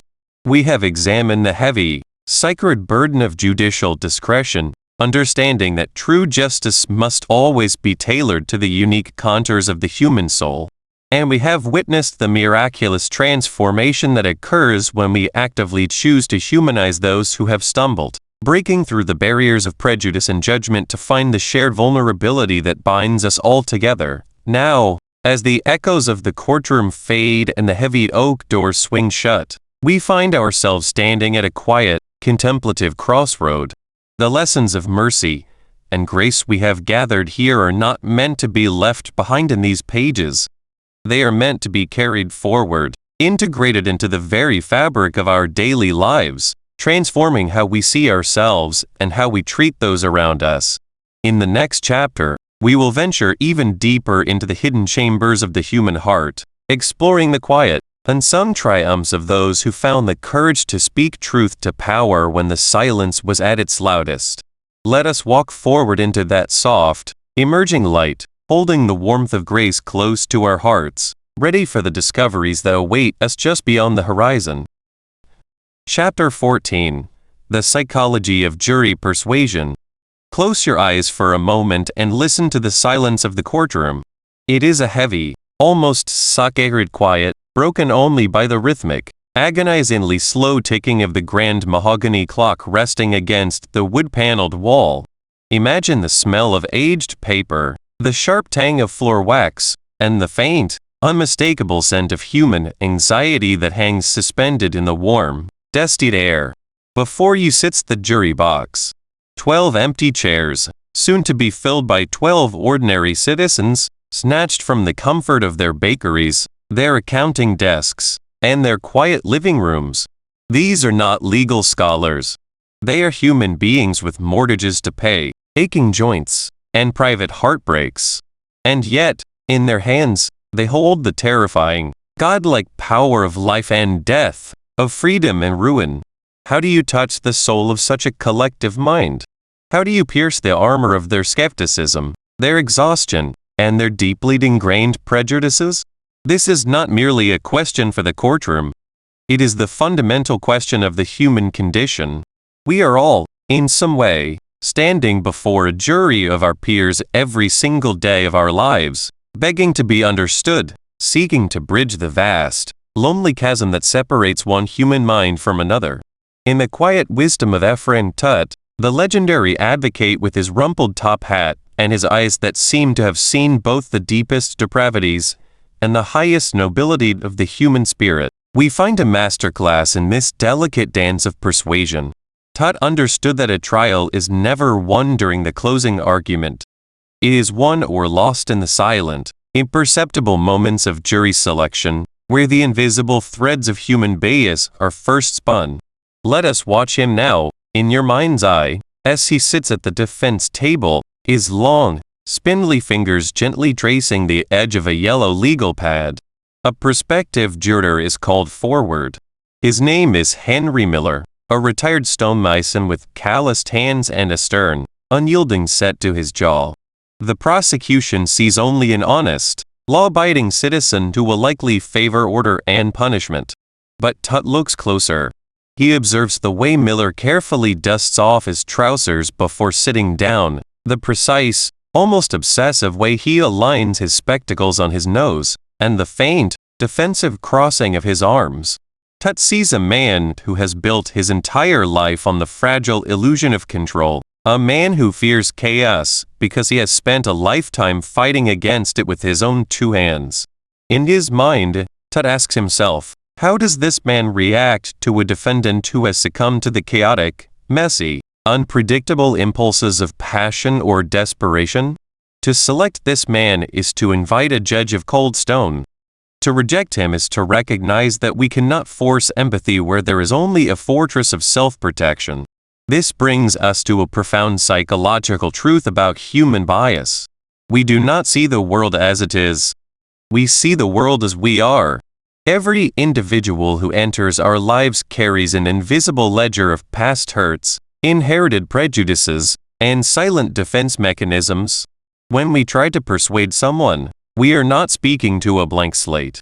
We are speaking to a complex, labyrinthine network of subconscious biases designed to protect the ego from discomfort. If you try to force your truth upon them through sheer intellectual dominance, their psychological defenses will immediately rise like a medieval drawbridge. To bypass these defenses, you must learn to read the subtle language of the subconscious. You must observe the tiny micro-expressions, the tone of voice, the physical posture, and the unspoken anxieties that govern human behavior. You must learn to see the unseen. How do we apply this in our own lives when we find ourselves trying to persuade a stubborn colleague, a distant spouse, or an estranged child? The first step is to suspend your own desire to speak and instead cultivate the art of deep, receptive observation. Before you offer an argument, ask yourself, what is this person afraid of losing? Are they afraid of losing control, losing face, or losing connection? Once you identify their hidden fear, you can tailor your words not to attack their defenses, but to soothe their anxiety. Speak to their need for security, and you will find that the heavy gates of their mind will slowly, gently open of their own accord. Let us journey deeper into the courtroom, where the air has grown thick with the heat of the afternoon. The prosecutor stands before the jury, his voice booming with the cold, sterile authority of the law. He recites statutes, he points to meticulously organized ledgers, he quotes obscure legal precedents from dusty leather-bound volumes, and he presents a mountain of dry, mathematical facts designed to prove that the young defendant at the bar is guilty of grand larceny. The jurors are nodding, but their eyes are glazed over. They are drowning in a sea of numbers and technicalities. Their minds are drifting to their evening meals, their unfinished chores, and the weariness in their bones. Now, watch Ephraim Tutt rise. He does not reach for a law book. He does not counter with numbers. Instead, he walks slowly toward the jury box, rests his hands gently on the wooden railing, and looks directly into the eyes of the juror in the front row. He begins to speak in a quiet, conversational tone, almost as if he were sharing a secret by a warm fireplace. He tells them a story. He paints a picture of a freezing December night in a drafty tenement building. He describes the sound of a shivering child coughing in the dark, and the desperate, hollow eyes of a father who has searched the city for weeks for a job, any job, only to return home empty-handed. He makes them feel the biting cold, the ache of helplessness, and the sudden, frantic impulse that led that father to reach his hand into a cash drawer that did not belong to him. Why does this shift the entire energy of the room? Why does a story possess a power that 1,000 logical proofs can never hope to achieve? The answer lies deep within our evolutionary biology. For tens of thousands of years, before the invention of written laws, printing presses, or legal codes, human beings gathered around fires to share stories. Our brains are literally wired for narrative. When we hear a list of facts and figures, only the language processing parts of our brain are activated. But when we hear a rich, sensory-laden story, our entire brain lights up. Our mirror neurons fire, causing us to physically and emotionally feel the experiences of the characters in the story. We do not just hear about the cold. We feel a chill run down our own spines. We do not just hear about desperation. Our own hearts begin to race. By transforming a dry legal dispute into a timeless human drama, Tutt bypasses the critical, analytical mind and speaks directly to the emotional core where all human decisions are truly made. In your own life, whenever you need to convey a vital truth or persuade someone to see your perspective, banish the urge to present a dry list of grievances, rules, or logical arguments. Instead, wrap your message in the golden thread of a story. Share a personal experience, paint a vivid picture of the consequences of action or inaction, and use sensory details that allow the other person to step inside your shoes. Remember, people will easily forget what you said, and they will certainly forget your logical points, but they will never, ever forget how you made them feel. But storytelling alone is not enough. It must be grounded in an authentic, unshakable bridge of empathy. In the crucible of the courtroom, the defendant is often painted by the prosecution as a monster, a parasite, an outsider who does not belong to the moral community of the jury. It is easy to condemn someone when we view them as fundamentally different from ourselves. Tut's greatest genius lay in his ability to dismantle this wall of separation and reveal the shared, fragile humanity that unites the accuser, the accused, and the judge. Let us look at a quiet, poignant moment from a forgotten trial. The defendant was a young woman accused of a petty theft that seemed to point to a dishonest and deceitful nature. The courtroom was filled with sneers and whispers of condemnation. Tut did not argue her innocence in the traditional sense. Instead, he drew the jury's attention to a tiny, faded photograph of a country garden that she kept tucked inside her worn Bible, which lay on the defense table. He spoke of her childhood in the hills of Vermont, of the sweet smell of lilacs after a spring rain, and of the sudden, devastating loss of her family that cast her adrift in the cold, unfeeling concrete labyrinth of New York City. He asked the jury to remember their own childhoods, their own moments of profound loneliness, and the times they had stood on the precipice of despair, longing for a single hand to reach out and guide them back to the light. This is the psychological mechanism of universal identification. When we see our own vulnerabilities, our own secret fears, and our own capacity for error reflected in another human being, the urge to judge and punish is replaced by a profound sense of shared responsibility. Empathy is not a soft, sentimental weakness. It is a fierce, courageous act of recognition.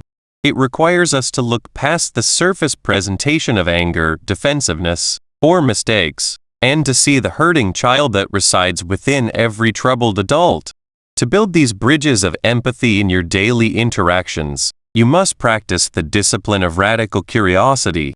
When someone acts in a way that angers or offends you, instead of immediately constructing a prosecution case against them in your mind, ask yourself, what is the unspoken pain behind this behavior? What wound are they trying to protect? By shifting your focus from condemnation to understanding, you dissolve the adversarial dynamic and create a safe space where healing and mutual persuasion can actually occur. As we close this chapter on the delicate and profound psychology of jury persuasion, we begin to see that the courtroom is not a place of cold intellect, but a theater of the human heart. Ephraim Tut's mastery did not lie in his knowledge of the law books, but in his deep, reverent love for the flawed, beautiful, and struggling human beings who populate our world. He knew that to persuade is to connect, to educate is to share a story, and to win a verdict is to touch the soul. In our next chapter, we will step out of the dusty warmth of the courtroom and into the chilly, rain-slicked streets of the city night, where a desperate chase unfolds, testing every lesson of empathy and strategy we have learned, and revealing the true cost of justice when the law itself becomes the hunter. Chapter 15. The Hepplewhite Tramp. Imagine, if you will, a world where the boundaries of law are not merely rigid lines carved into cold stone, but living, breathing tapestries woven from the threads of human history, eccentricity, and the quiet, desperate longing for a place to belong. There is an ancient, comforting truth in the notion that our homes are our castles, yet what happens to the soul that finds its sanctuary not within the grand walls of an estate, but in the fragile, dust-covered memories of a forgotten past? We begin our journey in the dim, amber-lit warmth of a Manhattan office, where the scent of old leather, drying ink, and sweet Virginia tobacco hangs heavy in the air. Outside, a relentless autumn rain beats a rhythmic tattoo against the window panes, blurring the harsh edges of the bustling city. It is here, amidst the towering stacks of yellowed briefs and crumbling sheepskin volumes, that we encounter the profound human drama of Chapter 15, affectionately known as the Hepplewhite Tramp. This chapter invites us to look beyond the surface of vagrancy and trespass, asking us to consider a deeper, more evocative question: who is the rightful heir to the beauty of the past, the wealthy collector who buys history with gold, or the penniless wanderer who cherishes it with his very soul?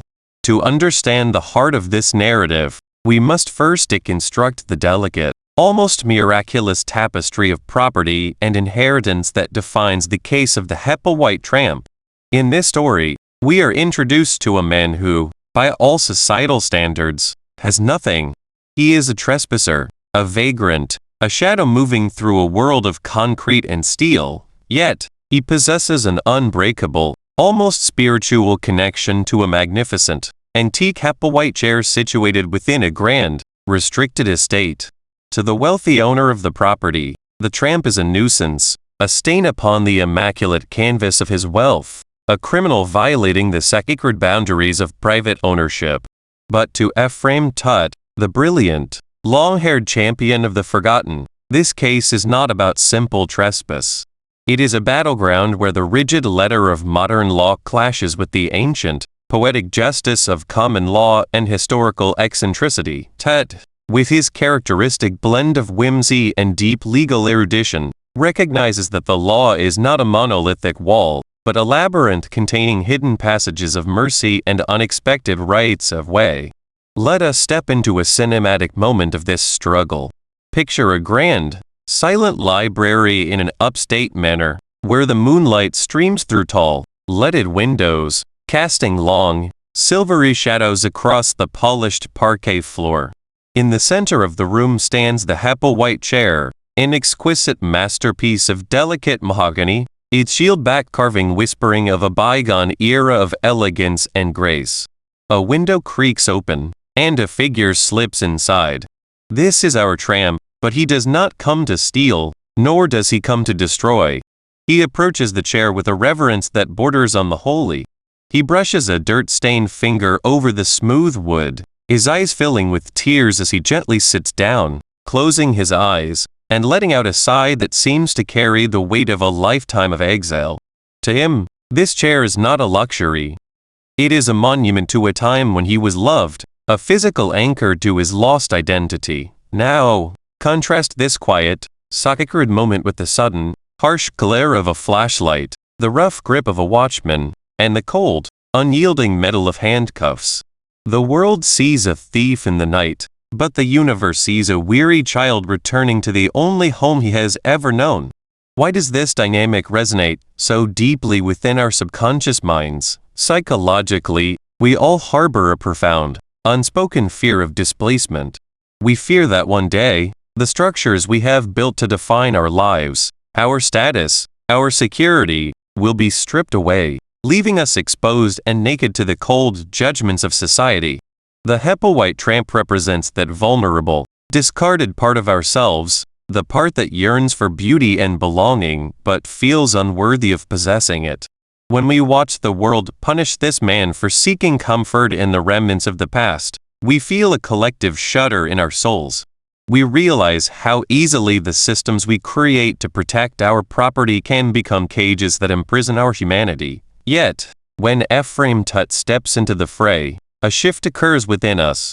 Tutt represents the archetype of the wise protector, the advocate who looks at the ragged edges of our lives and sees a masterpiece waiting to be defended. To apply this wisdom to our own lives, we must learn to perform our own emotional legal research. When you feel evicted from your own sense of self-worth, when the world tells you that you do not belong in the spaces of joy, abundance, or peace, you must dig deep into your own history. Just as Tutt searched the ancient archives, you must search your memory for your own precedents of resilience. Recall the times you survived, the moments you felt absolute love, the inherited strength of your ancestors. These are your legal titles to happiness. You do not need the world's permission to occupy your own life. When doubt trespasses on your peace of mind, stand firm on the ancient common law of your own inherent human dignity, and refuse to be evicted from your own soul. As the narrative shifts from the emotional landscape of the tramp to the intellectual battlefield of the courtroom, we witness Tutt's masterclass in legal archaeology. The prosecutor stands before the judge, a man of cold logic, arguing for the strict application of the law of trespass. To him, the case is simple. The defendant was on property that did not belong to him, touching an object he did not own. It is an open and shut case of vagrancy. But Mr.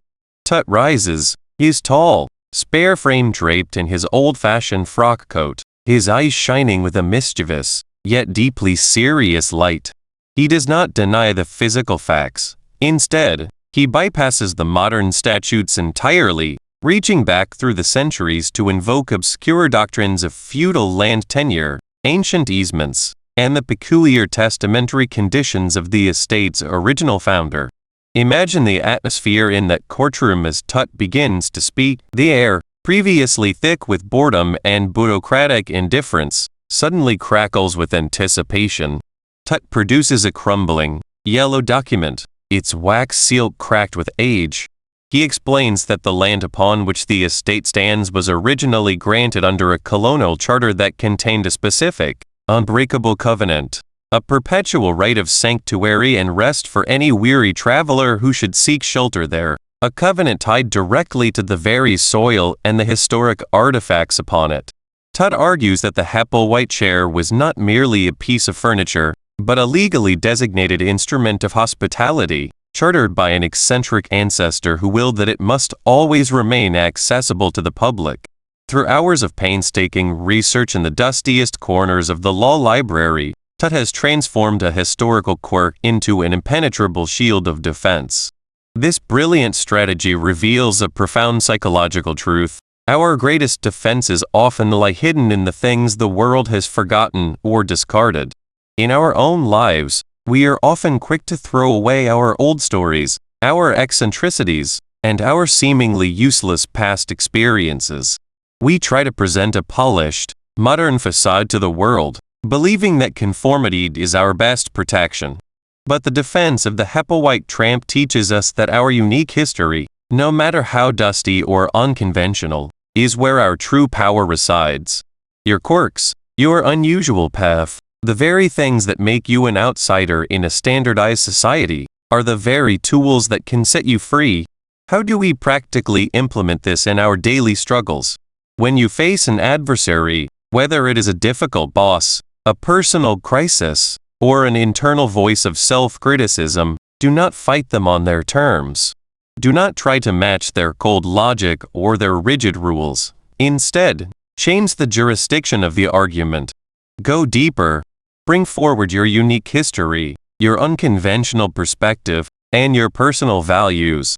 If someone criticizes your unconventional lifestyle, do not apologize. Instead, like Tut, present the ancient charter of your own individuality. Explain, through your actions and your unwavering self-respect, that your life is governed by a higher, older law, the law of authenticity, which no modern standard of conformity can ever override. In the final, breathtaking moments of the courtroom drama, we see the culmination of Tut's advocacy. The judge, initially skeptical, leans forward, captivated by the elegance of the argument. The wealthy landowner sits in stunned silence, as the realization dawns on him that his vast wealth cannot buy him exemption from the historic duties of humanity and hospitality embedded in his own land.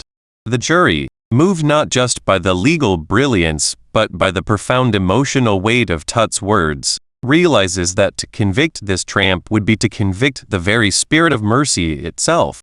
When the verdict of acquittal is delivered, it is not just a victory for one lonely man. It is a triumphant vindication of the idea that the law, at its best, is a tool for the preservation of human dignity, a bridge connecting our forgotten past with our hope for a more compassionate future. And so, as we close the pages of chapter 15, we are left with a lingering sense of warmth and wonder. We see the Hepplewhite tramp walk out of the courthouse, not as a criminal, but as a man restored to his rightful place in the human family, his head held high, his spirit anchored once more. Ephraim Tut watches him go, a quiet smile playing upon his lips as he pockets his old spectacles, ready for the next battle, the next forgotten soul. This story leaves us standing on the threshold of a deeper understanding, preparing us to explore how these same themes of hidden legacy, unconventional defense, and the enduring power of the past will manifest in our next chapter, where we will discover that sometimes the greatest fortunes are found not in what we inherit, but in what we choose to defend. Chapter 16. Human Nature in the Courtroom. Step inside, if you will, and let the heavy, brass-handled doors of the courthouse swing shut behind you. Breathe in the atmosphere of this place. It is a scent composed of decades of oiled oak, the dry dust of forgotten archives, the faint, sharp tang of floor polish, and the invisible, heavy mist of human anxiety. Listen to the rhythmic, solemn tick of the great pendulum clock on the wall, measuring out the seconds of human destiny with an indifferent, mechanical precision. In the soft, amber sunlight streaming through the tall, grime-screened windows, you can see millions of dust motes dancing, drifting aimlessly through the air, completely unconcerned with the dramas unfolding below. It is easy to look at the towering mahogany bench, the pristine marble pillars, and the imposing leather-bound volumes of statutory law, and believe that you are standing inside a grand, sterile machine. We are taught to view the justice system as a cold, calculating algorithm of rules and precedents, a place where facts are weighed on an impartial scale and truth is extracted with surgical, unemotional precision. But that, my friend, is a beautiful and dangerous illusion. The law is not a machine, and the courtroom is not a laboratory. It is a theater, a living, breathing cathedral of human frailty, populated not by infallible demigods of intellect, but by vulnerable, wounded, and deeply complex human beings. In this chapter, as we journey together through the wisdom of Ephraim Tutt, we must confront a profound and liberating truth, one that extends far beyond the polished rails of the courtroom and into the very fabric of your daily life. The systems that govern our lives, whether they are courts of law, corporate boardrooms, or family dining tables, are ultimately operated by people. They are driven by the same vanities, the same deep-seated fears, the same aching desires for validation, and the same fragile egos that you and I struggle with every single day. To navigate these systems successfully, to find justice for ourselves and others, we must learn to look past the grand architecture of authority and speak directly to the human heart beating beneath the robes. Let us watch together as the tall, angular figure of Mr. Ephraim Tutt moves through this space. He does not carry himself with the stiff, combative arrogance of his younger colleagues. Instead, he wears his faded frock coat like a comfortable second skin, his pocket stovepipe hat tilted just slightly back on his head, his eyes shining with a deep, liquid warmth that has seen the worst of humanity and chosen to love it anyway. Mr. Tutt understands a secret that the brilliant legal scholars often overlook. He knows that a judge is not merely an oracle of the law, but a tired man whose back might ache, whose breakfast may have disagreed with him, and who carries a quiet, desperate fear of being made to look foolish. Consider, for example, the heavy-set, formidable figure of Judge Wigmore, sitting high upon his elevated bench. To the public, he is the embodiment of stern, unyielding authority, his face carved from granite, his voice a low, terrifying rumble. But look closer, through the eyes of Mr. Tutt. See how the judge occasionally winces, shifting his weight to ease the dull, throbbing pain of his gout. Observe how his eyes flicker toward the clock as the hands creep closer to the lunch hour, his mind drifting toward the comforting warmth of a bowl of clam chowder at his club. More than anything, understand the silent, subterranean pressure that weighs on his chest. He is a man who prides himself on his intellectual pedigree, terrified that a higher court might reverse one of his rulings and expose him to the quiet mockery of his peers. In one memorable trial, a young, impoverished clerk stood accused of technical embezzlement, caught in the rigid, unyielding gears of a prosecution designed to make an example of him. The young man's guilt under the strict letter of the written law was undeniable, and a harsh, mandatory sentence seemed inevitable. The prosecutor, a sharp, aggressive young man eager to climb the political ladder, hammered home the cold facts with clinical, merciless efficiency. He presented ledgers, dates, and figures, demanding that the law be applied without emotion or deviation. The air in the courtroom grew cold, heavy with the suffocating weight of an inescapable doom. But Ephraim Tutt did not attempt to argue against the ledgers, nor did he engage in a dry battle of legal precedents. Instead, he stood before the bench, his voice dropping to a low, intimate register that forced everyone in the room to lean forward, holding their breath to hear. He spoke not to the judge's intellect, but to his memory. With gentle, evocative words, Tut painted a picture of a young, ambitious boy arriving in the great, indifferent city decades ago, friendless, hungry, and desperate to prove himself, standing on the very precipice of ruin before a kind hand intervened. He did not mention the defendant. He spoke of the universal vulnerability of youth. As he spoke, the granite face of Judge Wigmore began to soften. The stern mask of the jurist cracked, revealing, for a brief, shining moment, the vulnerable boy he had once been, a boy who had also known fear, temptation, and the exquisite grace of a second chance.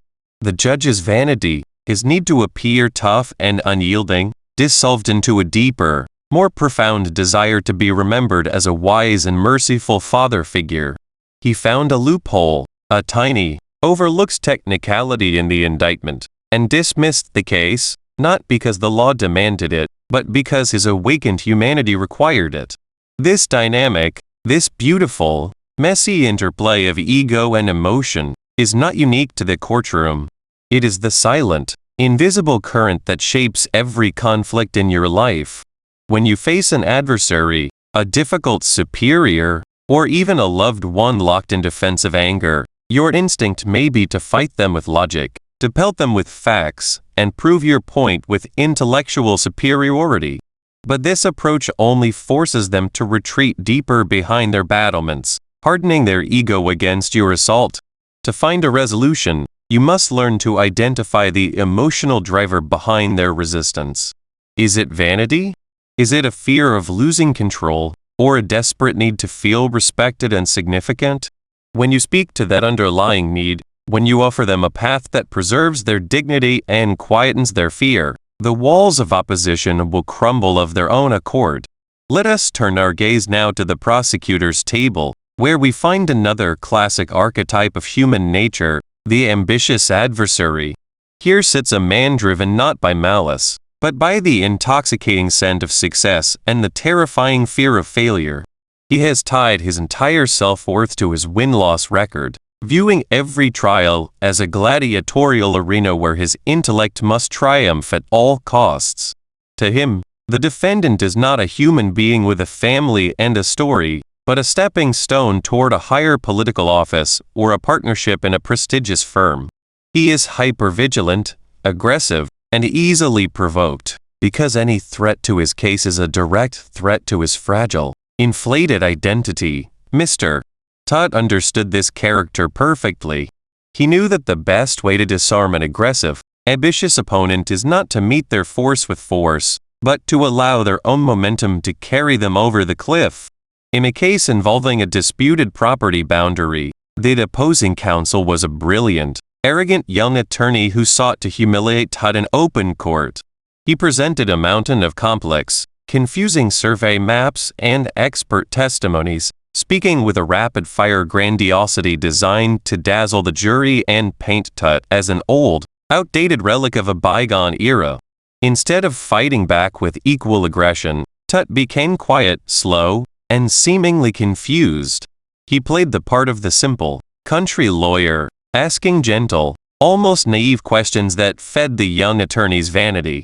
The young man, smelling an easy victory, grew increasingly arrogant, dismissive, and careless.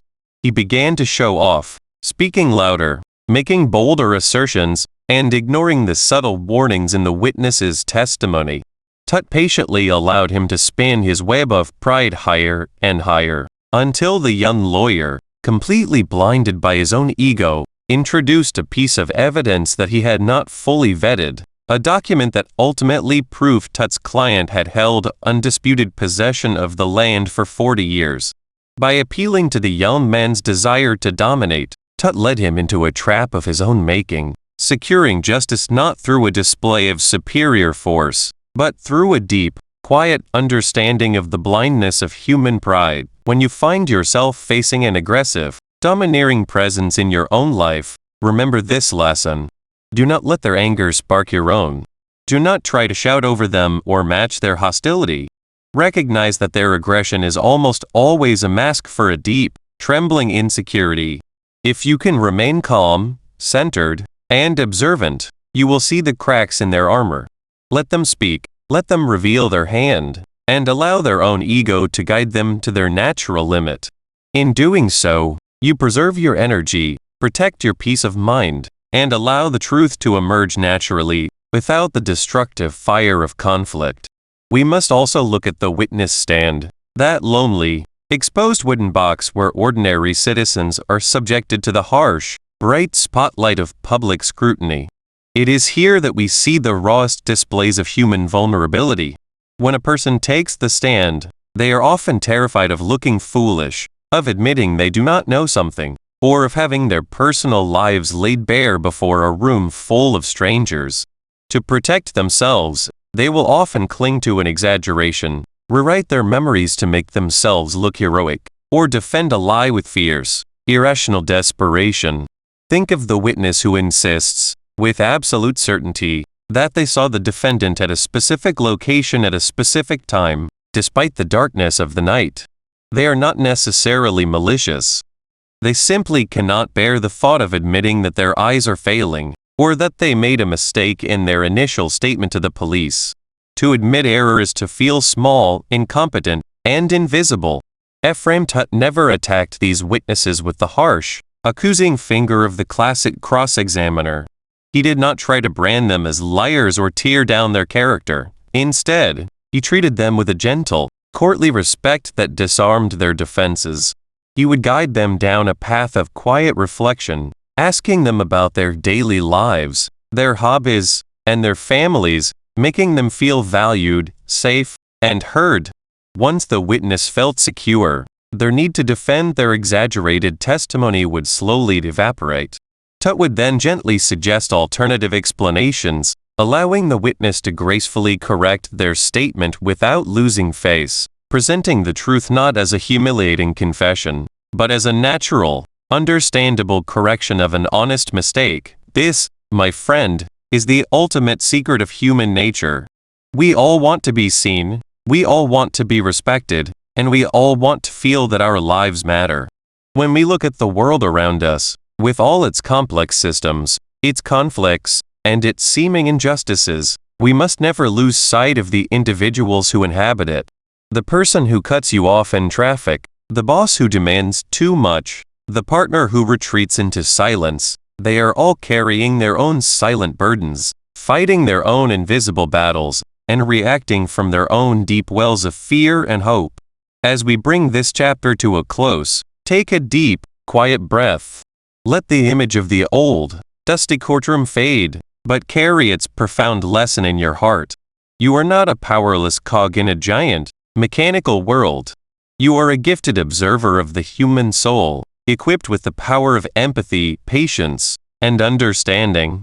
By learning to look past the surface of things, by recognizing the fragile, beautiful humanity in everyone you meet, you can unlock doors that seemed forever closed, heal divisions that seemed permanent, and find a deeper, more lasting justice in every area of your life. In our next chapter, we will venture deeper into the shadowy, mysterious corridors of the legal underground. We will explore the delicate, dangerous art of the legal loophole, discovering how Ephraim Tutt uses the very rigidity of the written law to defeat those who seek to use it as an instrument of oppression. It is a journey that will challenge your understanding of right and wrong, and reveal how a clever mind, guided by a compassionate heart, can turn the cold letter of the law into a living, breathing shield for the innocent. Rest now, let these thoughts settle deep into your consciousness, and prepare yourself for the remarkable revelations that lie ahead. Chapter 17. Lyle Jack. Think for a moment of the smallest, most defenseless thing you have ever tried to protect from a gathering storm. Perhaps it was a fragile seedling in a sudden frost, or a stray animal shivering under a porch, or perhaps it was simply a memory of your own vulnerable self, young and terrified in a world that seemed far too large and indifferent to your pain. There is a specific kind of quiet terror that belongs only to the young and the helpless when they find themselves caught in the massive, grinding gears of a system they cannot comprehend. This is the emotional landscape we enter as we open the pages of Chapter 17, a chapter simply and touchingly titled Lyle Jack. Close your eyes and let your mind travel back to a dimly lit, drafty courtroom of a bygone era. The air is heavy with the smell of wet wool, coal dust, and the stale, sour scent of old paper and anxiety. The high, arched windows are gray with the rain of a late autumn afternoon, casting long, melancholy shadows across the polished mahogany benches. On one side of the room stands the majestic, unfeeling apparatus of the state, represented by prosecutors who see not a child, but a docket number, a case to be cleared, a point to be scored in the endless game of legal ambition. On the other side, sitting on a bench so high his small, worn shoes cannot even touch the floor, is Lyle Jack. He is a boy of tender years, his face smudged with dirt, his oversized coat wrapped around his narrow shoulders like a shroud of premature sorrow. He looks incredibly small, a tiny speck of dust threatened to be swept away by the cold wind of systemic justice. This chapter is a profound and heart-wrenching critique of how the law, in its historical harshness, so often failed to distinguish between the hardened criminal and the vulnerable youth. For centuries, the machinery of criminal prosecution operated on a rigid, mathematical logic that demanded retribution regardless of the offender's age or understanding. It was a system that looked at a hungry child stealing a loaf of bread and saw only the thief, deserving of the same iron chains and dark dungeons as a murderer. In the story of Lyle Jack, we see this historical cruelty laid bare. The prosecution presses its case with a cold, clinical efficiency, treating the boy's desperate survival instincts as proof of a depraved mind. But into this bleak and shadowy arena steps Mr. Ephraim Tutt, a man whose tall, lanky frame and eccentric, old-fashioned stovepipe hat belie a heart of infinite warmth and profound compassion. Tutt does not approach the bench with the aggressive, combative stance of a typical trial lawyer. Instead, his advocacy style is deeply paternal, soft-spoken, and infinitely protective. He looks at Lyle Jack not as a client, but as a son, a ward, a sacred trust placed in his hands by a universe that has otherwise abandoned the boy. Tutt understands that the true duty of a defense lawyer is not merely to argue technicalities of the law, but to stand as a shield between the vulnerable and the merciless forces of institutional apathy. Let us look closely at the narrative itself, at a moment that will forever linger in your mind. Imagine the prosecutor, a man of rigid posture and sharp, metallic voice, presenting his evidence with a self-righteous flourish. He speaks of property rights, of the sanctity of the law, of the necessity of making an example of young offenders to deter others. As he speaks, Lyle Jack shrinks further into his oversized coat, his eyes darting around the courtroom like a trapped animal looking for an escape that does not exist. The boy's inner monologue, if we could hear it, would be a whimpering prayer for his mother, a silent plea for someone, anyone, to make the nightmare stop. Then Mr. Tutt rises. The courtroom goes dead silent. The only sound is the gentle creaking of the floorboards under his boots. He does not yell. He does not pound the table. Instead, he walks slowly over to the defense table, places a gentle, reassuring hand on Lyle Jack's trembling shoulder, and begins to speak in a voice that is low, resonant, and thick with an ancient, sorrowful wisdom. Tutt addresses the jury not as legal arbiters, but as human beings, as fathers and grandfathers. He paints a picture of the boy's life, of the cold tenement rooms, the empty cupboards, the desperate loneliness of a child left to fend for himself in the asphalt jungle. Through Tutt's words, the jury is forced to see that the real crime is not what Lyle Jack did to society, but what society failed to do for Lyle Jack. Why does this dynamic resonate so deeply within our own psychological architecture? It is because each of us carries an inner child who has, at some point, felt accused, misunderstood, or abandoned by those who held power over us. When we witness Tutt defending Lyle Jack, a profound healing occurs in our subconscious. we are reminded of the universal human need for sanctuary, for an advocate who will stand up for us when we are too weak to speak for ourselves. This story holds up a mirror to our deepest fears of being judged harshly for our mistakes, of being cast out and labeled as unworthy. It teaches us that compassion is not a sign of weakness, but the ultimate expression of strength and justice. If you are to take the lesson of Lyle Jack and apply it to your own life journey, you must first learn to become your own Ephraim Tut. When the harsh, critical voices of your own mind or the demanding expectations of the world seek to prosecute you for your failures and shortcomings, you must step in as your own compassionate advocate. Soften your self-judgment. Look at your mistakes not with the cold eye of a prosecutor, but with the warm, understanding heart of a protector. Recognize that your vulnerabilities are not crimes, but parts of your humanity that require care, patience, and love. Furthermore, you must look around your own world and identify the Lyle Jacks in your life. They may not be children in a courtroom. They may be a struggling colleague, a friend drowning in silent grief, or a neighbor facing a hardship they cannot bear alone. Your calling is to extend the protective mantle of your empathy over them, to speak up for them when their voices are drowned out by the noise of an indifferent world. As we close this chapter on Lyle Jack, we are left with a lingering sense of hope, a realization that even in the darkest, coldest corners of human institutions, a single spark of compassion can light up the entire sky. But the legal battle is far from over, and the shadows of the city are deep and full of secrets. In our next chapter, we will follow Mr. Tut as he steps out of the courtroom and into a web of intrigue that will test his wits, his resolve, and his faith in humanity to their absolute limits. Prepare yourself, for the path ahead grows steeper, the stakes grow higher, and the mysteries of the human heart become even more profound. Chapter 18. Outsmarting the Prosecution. To understand the true art of the courtroom, one must first understand that a trial is not merely the contest of facts, but a deeply emotional war of narratives. Welcome back, dear listener, to our journey through the legal mind. Today, we step into the quiet, dust-mote-filled air of the courtroom in Chapter 18, titled Outsmarting the Prosecution. Imagine, if you will, the heavy scent of polished mahogany, the nervous rustle of papers, and the ticking of a grandfather clock that seems to count down the very seconds of a human being's freedom. At the center of this arena stands Mr.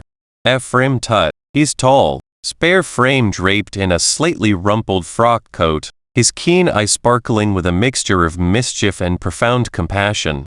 Tut knows a truth that many of us forget in our daily struggles. To defeat an adversary, you must not merely fight them. You must understand them so deeply that you can think their thoughts before they even form in their own minds. This chapter is a masterclass in the exquisite art of anticipation, a guide on how to read the prosecutor's strategic plan several steps in advance, how to employ the delicate weapon of surprise, and how to gently guide your opponent's own strength into working for your cause. Let us first examine the profound concept of reading the adversary's mind. In the theater of justice, the prosecution always enters with a structured, linear plan. They have built a cage of evidence, and they expect the defense to claw desperately at the bars. But Ephraim Tut never touches the bars. Instead, he looks at the architect of the cage. Consider a cold November afternoon when Tut defended a young clerk accused of stealing from a wealthy merchant's safe. The prosecutor, a sharp, ambitious young man named Conover, was eager for a quick conviction. Tut sat quietly, apparently doodling on a yellow notepad, but in truth, he was reading Conover's posture, his arrogant stride, and the way he arranged his documents. Tut knew that Conover's entire case rested on a single, dramatic piece of circumstantial evidence, a silver key found in the boy's pocket. Tut anticipated that Conover would save this key for the climax of his presentation to create a devastating, emotional impact on the jury. Instead of waiting for this blow to land, Tut took the initiative. During his very first cross-examination of the merchant, long before the key was even introduced, Tut casually asked the merchant about his habit of losing things. gently painting a picture of a chaotic, forgetful employer who routinely duplicated keys and left them in the pockets of discarded coats. By the time Conover triumphantly produced the silver key, the jury did not see a smoking gun. They saw a symbol of the employer's own negligence. Tut had disarmed the bomb before the prosecutor could even light the fuse. Psychologically, this dynamic is incredibly revealing. In our own lives, we often wait for adversity to strike before we react. We allow the criticisms of others, or our own self-doubt, to define the terms of our struggles. But when we learn to anticipate, we step out of the role of the victim and become the authors of our own destiny. It requires us to quiet our fear, look past our immediate panic, and ask a simple, quiet question. What is my opponent's ultimate goal, and what emotional need drives them? Once you understand their destination, you can quietly redirect the path. To apply this in your own life, practice the art of active listening. When faced with a difficult conversation or a hostile colleague, do not prepare your defense while they are speaking. Instead, listen for what they are not saying. Find the core of their argument, address it before they can weaponize it, and watch how quickly their anger dissolves into confusion. This brings us to our second key point: the clever use of surprise evidence and perfectly timed procedural objections. In the courtroom, timing is everything. A piece of truth delivered too early is ignored. Delivered too late, it is useless. It must be dropped like a pebble into still water at the exact moment the opponent feels most secure. Recall the dramatic moment in the trial of a gentle old gardener accused of trespassing and assault. The prosecution's star witness, a wealthy and arrogant neighbor, testified with absolute certainty that he saw the gardener climbing a stone wall under the bright moonlight. The witness's testimony was vivid, compelling, and seemingly airtight. Tut did not object. He did not interrupt. He'd allowed the witness to build a beautiful, towering monument of lies, encouraging him with polite nods to make his claims even more specific. The courtroom was silent, convinced of the gardener's guilt. Then, Tut slowly rose to his feet. From his pocket, he drew not a weapon, but a small, worn pamphlet, the official government weather almanac for that exact night. With a voice as calm as a Sunday morning, Tut pointed out that on the night in question, there had been a total eclipse of the moon, leaving the valley in absolute, pitch-black darkness. The silence that followed was deafening.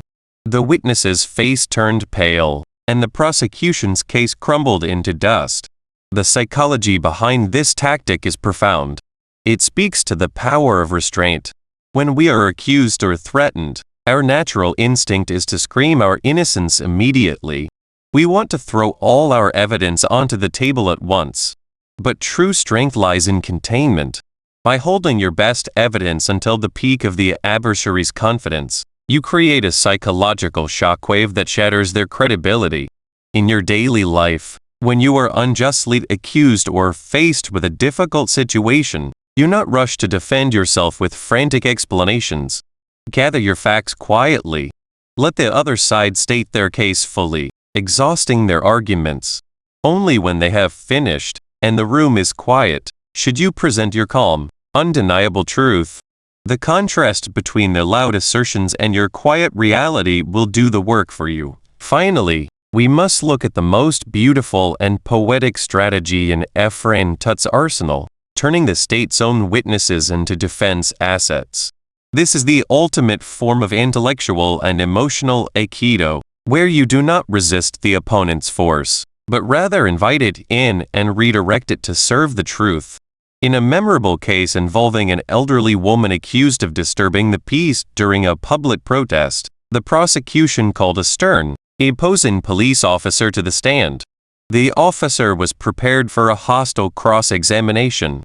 He had his chin tucked in and his shoulders squared, ready for a fight. Tut, however, approached him with a warm, respectful smile. Instead of questioning the officer's actions, Tut began to ask him about the difficulties of his job, the long hours, and the immense pressure of keeping the peace. The officer's defensive posture began to soften. Tut then asked if, In the officer's career, he had ever met citizens who were truly good-hearted, but simply passionate about their beliefs. The officer agreed that he had. Tut gently guided the officer to describe the accused woman's behavior during her arrest. Within 10 minutes, the officer was testifying that the woman had been polite, cooperative, and deeply concerned for the welfare of others. The prosecution's own witness had become the defense's most passionate advocate. This dynamic works because human beings are deeply social creatures who crave understanding and respect. When you treat an adversary's ally with genuine empathy, you disarm their hostility. You remind them of their shared humanity. In your own life, when you find yourself in a conflict, do not view the allies of your opponent as enemies. Treat them with kindness and seek common ground. Often, you will find that their loyalty to the conflict is thin, and by offering them a bridge of respect, you can transform a potential foe into an unexpected friend. As we bring this chapter to a close, we see that outsmarting the prosecution is not about trickery or deceit. It is about a deeper understanding of the human heart, a commitment to truth, and the courage to remain calm when the storm rages around you. Mr. Tut has shown us that the courtroom is merely a mirror of life itself, and the tools of justice are the very same tools we need to navigate our own trials. Take a deep breath. Carry these lessons of patience, observation, and empathy with you as you walk through your day, and prepare yourself for what lies ahead. In our next chapter, we will delve into the dark, mysterious waters of the unwritten law, where we will discover how Tut navigates the delicate boundary between the rules of man and the deeper, unwritten rules of human nature. Stay tuned, dear listener, for the journey has only just begun. Chapter 19. The Cloak of St. Martin. Imagine a biting, relentless wind sweeping through the narrow, darkened streets of a forgotten city, a cold that does not merely touch the skin but penetrates deep into the marrow of the bone, whispering of abandonment and the fragility of human existence. It is in this shivering vulnerability that we find ourselves contemplating the true essence of mercy, justice, and sanctuary. In the ancient, enduring legend of Saint Martin of Tours, a young soldier riding through a freezing winter night encounters a destitute beggar, shivering in the doorway of a city gate. Having nothing but his military gear, Martin draws his sword, cuts his heavy woolen cloak in half, and drapes it over the shoulders of the dying stranger. This act of ultimate charity is not merely a historical vignette or a religious parable. It is the profound, beating heart of the legal profession at its most noble. When the cold winds of accusation, societal wrath, and institutional power threaten to freeze a human soul into oblivion, the law, in its highest calling, must become the cloak of Saint Martin. It is a moral sanctuary, a warm shield of defense offered to those who have nothing left but their bare humanity. Let us step together into the quiet, heavy atmosphere of this courtroom, where the air is thick with the scent of old wood, dust, and the silent, suffocating panic of the accused, to understand how this ancient mantle of protection is woven into the very fabric of justice. To truly understand this protective mantle, we must first examine the profound legal metaphor of St. Martin's cloak in defending the cold and destitute. Let us journey into a quiet corner of a municipal court, where a man named Arthur sits with his head bowed. Arthur is a man whom society has long since stopped looking at. His clothes are thin, smelling of rain and asphalt, and his hands tremble with a mixture of cold and absolute terror. He is accused of a minor theft, a desperate act born of hunger, but the machinery of the state cares little for hunger. It cares only for the infraction. Opposite him stands the prosecution, armed with the cold, unyielding armor of the written statute. But beside Arthur stands his advocate, a woman named Clara, who looks at him not as a docket number, but as a human being caught in the blizzard of life. When she stands to speak, her voice is not loud, but it possesses a resonant warmth that fills the sterile room. She does not merely argue the law. She wraps Arthur's story in the warm fabric of context, explaining the cold nights, the empty shelves, and the systemic failures that brought him to this moment. In that moment, Clara's advocacy is the heavy woolen cloak of Saint Martin, cutting through the chilling indifference of the court to preserve the embers of Arthur's dignity. This dynamic is essential because of a deep psychological truth that governs our collective subconscious. We are all, at our core, terrified of being exposed to the harsh elements of judgment without a shield. When we witness someone else being stripped of their dignity, a primal fear is triggered within us, reminding us of our own fragility and the precariousness of our social standing. The cloak of advocacy serves as a psychological buffer, reassuring us that even in our darkest, most destitute moments, we will not be left to freeze in the wilderness of isolation. For the listener seeking to apply this profound truth to their own life, the guidance is gentle yet demanding. You must learn to offer your own cloak of understanding to those who are freezing in your immediate circle. When a friend, a colleague, or a family member is shivering under the weight of a mistake or the harsh judgments of others, resist the urge to join the cold wind of criticism. Instead, consciously wrap them in your empathy. Listen without immediate judgment, validate their suffering, and offer them a safe emotional sanctuary where they can warm themselves and regain their strength before facing the world again. As we deepen our exploration, we must connect these historical concepts of legal sanctuary to modern public defense practices. In medieval times, a person fleeing persecution could find sanctuary within the physical walls of a church, grasping the altar as a sacred boundary that no authority dared to violate. Today, the physical cathedral has been replaced by the procedural safeguards of the courtroom, and the altar has become the defense table. Consider the story of Alina, a young immigrant mother who finds herself lost in the labyrinthine corridors of a complex legal system she cannot comprehend. She does not speak the language of the court, and to her, the robed figures and formal language feel like a terrifying tribunal designed solely for her destruction. Her public defender, a man named Marcus, becomes her modern sanctuary. He stands between her and the overwhelming power of the state, translating the hostile jargon into words of reassurance, and ensuring that her rights are not trampled in the rush for a swift resolution. Marcus does not merely represent Alina. He becomes a physical and legal barrier, a sanctuary where she can stand without fear of immediate annihilation. Psychologically, the concept of sanctuary is vital for our mental preservation. Without a designated space of absolute safety, the human mind remains in a constant state of hypervigilance, which eventually erodes our capacity for reason, hope, and healing. The modern public defender provides this psychological sanctuary by creating a pause in the storm, a moment where the accused can breathe and feel that they are still human.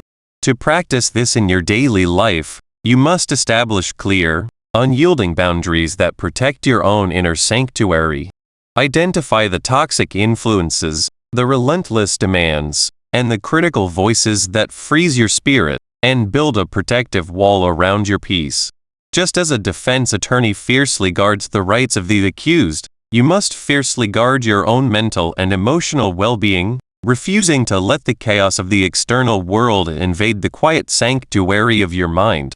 This brings us to the attorney's noble and unyielding duty to act as a shield for the forgotten. There is a quiet, often lonely heroism in defending those whom society has already condemned in the court of public opinion. Let us look at a young lawyer named David, who has taken on the defense of a man accused of a crime so public and so reviled that even David's colleagues whisper in disapproval. As David walks into the courtroom, the gallery is filled with eyes burning with hostility, and the air is thick with a collective desire for vengeance. It would be easy for David to offer a half-hearted defense, to step aside and let the crowd have their way. But he stands tall, his hands resting on the table, his eyes fixed on the judge. He knows that his duty is not to defend the alleged act, but to defend the very principle of justice itself. He stands as a human shield between his client and the howling mob, demanding that the law be applied fairly, rigorously, and without prejudice. He is the thin line between a society governed by the rule of law and one ruled by the raw, chaotic emotion of the crowd. The psychological weight of this duty is immense, for it requires us to confront our own shadow selves.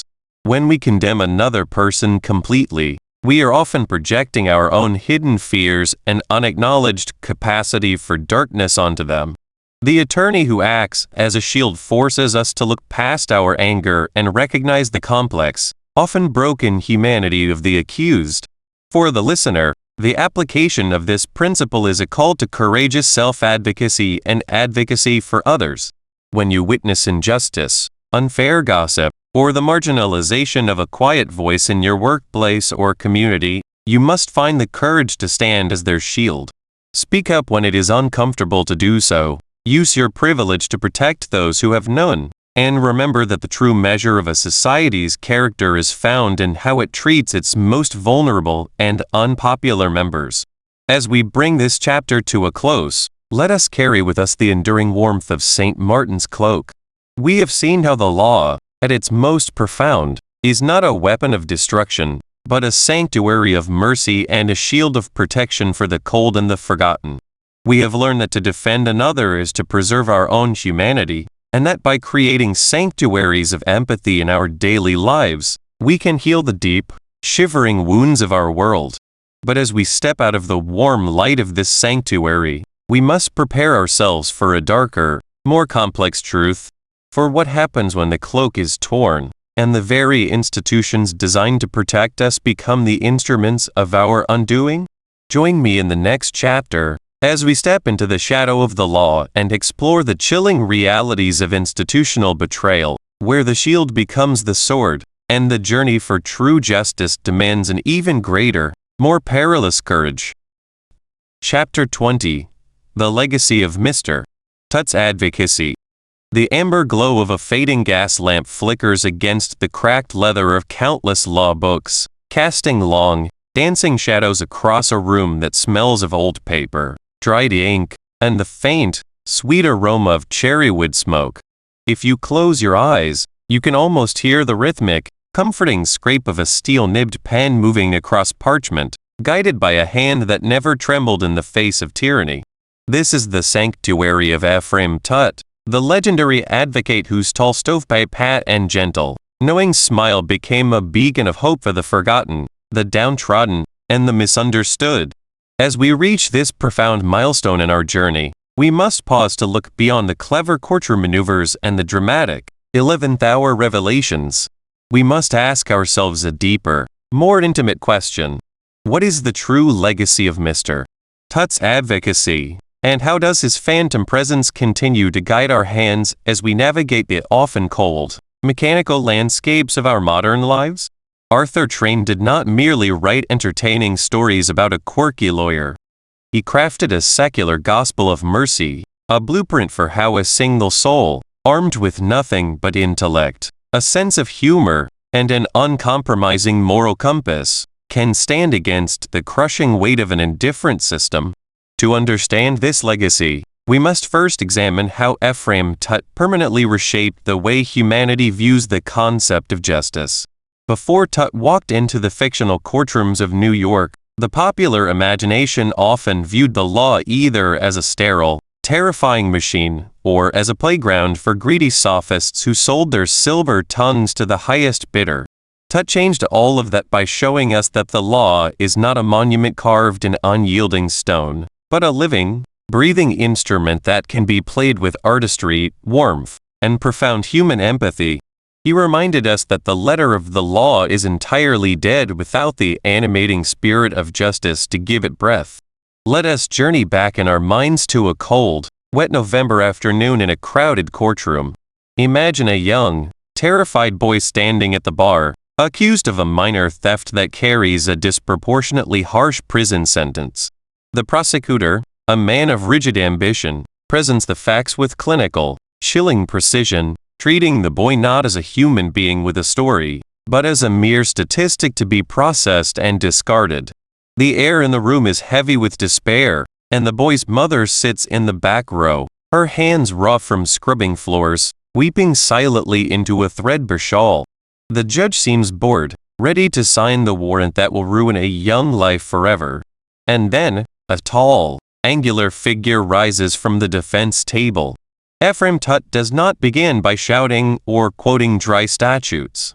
Instead, he reaches into his pocket and pulls out a simple, half-eaten apple.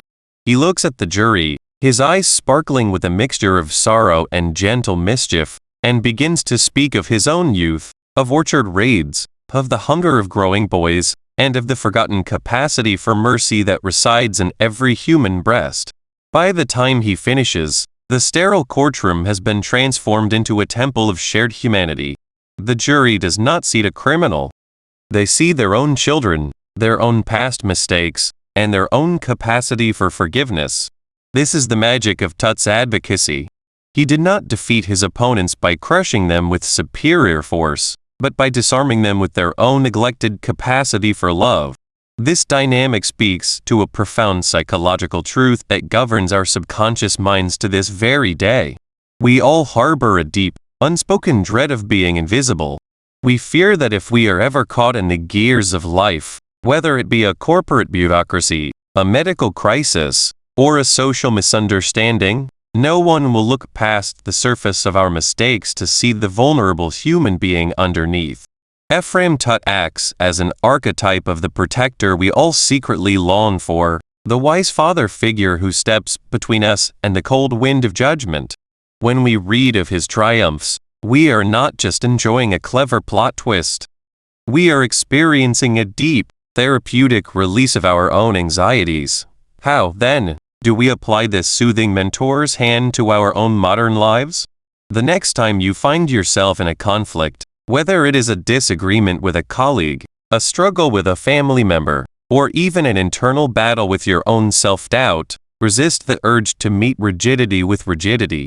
Do not hide behind rules, grievances, or the cold logic of who is right and who is wrong. Instead, seek the human element. Ask yourself what hidden pain or unspoken fear is driving the other person's hostility. When you address the vulnerability rather than the armor, you are practicing the very essence of Tut's advocacy. You are choosing to be a healer rather than a combatant. This brings us to the second pillar of Tut's legacy, which is the delicate, beautiful synthesis of cleverness, uncompromising ethics, and human warmth. In a world that often falsely suggests we must choose between being highly intelligent or being kind, Tut stands as a magnificent proof that the two can, and indeed must, coexist. His cleverness was legendary. He could find a loophole in a centuries-old statute, or turn a prosecutor's own evidence against him with the grace of a master magician. Yet, his brilliant mind was always entirely subservient to his warm heart. He never used his intellect to exploit, to humiliate, or to accumulate personal wealth. He lived in a simple house, drank his malt whiskey, smoked his cheap stogies, and slept with a clear conscience. Consider the story of an elderly widow facing eviction from the only home she has ever known, because a wealthy developer has discovered a technical flaw in her property deed. The developer's lawyers are arrogant, confident that their wealth and legal resources will easily crush the old woman's resistance. They offer a pittance, expecting her to sign away her heritage in despair. But Tut takes the case for $1. He spends sleepless nights in dusty archives, his eyes straining under the dim light of a green-shaded lamp, searching for a counter-strategy. He does not find it in a grand constitutional argument, but in an obscure, forgotten colonial charter that requires any landowner in that specific parish to provide a public well for weary travelers. On the day of the hearing, Tut quietly reveals that the developer's modern office building stands directly over the historic town spring, and that under the ancient law, the building must be demolished to restore the water supply to the public. The arrogant developers are stunned into silence. Tut does not demand their ruin. He simply smiles and offers to waive the ancient requirement in exchange for the widow's deed being cleared forever. The developer agrees instantly, humbled and defeated by a mind that was far sharper, yet infinitely gentler, than their own. This classic dynamic holds a mirror to our own psychological blockages. We often hold ourselves back because we believe that to succeed in a competitive world, we must harden our hearts and adopt a ruthless, calculating persona. We tell ourselves that kindness is a luxury for the weak, but the story of Ephraim Tutt reminds us that true strength lies in an intellect that is guided by love. When you use your mind solely for self-preservation or dominance, your world shrinks, and your spirit becomes dry and brittle. But when you dedicate your intelligence to protecting others, to solving problems with creativity and grace, you tap into a limitless well of energy and inspiration. To bring this lesson into your daily routine, practice the art of elegant problem solving. When faced with an obstacle, do not look for the loudest, most aggressive way to break through it. Look for the hidden leverage points. Look for the creative compromise that allows everyone to walk away with their dignity intact. True cleverness is never loud. It is quiet, patient, and deeply respectful of the human spirit. Finally, Tutt's legacy is a stirring call to carry his vigilance for justice into our own modern lives. We live in an era of unprecedented connectivity, yet we often feel more isolated and powerless than ever before. We see injustices on our screens every day, and we feel a paralyzing sense of helplessness. We assume that because we do not wear a lawyer's gown or stand before a judge, we cannot make a difference. But Ephraim Tutt's most profound lesson is that advocacy is not a profession. It is a way of being. It is a decision to stand up for the person who is being gossiped about at the water cooler. It is the choice to speak truth to power in our own small circles, even when our voices shake.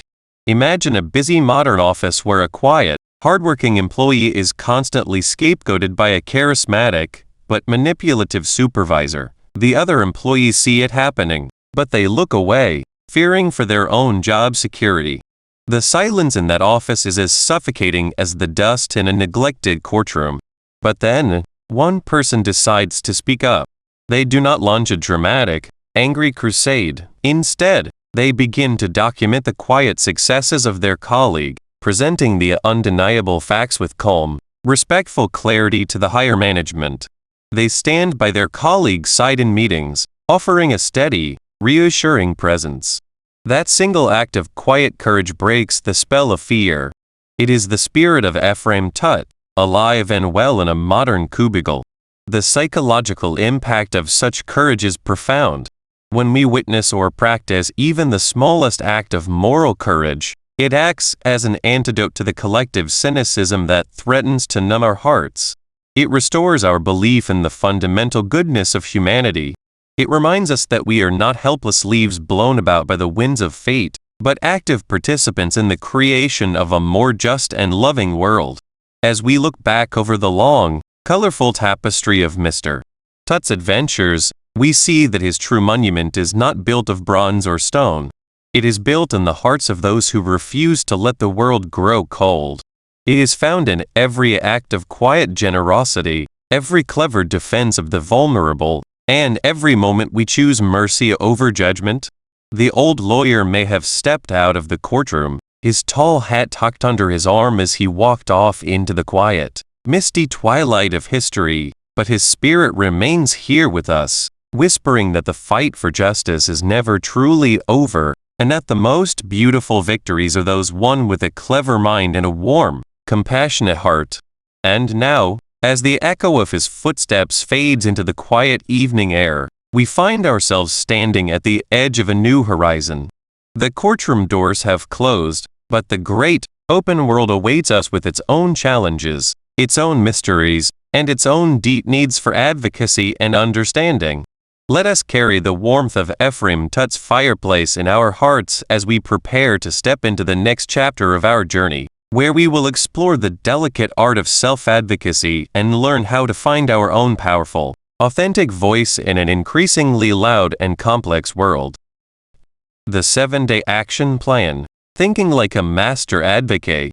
Imagine, if you will, the soft, rhythmic patter of rain against a dusty window pane on a cold November evening. Inside, the only light comes from the flickering ember glow of a dying fire, casting long, dancing shadows across shelves heavy with leather-bound books.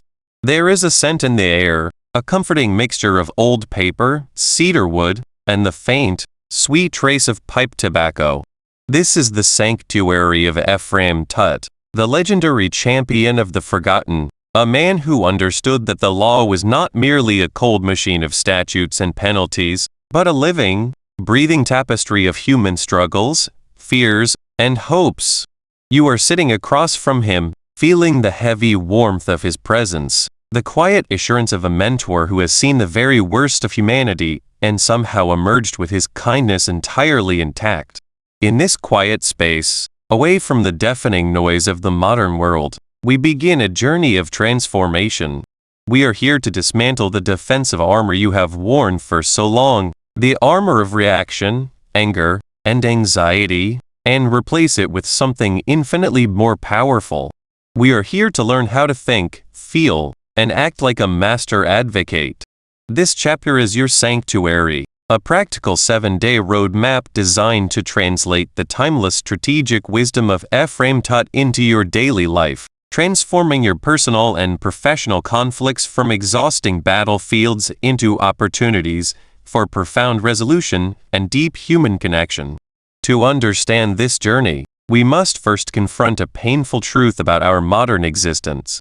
Every single day, we find ourselves caught in a silent, exhausting warfare of words and emotions. We walk into boardrooms, family kitchens, and digital spaces with our guards fully raised, constantly anticipating the next blow, the next misunderstanding, the next betrayal of our trust. When someone disagrees with us, our hearts race, our palms sweat, and our minds immediately scramble to build defensive walls or launch retaliatory strikes. This is the primal trap of the human ego, a survival mechanism that mistakes a difference of opinion for a threat to our very existence. But there is a different way to live, a more elegant, compassionate, and devastatingly effective way to navigate the human comedy. It begins with the courage to step off the battlefield of reactivity and step into the courtroom of deliberate, strategic empathy. Over the next 7 days, we will systematically rebuild your approach to conflict. We will move you from a state of defensive panic to a position of quiet, unshakable authority. Let us begin on the dawn of your first 2 days, days 1 and 2, where we lay the very foundation of the Master Advocate's art. This is the discipline of mastering active, non-judgmental listening and mapping out the true, unvarnished facts of any disagreement. Consider the story of Sarah, a dedicated senior project manager at a rapidly growing architectural firm. For months, Sarah had poured her soul into designing a sustainable community center, a project she hoped would define her career. But during a critical progress meeting, her colleague Marcus, a man known for his sharp tongue and aggressive ambition, stood up and declared that Sarah's designs were unrealistic, over budget, and detached from the client's actual needs. In that agonizing moment, Sarah felt the familiar, hot rush of blood to her face. Her chest tightened, and her mind began to scream a defensive monologue, listing all of Marcus's past failures and personal flaws.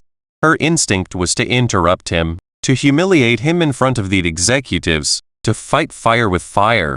But instead, she remembered the quiet posture of Ephraim Tut. She closed her eyes for a single heartbeat, let out a slow, silent breath, and chose to do the most radical thing possible. She listened. She did not just listen to the words Marcus was saying. She listened to what lay beneath them. She watched the slight tremor in his hands, the defensive tightness in his shoulders, and the subtle anxiety in his voice. She realized that Marcus was not actually attacking her character. He was terrified of a budget overrun that would jeopardize his own standing with the firm's partners. Armed with this realization, when Marcus finally stopped speaking, expecting a defensive outburst, Sarah did not attack. She paused, letting the silence hang in the air, disarming the room's tension. Then, she spoke in a low, calm voice, repeating his concerns back to him without a trace of sarcasm, validating his fear of budget instability while separating that fear from the physical reality of her designs. She mapped the facts, distinguishing between Marcus's emotional interpretation and the actual, cold numbers on her blueprints. Within 10 minutes, The entire room shifted from a hostile confrontation into a collaborative problem-solving session. Marcus, disarmed by the lack of resistance, slowly lowered his guard and eventually agreed to her proposals. The psychology behind this dynamic is as profound as it is ancient. When we are attacked, our subconscious mind instantly perceives a threat, triggering a flood of cortisol and adrenaline that temporarily paralyzes our rational prefrontal cortex. We cease to be thinking humans and become cornered animals, capable only of fighting, fleeing, or freezing. When we react from this place of panic, we validate our opponent's hostility, creating a toxic feedback loop that escalates the conflict. However, when you practice active, non-judgmental listening, you perform a psychological miracle. You refuse to feed the beast of conflict. By remaining calm and focusing entirely on mapping the objective facts, you force your opponent's brain to down-regulate its threat response. You show them that their anger has no power over you, which immediately shifts the balance of power in your favor. You become the emotional anchor in the storm, the adult in the room, guiding the interaction back to reality. To apply this in your own life during these first 2 days, you must practice what we call the strategic pause. The very next time someone speaks to you with anger, passive aggression, or dismissiveness, do not respond immediately. Force yourself to count to 3 in your mind. While you are counting, observe your physical body. Relax your jaw, drop your shoulders, and open your hands. Then, ask yourself 2 critical questions. What is this person actually afraid of? And what are the undisputed facts here, stripped of all emotional language? Write these facts down on a piece of paper if you can. Divide the paper into 2 columns, one labeled Undisputed Facts, and the other labeled Emotional Interpretations. By visually separating the cold truth from the heated rhetoric, you will find that the conflict loses its terrifying power over you, allowing you to speak with the calm clarity of a judge rather than the desperation of a defendant. As we move into days 3 and 4, our focus shifts to a sharper, more intellectual discipline. We learn to spot logical fallacies, hidden motives, and technical errors in daily communications. This is where the advocate's mind becomes a finely honed scalpel, capable of slicing through the dense fog of manipulation and deceit. Consider the experience of David, a quiet, gentle man who found himself locked in a bitter dispute with his sibling over their late mother's modest estate. His sibling, an emotionally manipulative individual, constantly bombarded David with long, guilt-inducing text messages and phone calls, accusing him of greed, of neglecting their mother during her final years, and of wanting to destroy the family legacy. For months, David was paralyzed by guilt, questioning his own memories, his own morals, and his own sanity. He was falling victim to the classic logical fallacies of ad hominem attacks and appeal to emotion, designed to make him surrender his legal and moral rights out of sheer psychological exhaustion. Then, David decided to look at these communications through the lens of a master advocate. He sat at his kitchen table, printed out every message his sibling had sent, and began to analyze them with a red pen, not as a wounded brother, but as a neutral legal observer. He began to label the fallacies in the margins. Here was a strawman argument, where his sibling exaggerated David's request for a fair distribution into an accusation of wanting to leave the family destitute. There was a false dichotomy, suggesting that David must either surrender his share of the inheritance or prove he never loved his mother.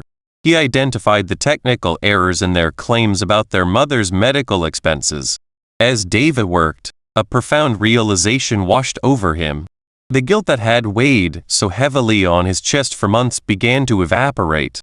He saw that his sibling's words were not a reflection of his own worth, but a desperate, flawed strategy born of fear and greed. Armed with this clinical understanding, David drafted a brief, polite, and entirely objective response that ignored all emotional bait and addressed only the specific, legal facts of the estate. His sibling, realizing that the emotional levers of manipulation no longer worked, quickly agreed to a fair and quiet mediation. The psychology of manipulation relies almost entirely on your willingness to accept a false narrative. Manipulators, whether they are difficult relatives, predatory colleagues, or deceptive salesmen, count on your emotional reactivity to blind you to the illogical nature of their claims. They construct a house of cards made of guilt, fear, and distorted facts, hoping you will be too intimidated to look closely. But when you learn to identify logical fallacies, you instantly dismantle their power. You realize that an insult is not an argument, that a threat is not a fact, and that guilt is not a legal obligation. This realization creates a profound sense of cognitive sovereignty, an internal fortress of clarity that no emotional storm can penetrate. You no longer feel the need to argue back, because you see that their arguments are fundamentally hollow. To practice this on days 3 and 4, you must become an active investigator of the language around you. When you read emails, watch the news, or listen to a difficult conversation, consciously search for the flaws in the reasoning. Look for the classic red flags, the strawman, where someone misrepresents your position to make it easier to attack. The slippery slope, where they claim a single minor decision will inevitably lead to absolute disaster. And the ad hominem, where they attack your character because they cannot defeat your argument. When you identify these fallacies, do not call them out with anger or intellectual arrogance. Instead, point them out with gentle, devastating simplicity. You might say, "I notice we are focusing on my tone of voice rather than the budget proposal. Let us return to the numbers." Or perhaps, you are suggesting that if we do not approve this project, the entire company will fail. But is there a middle ground we are overlooking? By calmly naming the fallacy, you gracefully guide the conversation back to the high ground of truth. On days 5 and 6, we enter the realm of human connection and inspiration. We practice persuasive framing and structured storytelling to present arguments clearly and movingly. This is where the logical defense of the advocate meets the warmth of the artist, transforming dry facts into a compelling narrative that captures both the mind and the heart. Think of Alina, a passionate teacher in an underfunded public school district. For years, the school board had systematically ignored requests for a specialized arts program for children with learning differences, citing budget constraints and administrative hurdles. Previous teachers had approached the board with thick binders of statistics, research papers, and angry demands, only to be met with polite nods and immediate rejections. Alina knew that if she wanted to change their minds, she could not simply throw more data at them. She had to tell a story. At the next board meeting, Alina did not bring a binder. She brought a single painting, created by a 10-year-old boy named Leo, who struggled with severe dyslexia and selective mutism. She placed the painting on an easel in front of the board. It was a breathtaking, vibrant depiction of a bird breaking free from a cage. Alina stood before them and told Leo's story. She described the quiet, painful frustration of a boy who could not speak his own name to his classmates, who felt locked inside his own mind. She told them how, the moment he was handed a paintbrush, his world opened up, and he found his voice. She framed the proposed arts program not as an expensive luxury or an administrative burden, but as a key that would unlock the hidden genius of hundreds of children who were currently suffering in silence. She spoke of the board's legacy, asking them how they wished to be remembered, as bureaucrats who balanced a spreadsheet, or as the visionary leaders who gave a voice to the voiceless. When she finished, there was a profound silence in the room. Several board members were visibly moved. Within 3 weeks, the funding for the arts program was unanimously approved. This is the psychological magic of storytelling, a phenomenon deeply rooted in the history of human consciousness. Our brains are not designed to process dry, isolated statistics. We are hardwired for story. For thousands of years, knowledge, morality, and culture were passed down around campfires through the medium of narrative. When we hear a story, our brains undergo a process called neurocoupling, where the listener's brain activity mirrors that of the storyteller. We do not just hear the words. We feel the emotions, We see the images, and we live the experience. Persuasive framing is the art of defining the context of a conversation. It allows you to choose the ground upon which the battle of ideas is fought. If you frame an issue as a matter of cost, people will look for ways to save money. But if you frame it as a matter of human dignity, of legacy, of protection for the vulnerable, you appeal to their highest, noblest instincts. You invite them to become the heroes of their own stories. To implement this on days 5 and 6, you must learn to structure your communication using the classic narrative arc of the master advocate. Whenever you need to pitch an idea, request a raise, or resolve a dispute, do not simply present your demands. Instead, build a story with 3 distinct parts: the context, the conflict, and the resolution. Begin by establishing a shared value or a common ground. This is the context. Next, introduce the obstacle or the suffering that threatens the shared value. This is the conflict. Finally, present your proposal not as a demand, but as the elegant, heroic solution that restores harmony and protects that shared value. This is the resolution. Frame your request in a way that aligns with the self-interest and the moral identity of the person you are speaking to. Make them feel that by helping you, they are fulfilling their own highest purpose. Finally, we arrive at day 7, the culmination of your journey, the day you commit to a compassionate, underdog-centric mindset in both your professional and your personal life. This is the very soul of Ephraim Tut, the philosophy that elevates advocacy from a mere profession to a sacred calling. It is the understanding that true strength is not measured by how many battles you win for yourself, but by how many shields you raise for those who cannot defend themselves. Let us look at Julian, a successful corporate attorney who had spent decades climbing the ladder of wealth and prestige. Despite his material success, Julian felt a persistent, hollow ache in his chest. He was tired of using his intellect to defend the interests of massive, faceless corporations who cared nothing for him. He felt disconnected from the idealistic young man he had once been. One Saturday morning, Julian saw an elderly woman named Clara sitting on the steps of her apartment building, weeping quietly. He stopped to speak with her and learned that a predatory real estate developer was using a technical loophole to evict her from the home she had lived in for 50 years, aiming to replace her building with luxury condominiums. Clara had no money for a lawyer, no family to turn to, and felt entirely helpless against the high-priced legal team hired by the developer. Julian felt a spark of something long forgotten ignite within his chest. He agreed to represent Clara pro bono. When he walked into the courtroom, he was up against a firm of ruthless, expensive lawyers who expected an easy victory. But Julian did not fight with the cold, detached style of his corporate work.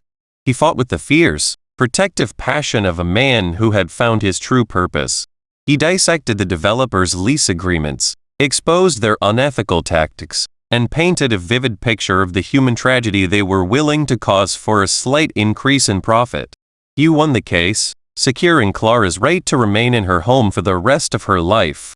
As he walked out of the courthouse, feeling Clara's frail, grateful hand holding his, Julian realized that the hollow ache in his chest was gone.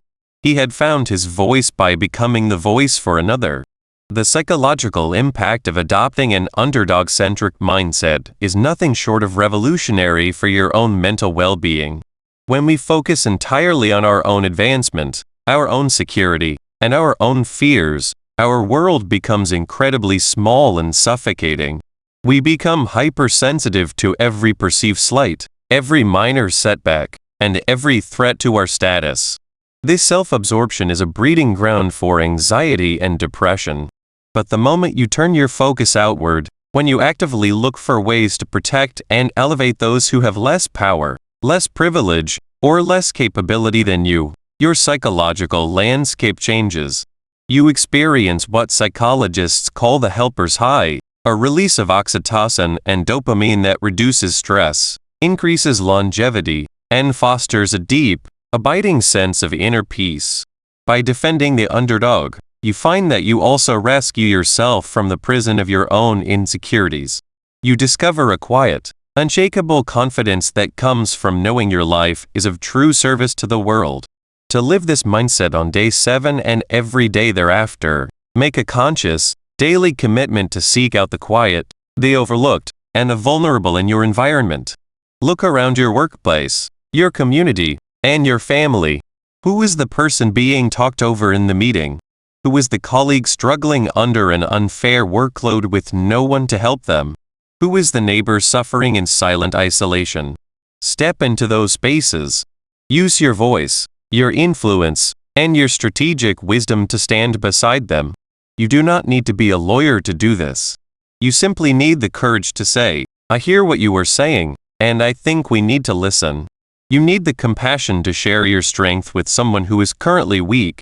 In doing so, you will find that the spirit of Ephraim Tut, the spirit of the master advocate, becomes not just a strategic tool, but a permanent, beautiful way of being in the world. As we look back over the path we have walked together in this chapter, we see that the 7-day action plan is not merely a set of clever tactics for winning arguments.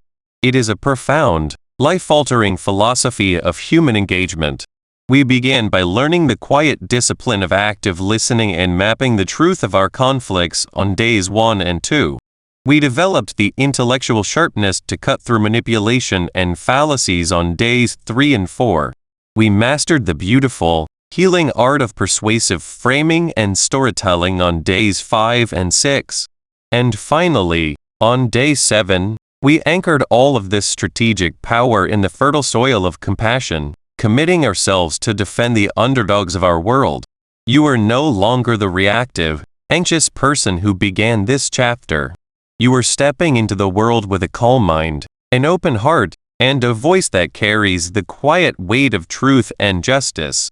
The embers in the fireplace are burning low now, casting a soft, warm light over the quiet study of Ephraim Tut. The rain outside has subsided to a gentle whisper, leaving the world clean, refreshed, and waiting for the dawn. You stand up from your chair, feeling a deep, solid strength in your chest that was not there before. You are ready to step back into your life, not as a victim of circumstance, but as an advocate of hope. But our journey is far from complete. As we look forward, we must prepare to explore a deeper, more mysterious aspect of this ancient art. For the advocate's power lies not only in how they manage their own mind, but in how they navigate the silent, unseen currents of human nature that flow beneath the surface of every court, every office, and every home. In our next chapter, we will pull back the heavy velvet curtain of the courtroom to examine the subtle, unspoken psychological forces that govern the decisions of judges, juries, and the adversaries we face every day. We will learn to read the unwritten laws of human behavior, discovering how to influence others not through force or coercion, but through the irresistible, quiet pull of truth and understanding. Sleep well tonight, my friend, and let your mind rest in the quiet assurance of the strength you have found. Tomorrow, the true mastery begins. The core principles of legal strategy. Welcome, dear listener, to this quiet space of reflection. Take a deep breath, let the rush of the world fade away, and allow yourself to settle into the warm, amber glow of a time when the law was not just a system of cold machinery, but a deeply human theater of the soul. Picture, if you will, a dusty, high-ceilinged office on Broadway, filled with the rich, comforting scent of old calfskin law books, lavender water, and the faint, sweet aroma of cherrywood smoke lingering in the air. Outside, the clamor of New York City rumbles like distant thunder, but inside, sitting behind a massive oak desk littered with yellowing briefs and red tape, sits Ephraim Tut. He is a tall, angular man with a kindly, wrinkled face, wearing a faded frock coat and a stovepipe hat that seems to belong to another century. In this chapter, we are going to unpack the very heart of his wisdom, synthesizing the overarching narratives, the timeless themes, and the brilliant legal strategies that make up the absolute core of By Advice of Counsel. This is not merely a summary of legal maneuvers. It is a profound exploration of how we navigate the rules of our lives without losing our humanity. At its core, This book presents us with a perpetual, aching conflict that every single one of us faces in our daily lives. The eternal balance between strict, unyielding statutes and the warm, messy truth of human morality. The law, as designed by human hands, is often a rigid cage. It is built on precedents, codes, and cold logic, designed to treat every individual as a uniform gear in a giant social machine. But human lives are not uniform. We are made of fragile dreams, secret fears, sudden temptations, and desperate acts of love. Mr. Tutt understood, with a profound, almost mystical clarity, that when the strict letter of the law is applied without mercy, it ceases to be justice and becomes a form of legalized cruelty.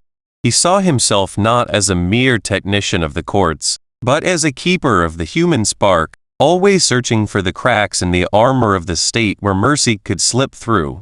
Throughout his stories, we see three distinct legal strategies emerge again and again. First, the art of using the law's own rigid technicalities to defeat its cruelty, turning the enemy's weapons back upon themselves. Second, the strategy of exposing the arrogance and hypocrisy of the powerful by lulling them into a false sense of security.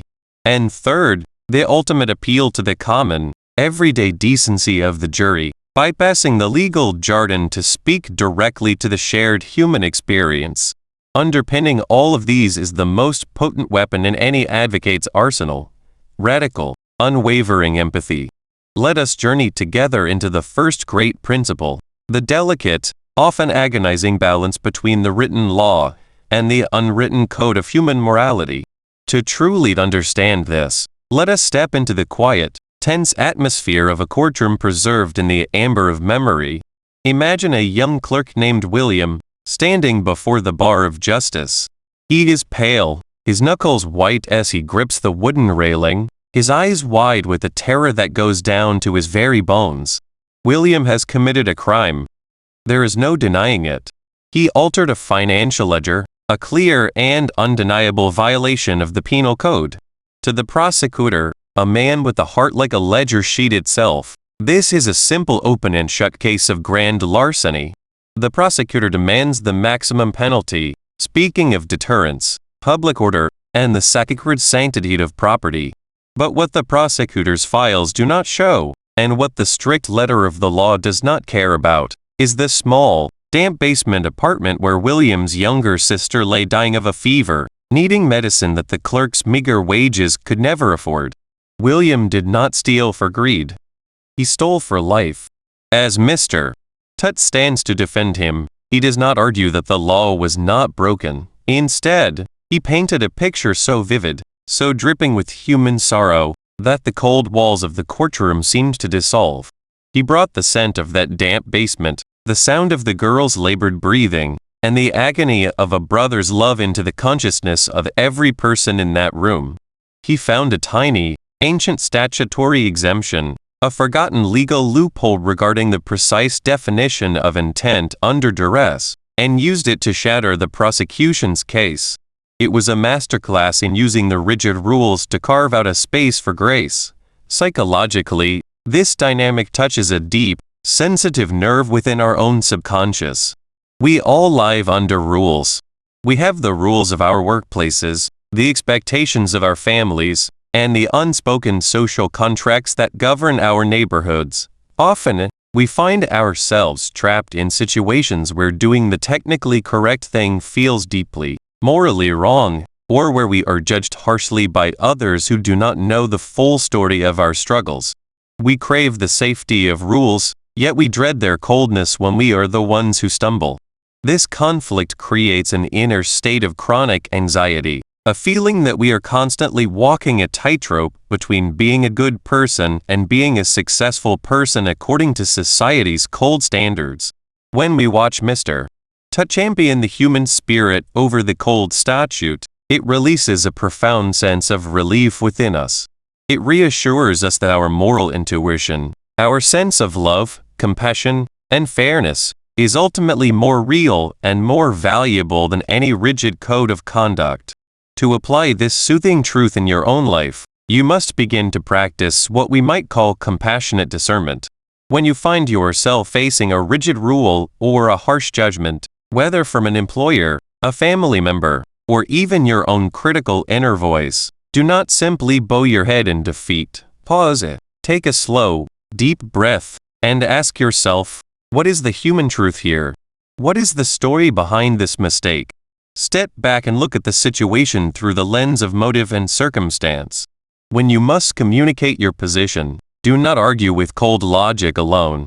Speak from the heart, explain the human journey that led to the choice, and help others see the fragile, breathing person behind the action. By doing so, you learn to gently bend the rigid structures of your world without breaking your own moral compass.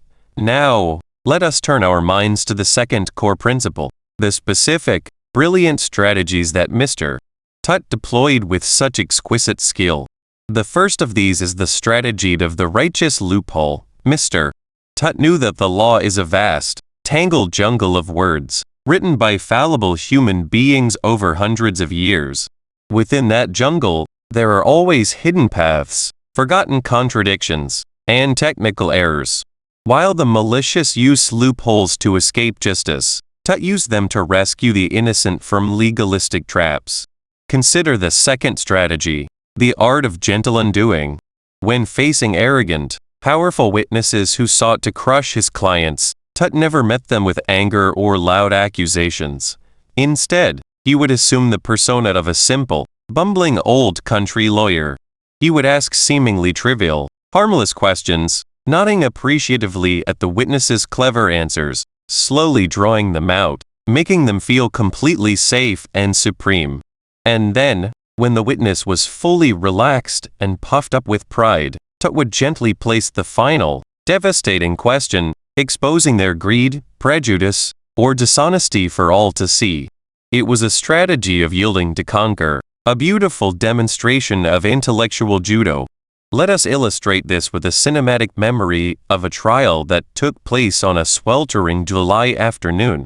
A wealthy, scheming landlord named Silas Craig was attempting to evict a poor widow and her children from their small farm, using an obscure, highly technical clause in a poorly drafted lease. Craig sat on the witness stand, immaculate in his linen suit, exuding an air of smug, untouchable power. His high-priced lawyers had constructed a seemingly flawless legal wall around his claim. Mr. Tut did not attack this wall directly. Instead, he shambled up to the witness stand, his spectacles sliding down his long nose, carrying a dusty, leather-bound volume of colonial land grants. In a soft, almost apologetic voice, he began asking Craig about the history of the county, the old boundaries, and the original patent signed by the royal governors. Craig, amused by what he saw as the rambling of a senile old man, bragged about his extensive knowledge of the land's history and his absolute ownership of every square inch. He laughed openly at Tut's questions. But as the afternoon shadows lengthened, Tut quietly revealed that under a forgotten colonial charter from 1704, which had never been repealed, any property containing a natural spring was designated as a public preserve in times of drought. Tut proved, through Craig's own prideful admissions, that the farm in question possessed just such a spring. The landlord's case collapsed like a house of cards, and the widow's home was saved. The courtroom erupted in cheers, and Craig was left staring in utter disbelief at the trap he had so eagerly walked into. This classic dynamic holds a profound psychological lesson for us all.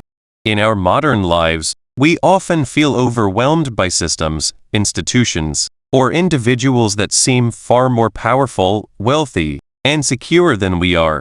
We feel a sense of helplessness, believing that we must either submit to their demands or engage in an exhausting, destructive head-on collision. But Mr. Tut's strategies teach us that arrogance is always its own undoing.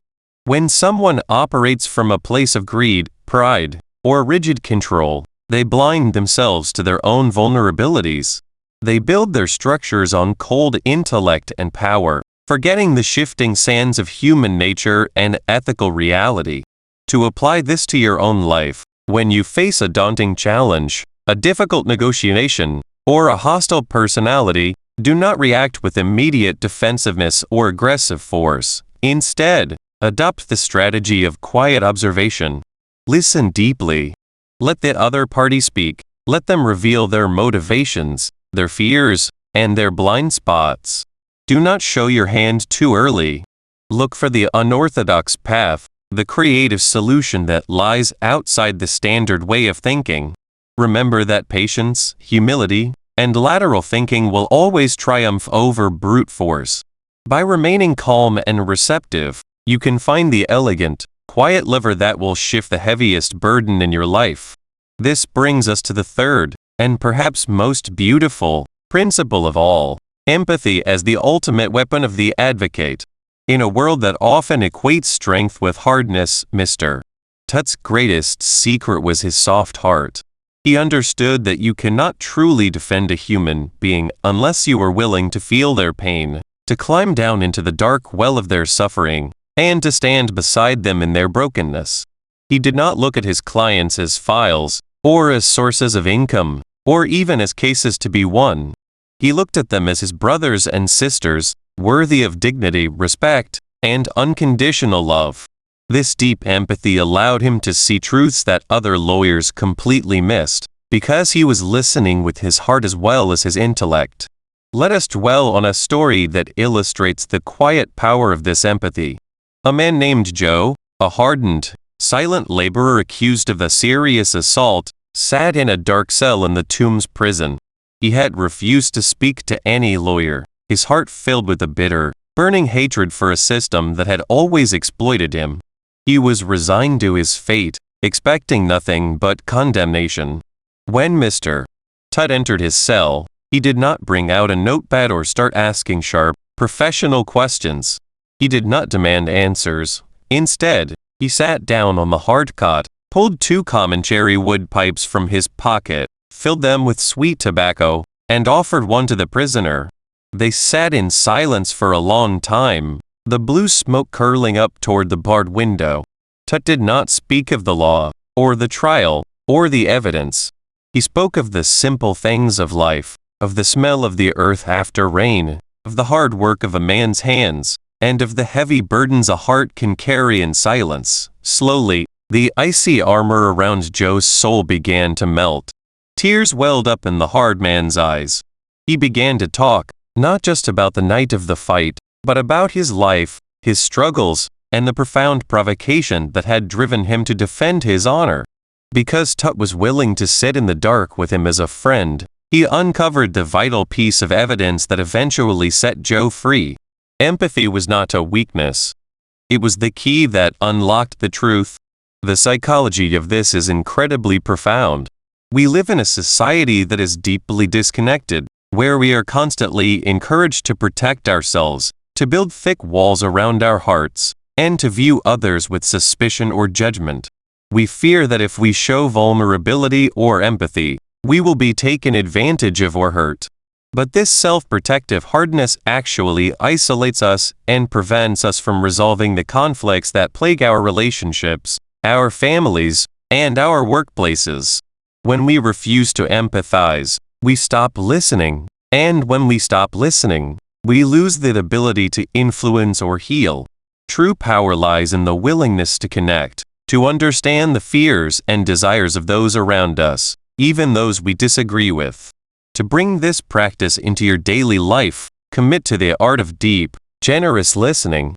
The next time you find yourself in a conflict or dealing with someone who is difficult, angry, or closed off, resist the urge to argue or defend your position. Instead, make it your sole mission to understand their world. Ask yourself, what is this person feeling right now? What pain or fear is driving their behavior? Speak to them with a warmth that disarms their defenses. Let them know, through your posture, your tone, and your presence, that they are heard and valued as a human being. You will find that this simple act of radical empathy has the power to dissolve hostility, mend broken bonds, and open up pathways of understanding that seemed completely closed. As we bring this summary of the core principles of legal strategy to a close, Let us look back upon the landscape we have traveled. We have seen how the rigid, unyielding letters of the law can be softened and elevated by the living spirit of human morality. We have explored the brilliant, patient strategies of Mr. Tut, who turned the weapons of arrogance and complexity back upon themselves to protect the innocent. And we have felt the quiet, transformative power of empathy, which remains the most magnificent tool for justice and healing in our world. These principles are not confined to the courtroom of a bygone era. They are living guides for your own journey, offering you a way to stand tall, act with wisdom, and live with an open, compassionate heart in a complex world. But our journey through the wisdom of these pages is far from finished. As the night deepens and the lamp on Mr. Tut's desk flickers, casting long, dancing shadows across the rows of ancient books, a new and even more compelling question begins to form. How do these high-minded principles hold up when they are dragged down into the dark, tangled underbelly of the city, where the rules of the court are replaced by the raw, desperate rules of survival? To find the answer, we must step out of the quiet sanctuary of the office and into the shadow of a high-stakes drama that will test every ounce of Ephraim Tut's cunning, courage, and devotion to the human soul. Join me in the next chapter as we explore the thrilling, suspenseful case of the phantom client, where the boundaries between guilt and innocence become dangerously blurred. Continue your legal journey. The lamp on the heavy oak desk flickers, casting long, amber shadows across the worn leather of the armchair, where the scent of old paper and dust seems to linger like the quiet memory of a century gone by.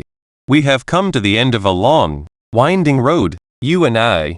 For 272 minutes, we have walked together through the rain-slick streets of old New York, feeling the chill of the autumn wind blowing off the Hudson, hearing the distant, metallic clang of the streetcars, and stepping inside the grand, echoing halls of the criminal courts building on Center Street.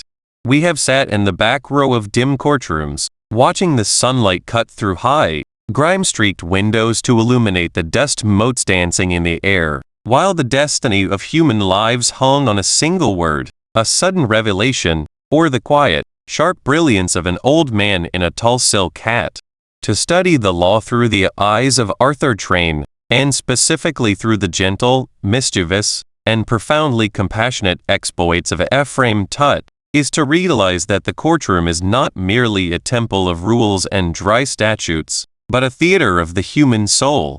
It is a place where our deepest fears, our secret greeds, our quiet redemptions, and our most desperate hopes are laid bare before the world.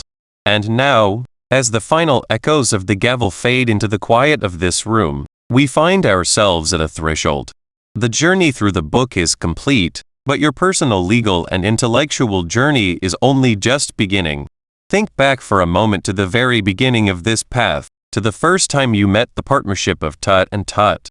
Perhaps you smiled at the contrast between the two men, the dry, pragmatic, business-minded business partner who calculated costs and fees, and the tall, slender, eccentric Ephraim, who cared far more for the preservation of a poor man's dignity than the weight of his purse. Throughout these chapters, we have seen that the law is a double-edged sword. In the hands of the cold and the calculating, it can be a terrible engine of oppression, a web of technicalities designed to trap the unwary and protect the powerful. But in the hands of someone who understands the deeper, unwritten laws of human nature, it becomes a shield, a tool of ultimate grace and rescue. You have spent nearly 5 hours immersed in this world, and that commitment is no small thing.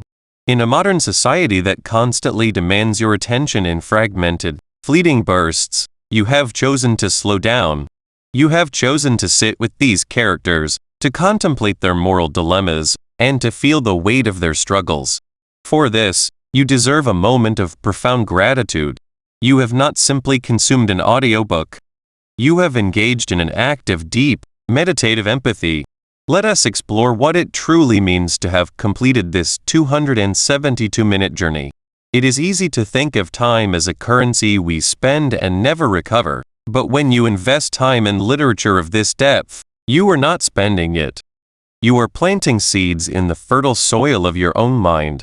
To understand the significance of this commitment, let me paint a picture for you, a scene from a quiet, rainy evening in a small town many decades ago. There was an old country lawyer named Thomas, who sat in his study surrounded by towering shelves of leather-bound casebooks. The room smelled of pipe tobacco, cedar wood, and the damp earth from the garden outside. Thomas had spent 50 years defending the farmers, the laborers, and the quiet families of his valley. On this particular night, a young apprentice sat across from him, looking exhausted, overwhelmed by the endless stacks of legal briefs and the seemingly dry, tedious nature of the statutes they had been analyzing all day. The young man sighed, closed a heavy volume, and asked how anyone could find joy in a profession that seemed so utterly devoid of warmth, so entirely built on cold logic and rigid rules. Thomas smiled, his eyes crinkling at the corners as he reached over and tapped the cover of the book the young man had just closed. He told his apprentice that if he only looked at the black ink on the white paper, he would see nothing but a skeleton. But if he looked closer, if he learned to listen to the heartbeat beneath the words, he would see that every single statute was born from a human tear, a human conflict, or a human dream. He told him of a case he had argued 30 years prior, involving a dispute over a small patch of land that seemed trivial to anyone on the outside. But to the family who owned it, that land represented 3 generations of sweat, of children raised, and of a promise made to a dying mother. Thomas explained that his job had not been to simply recite the law of property, but to translate that family's devotion into a language that the court could understand. The young apprentice looked at the book again, and for the first time, he did not see dry text. He saw a living tapestry of human lives. This is the very transformation that you have undergone over the course of listening to these stories. You have learned to look past the cold facade of legal machinery and see the beating heart within. The psychological impact of this immersion is profound. Our subconscious minds are constantly searching for narrative structures to make sense of the chaotic world around us. When we submerge ourselves in the classic dynamics of justice, mercy, and human fallibility, we are training our minds to seek balance. We live in an era that often feels incredibly polarized, where judgments are made in an instant, and where nuance is frequently sacrificed on the altar of speed and certainty. By spending hours with Ephraim Tutt, you have exercised your capacity for moral complexity. You have watched a character use the technicalities of the law not to subvert justice, but to achieve a higher, more poetic form of equity that the rigid statutes had forgotten. Your subconscious has been gently reminded that the world is rarely black and white, and that true wisdom lies in the gray areas, in the spaces where compassion meets the letter of the law. To apply this newly awakened awareness to your own life, you do not need a law degree or a courtroom of your own. You can begin by practicing the art of advocacy in your daily interactions. The next time you find yourself in a conflict, whether it is with a family member, a colleague, or a neighbor, pause and ask yourself what unwritten story is driving their behavior. Before you pass judgment, before you deliver your own personal verdict, seek to understand the fears and desires that lie beneath their actions. Act as your own internal Ephraim Tutt. Look for the loophole of grace in the situation. Is there a way to resolve the conflict not by crushing the opponent with rigid correctness, but by finding a solution that preserves their dignity while still upholding what is right? This is the step-by-step application of the lessons of Nassau Street. It is a commitment to listening with the heart, to advocating for understanding, and to recognizing that every person you meet is fighting a silent battle of their own. As we reflect on these lessons, there is a second, vital action point that bridges the gap between your solitary listening experience and the wider world. I invite you, indeed I urge you, to share your journey by leaving a review and telling others about your favorite story from this collection. It is easy to underestimate the power of a simple review, to view it as a mere digital chore or a metric for algorithms. But in truth, a review is a physical manifestation of your voice, a way to signal to others who are searching in the dark that there is warmth, wisdom, and intellectual sanctuary to be found here. When you write a review, you are not just rating a product. You are contributing to a global conversation about the values that matter to us. Let me tell you a story about a modern-day listener named Clara. Clara was a woman who worked a demanding, high-stress job in the city, a role that often left her feeling cynical about human nature and exhausted by the constant transactionality of her daily life. She felt increasingly isolated, as though she were the only one who still cared about quiet integrity and the gentle art of kindness. One evening, after a particularly bruising day at the office, she sat at her kitchen table in the quiet, blue-tinged light of midnight. She had just finished listening to one of the stories in this very collection, perhaps the tale of the dog Andrew, or the defense of a young boy wrongfully accused by a ruthless prosecutor. She felt a profound sense of warmth wash over her, a sudden, beautiful realization that the human spirit, when guided by empathy, can overcome even the coldest systems. Clara wanted to hold on to that feeling, to make it real. She opened her laptop, and though she had never done so before, she began to write a review. She did not just say that she liked the narrator's voice or that the plot was clever. Instead, she poured her heart onto the screen. She wrote about her favorite story, describing how Ephraim Tutt's quiet defiance of the arrogant prosecutor had reminded her of her own father, a man of simple means who always stood up for the neighborhood children. She wrote about how the audiobook had given her a sense of peace she had not felt in years, and how it had restored her faith in the possibility of justice. A few weeks later, halfway across the world, a young student named David was sitting in a cramped library, feeling utterly defeated by his first year of law school. He was on the verge of quitting, believing that the legal profession was nothing but a cold, soul-crushing exercise in memorization and corporate greed. In a moment of despair, he searched for something to listen to, something that might remind him of why he had wanted to study the law in the first place. He came across this book, and there, at the top of the page, was Clara's review. You read her words about the warmth of Ephraim Tutt, about the defense of the vulnerable, and about the deep emotional truth of the stories. David downloaded the audiobook, listened to it through the night, and decided to stay in school. Years later, he would become a public defender, protecting those who had no one else to stand up for them. All of this happened because one person, sitting in her kitchen at midnight, chose to share her favorite story. When we look at this from a psychological perspective, we see that sharing our thoughts and leaving reviews is a powerful way to combat the modern epidemic of isolation. The subconscious mind craves connection. It thrives on the knowledge that our thoughts and feelings are shared by others. When we read a book or listen to an audiobook in isolation, we hold those ideas within ourselves, where they can sometimes fade like a dream upon waking. But when we take the time to articulate those ideas, to write them down and send them out into the world, we are grounding them in reality.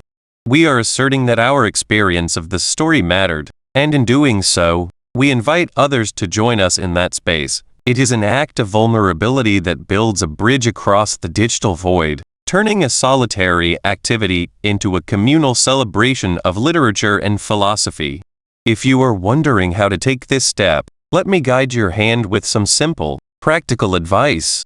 Do not feel that you must write a literary masterpiece or a complex academic analysis. Simply close your eyes for a moment and ask yourself, which character or which moment in these 272 minutes made my chest feel a little lighter, or made my breath catch in my throat? Was it the dry humor of the old judge? Was it the moment of suspense when a crucial piece of evidence was revealed just in time? Or was it the quiet dignity of a poor defendant who found an unexpected champion? Once you have that moment in your mind, write it down just as you would tell it to a dear friend over a cup of tea. Tell us why it touched you, what it made you think of from your own life, and how it changed your perspective.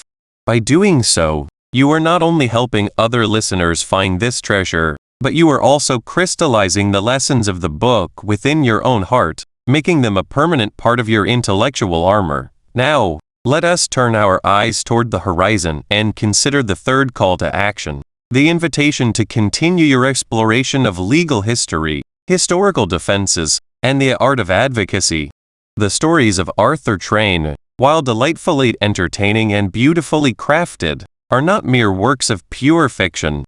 They are deeply rooted in the rich, complex history of the Anglo-American legal tradition. The strategies employed by Ephraim Tutt, the dramatic cross-examinations, the appeals to ancient common law principles, and the sudden, brilliant exposures of corruption are all drawn from the real-life battles that have shaped our freedom for centuries. To truly appreciate the depth of what you have listened to, you must see it as a doorway into a vast, magnificent library of historical legal drama. Let us travel back in time to a hot, stifling summer day in July of 1925 to a crowded, sweltering courtroom in Dayton, Tennessee. The air is thick with humidity, and the sound of handheld fans fluttering like the wings of desperate birds fills the room. This is the scene of the famous Scopes trial, and standing in the center of the courtroom is Clarence Darrow, one of the most legendary defense attorneys in American history.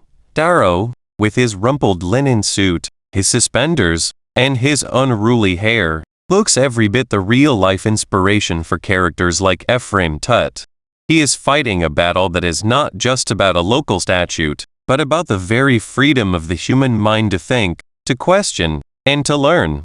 As the trial reaches its climax, Darrow does something unprecedented, something so daring that it sends a shockwave through the entire nation. He calls the opposing counsel, the famous politician and orator William Jennings Bryan, to the stand as an expert witness on the Bible.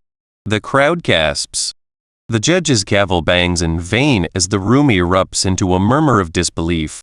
Darrow stands before Bryan, his eyes sharp, his voice low and steady. He begins a cross-examination that is not born of malice, but of a deep, passionate commitment to intellectual liberty. Hour after hour, under the blazing sun, Darrow questions Bryan, chipping away at rigid, unyielding dogmatism with the sharp chisel of reason, logic, and scientific inquiry. It is a masterclass in advocacy, a dramatic duel of minds that captivates the world and forever changes the landscape of education and free speech. Darrow did not win the trial in that small courtroom that day, but he won the battle in the court of public opinion, demonstrating that a single advocate, armed with courage and intellect, can challenge the most powerful forces of conformity. When we study historical moments like this, we are doing more than just memorizing dates and names. We are engaging with the psychology of persuasion and the evolution of human rights. The subconscious mind is deeply affected by the stories of those who stood up against overwhelming odds. When we read about real-life historical defenses, whether it is John Adams defending the British soldiers after the Boston Massacre, because he believed that the law must remain neutral and fair even to our enemies, or Thomas Erskine defending the writers of the French Revolution in London, we are witness to the birth of our own liberties. We begin to understand that the rights we often take for granted were not handed down from on high. They were fought for, inch by inch, by brave men and women who used the power of words, logic, and moral conviction as their only weapons. To pursue this branch of your journey, I encourage you to seek out books, articles, and biographies of the great advocates of history. Read about the trial of Socrates, where the philosopher stood before his accusers and defended his right to seek truth, even at the cost of his life. Read about the grand speeches of Cicero in the Roman Senate, exposing the corruption of those who sought to destroy the Republic. Look into the modern courtroom triumphs of civil rights lawyers who dismantled segregation not with violence, but with the quiet, devastating power of the 14th Amendment. As you read these historical accounts, do not view them as distant events from a dead past. Instead, analyze the strategies they used. Look at how they framed their arguments, how they appealed to the shared values of their audience, and how they managed to find hope in the face of despair. You can apply these very strategies in your own life when you need to advocate for a cause you believe in. Whether you are speaking at a school board meeting, presenting a new project to your team at work, or simply trying to persuade a friend to see a different point of view, the lessons of historical advocacy are universal. They teach us to speak with clarity, to ground our arguments in fundamental truths, and to never lose sight of the human element that lies at the heart of every issue. Let us pause for a moment and feel the weight of what we have discussed. We have traveled from the quiet office of Tut and Tut on Nassau Street, through the warm personal reflection of a 272-minute listening journey, into the transformative power of sharing our stories through reviews, and finally out into the grand, sweeping vistas of legal history. These are not separate paths. They are all part of a single, continuous journey toward a deeper, more conscious way of living. It is a journey that asks you to be more than a passive observer of life, to step into the arena, to use your voice, and to carry the torch of empathy and justice into every corner of your world. To help you integrate these lessons, let us summarize the core insights we have uncovered. First, we must recognize that the law, and indeed all human rules, are only as good as the compassion of those who administer them. We must commit to seeing the human stories behind the rules we encounter every day. Second, we must understand that sharing our experiences and our reflections is a vital act of connection that enriches the lives of others and strengthens our own moral foundations. And third, we must never stop learning, drawing inspiration from the great advocates of the past to sharpen our minds and strengthen our hearts for the challenges of the future. As we prepare to close this chapter, I want you to imagine the scene one last time. The rain outside has slowed to a gentle patter against the window pane. The fire in the hearth has burned down to a warm, red glow, casting a soft light over the room. On the desk lies an empty chair, and beside it, a tall silk hat and a long, thin stoga cigar, its faint, sweet scent still lingering in the air. Ephraim Tut may be a creature of fiction, a character born from the brilliant mind of Arthur Train, but the spirit he represents is entirely real. It is the spirit of quiet courage, of playful brilliance, of unwavering kindness, and of a deep, abiding belief that no matter how dark the world may seem, justice and mercy will always find a way to prevail.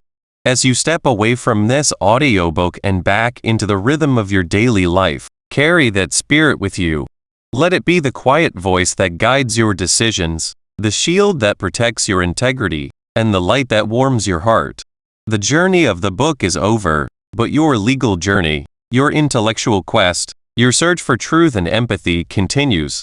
Walk that path with confidence, with curiosity, and with a gentle smile, knowing that you are never truly alone when you walk by advice of counsel. And so, my dear friends, we reach the final page. The echo of the gavel fades, the quiet settles over the courtroom, and we are left in the warm sanctuary of our own thoughts. I want to take a moment to thank you, from the very bottom of my heart, for walking this path with me. To have your company here on Stories of Crime, journeying through the labyrinth of the human soul and the shifting shadows of justice, is a gift I do not take for granted. Audiobooks are a shared confidence, a quiet bridge between minds, and your presence throughout this reading of By Advice of Counsel has made this journey truly complete. If this story has touched your heart, if it has made you ponder the delicate balance of right and wrong, I warmly invite you to become a permanent part of our gathering here. Please, take a moment to subscribe to Stories of Crime. Let us know you are with us by leaving a like on this video, and share your own wisdom in the comments below. I read them all, and I would love to know what thoughts and feelings this tale has stirred within you.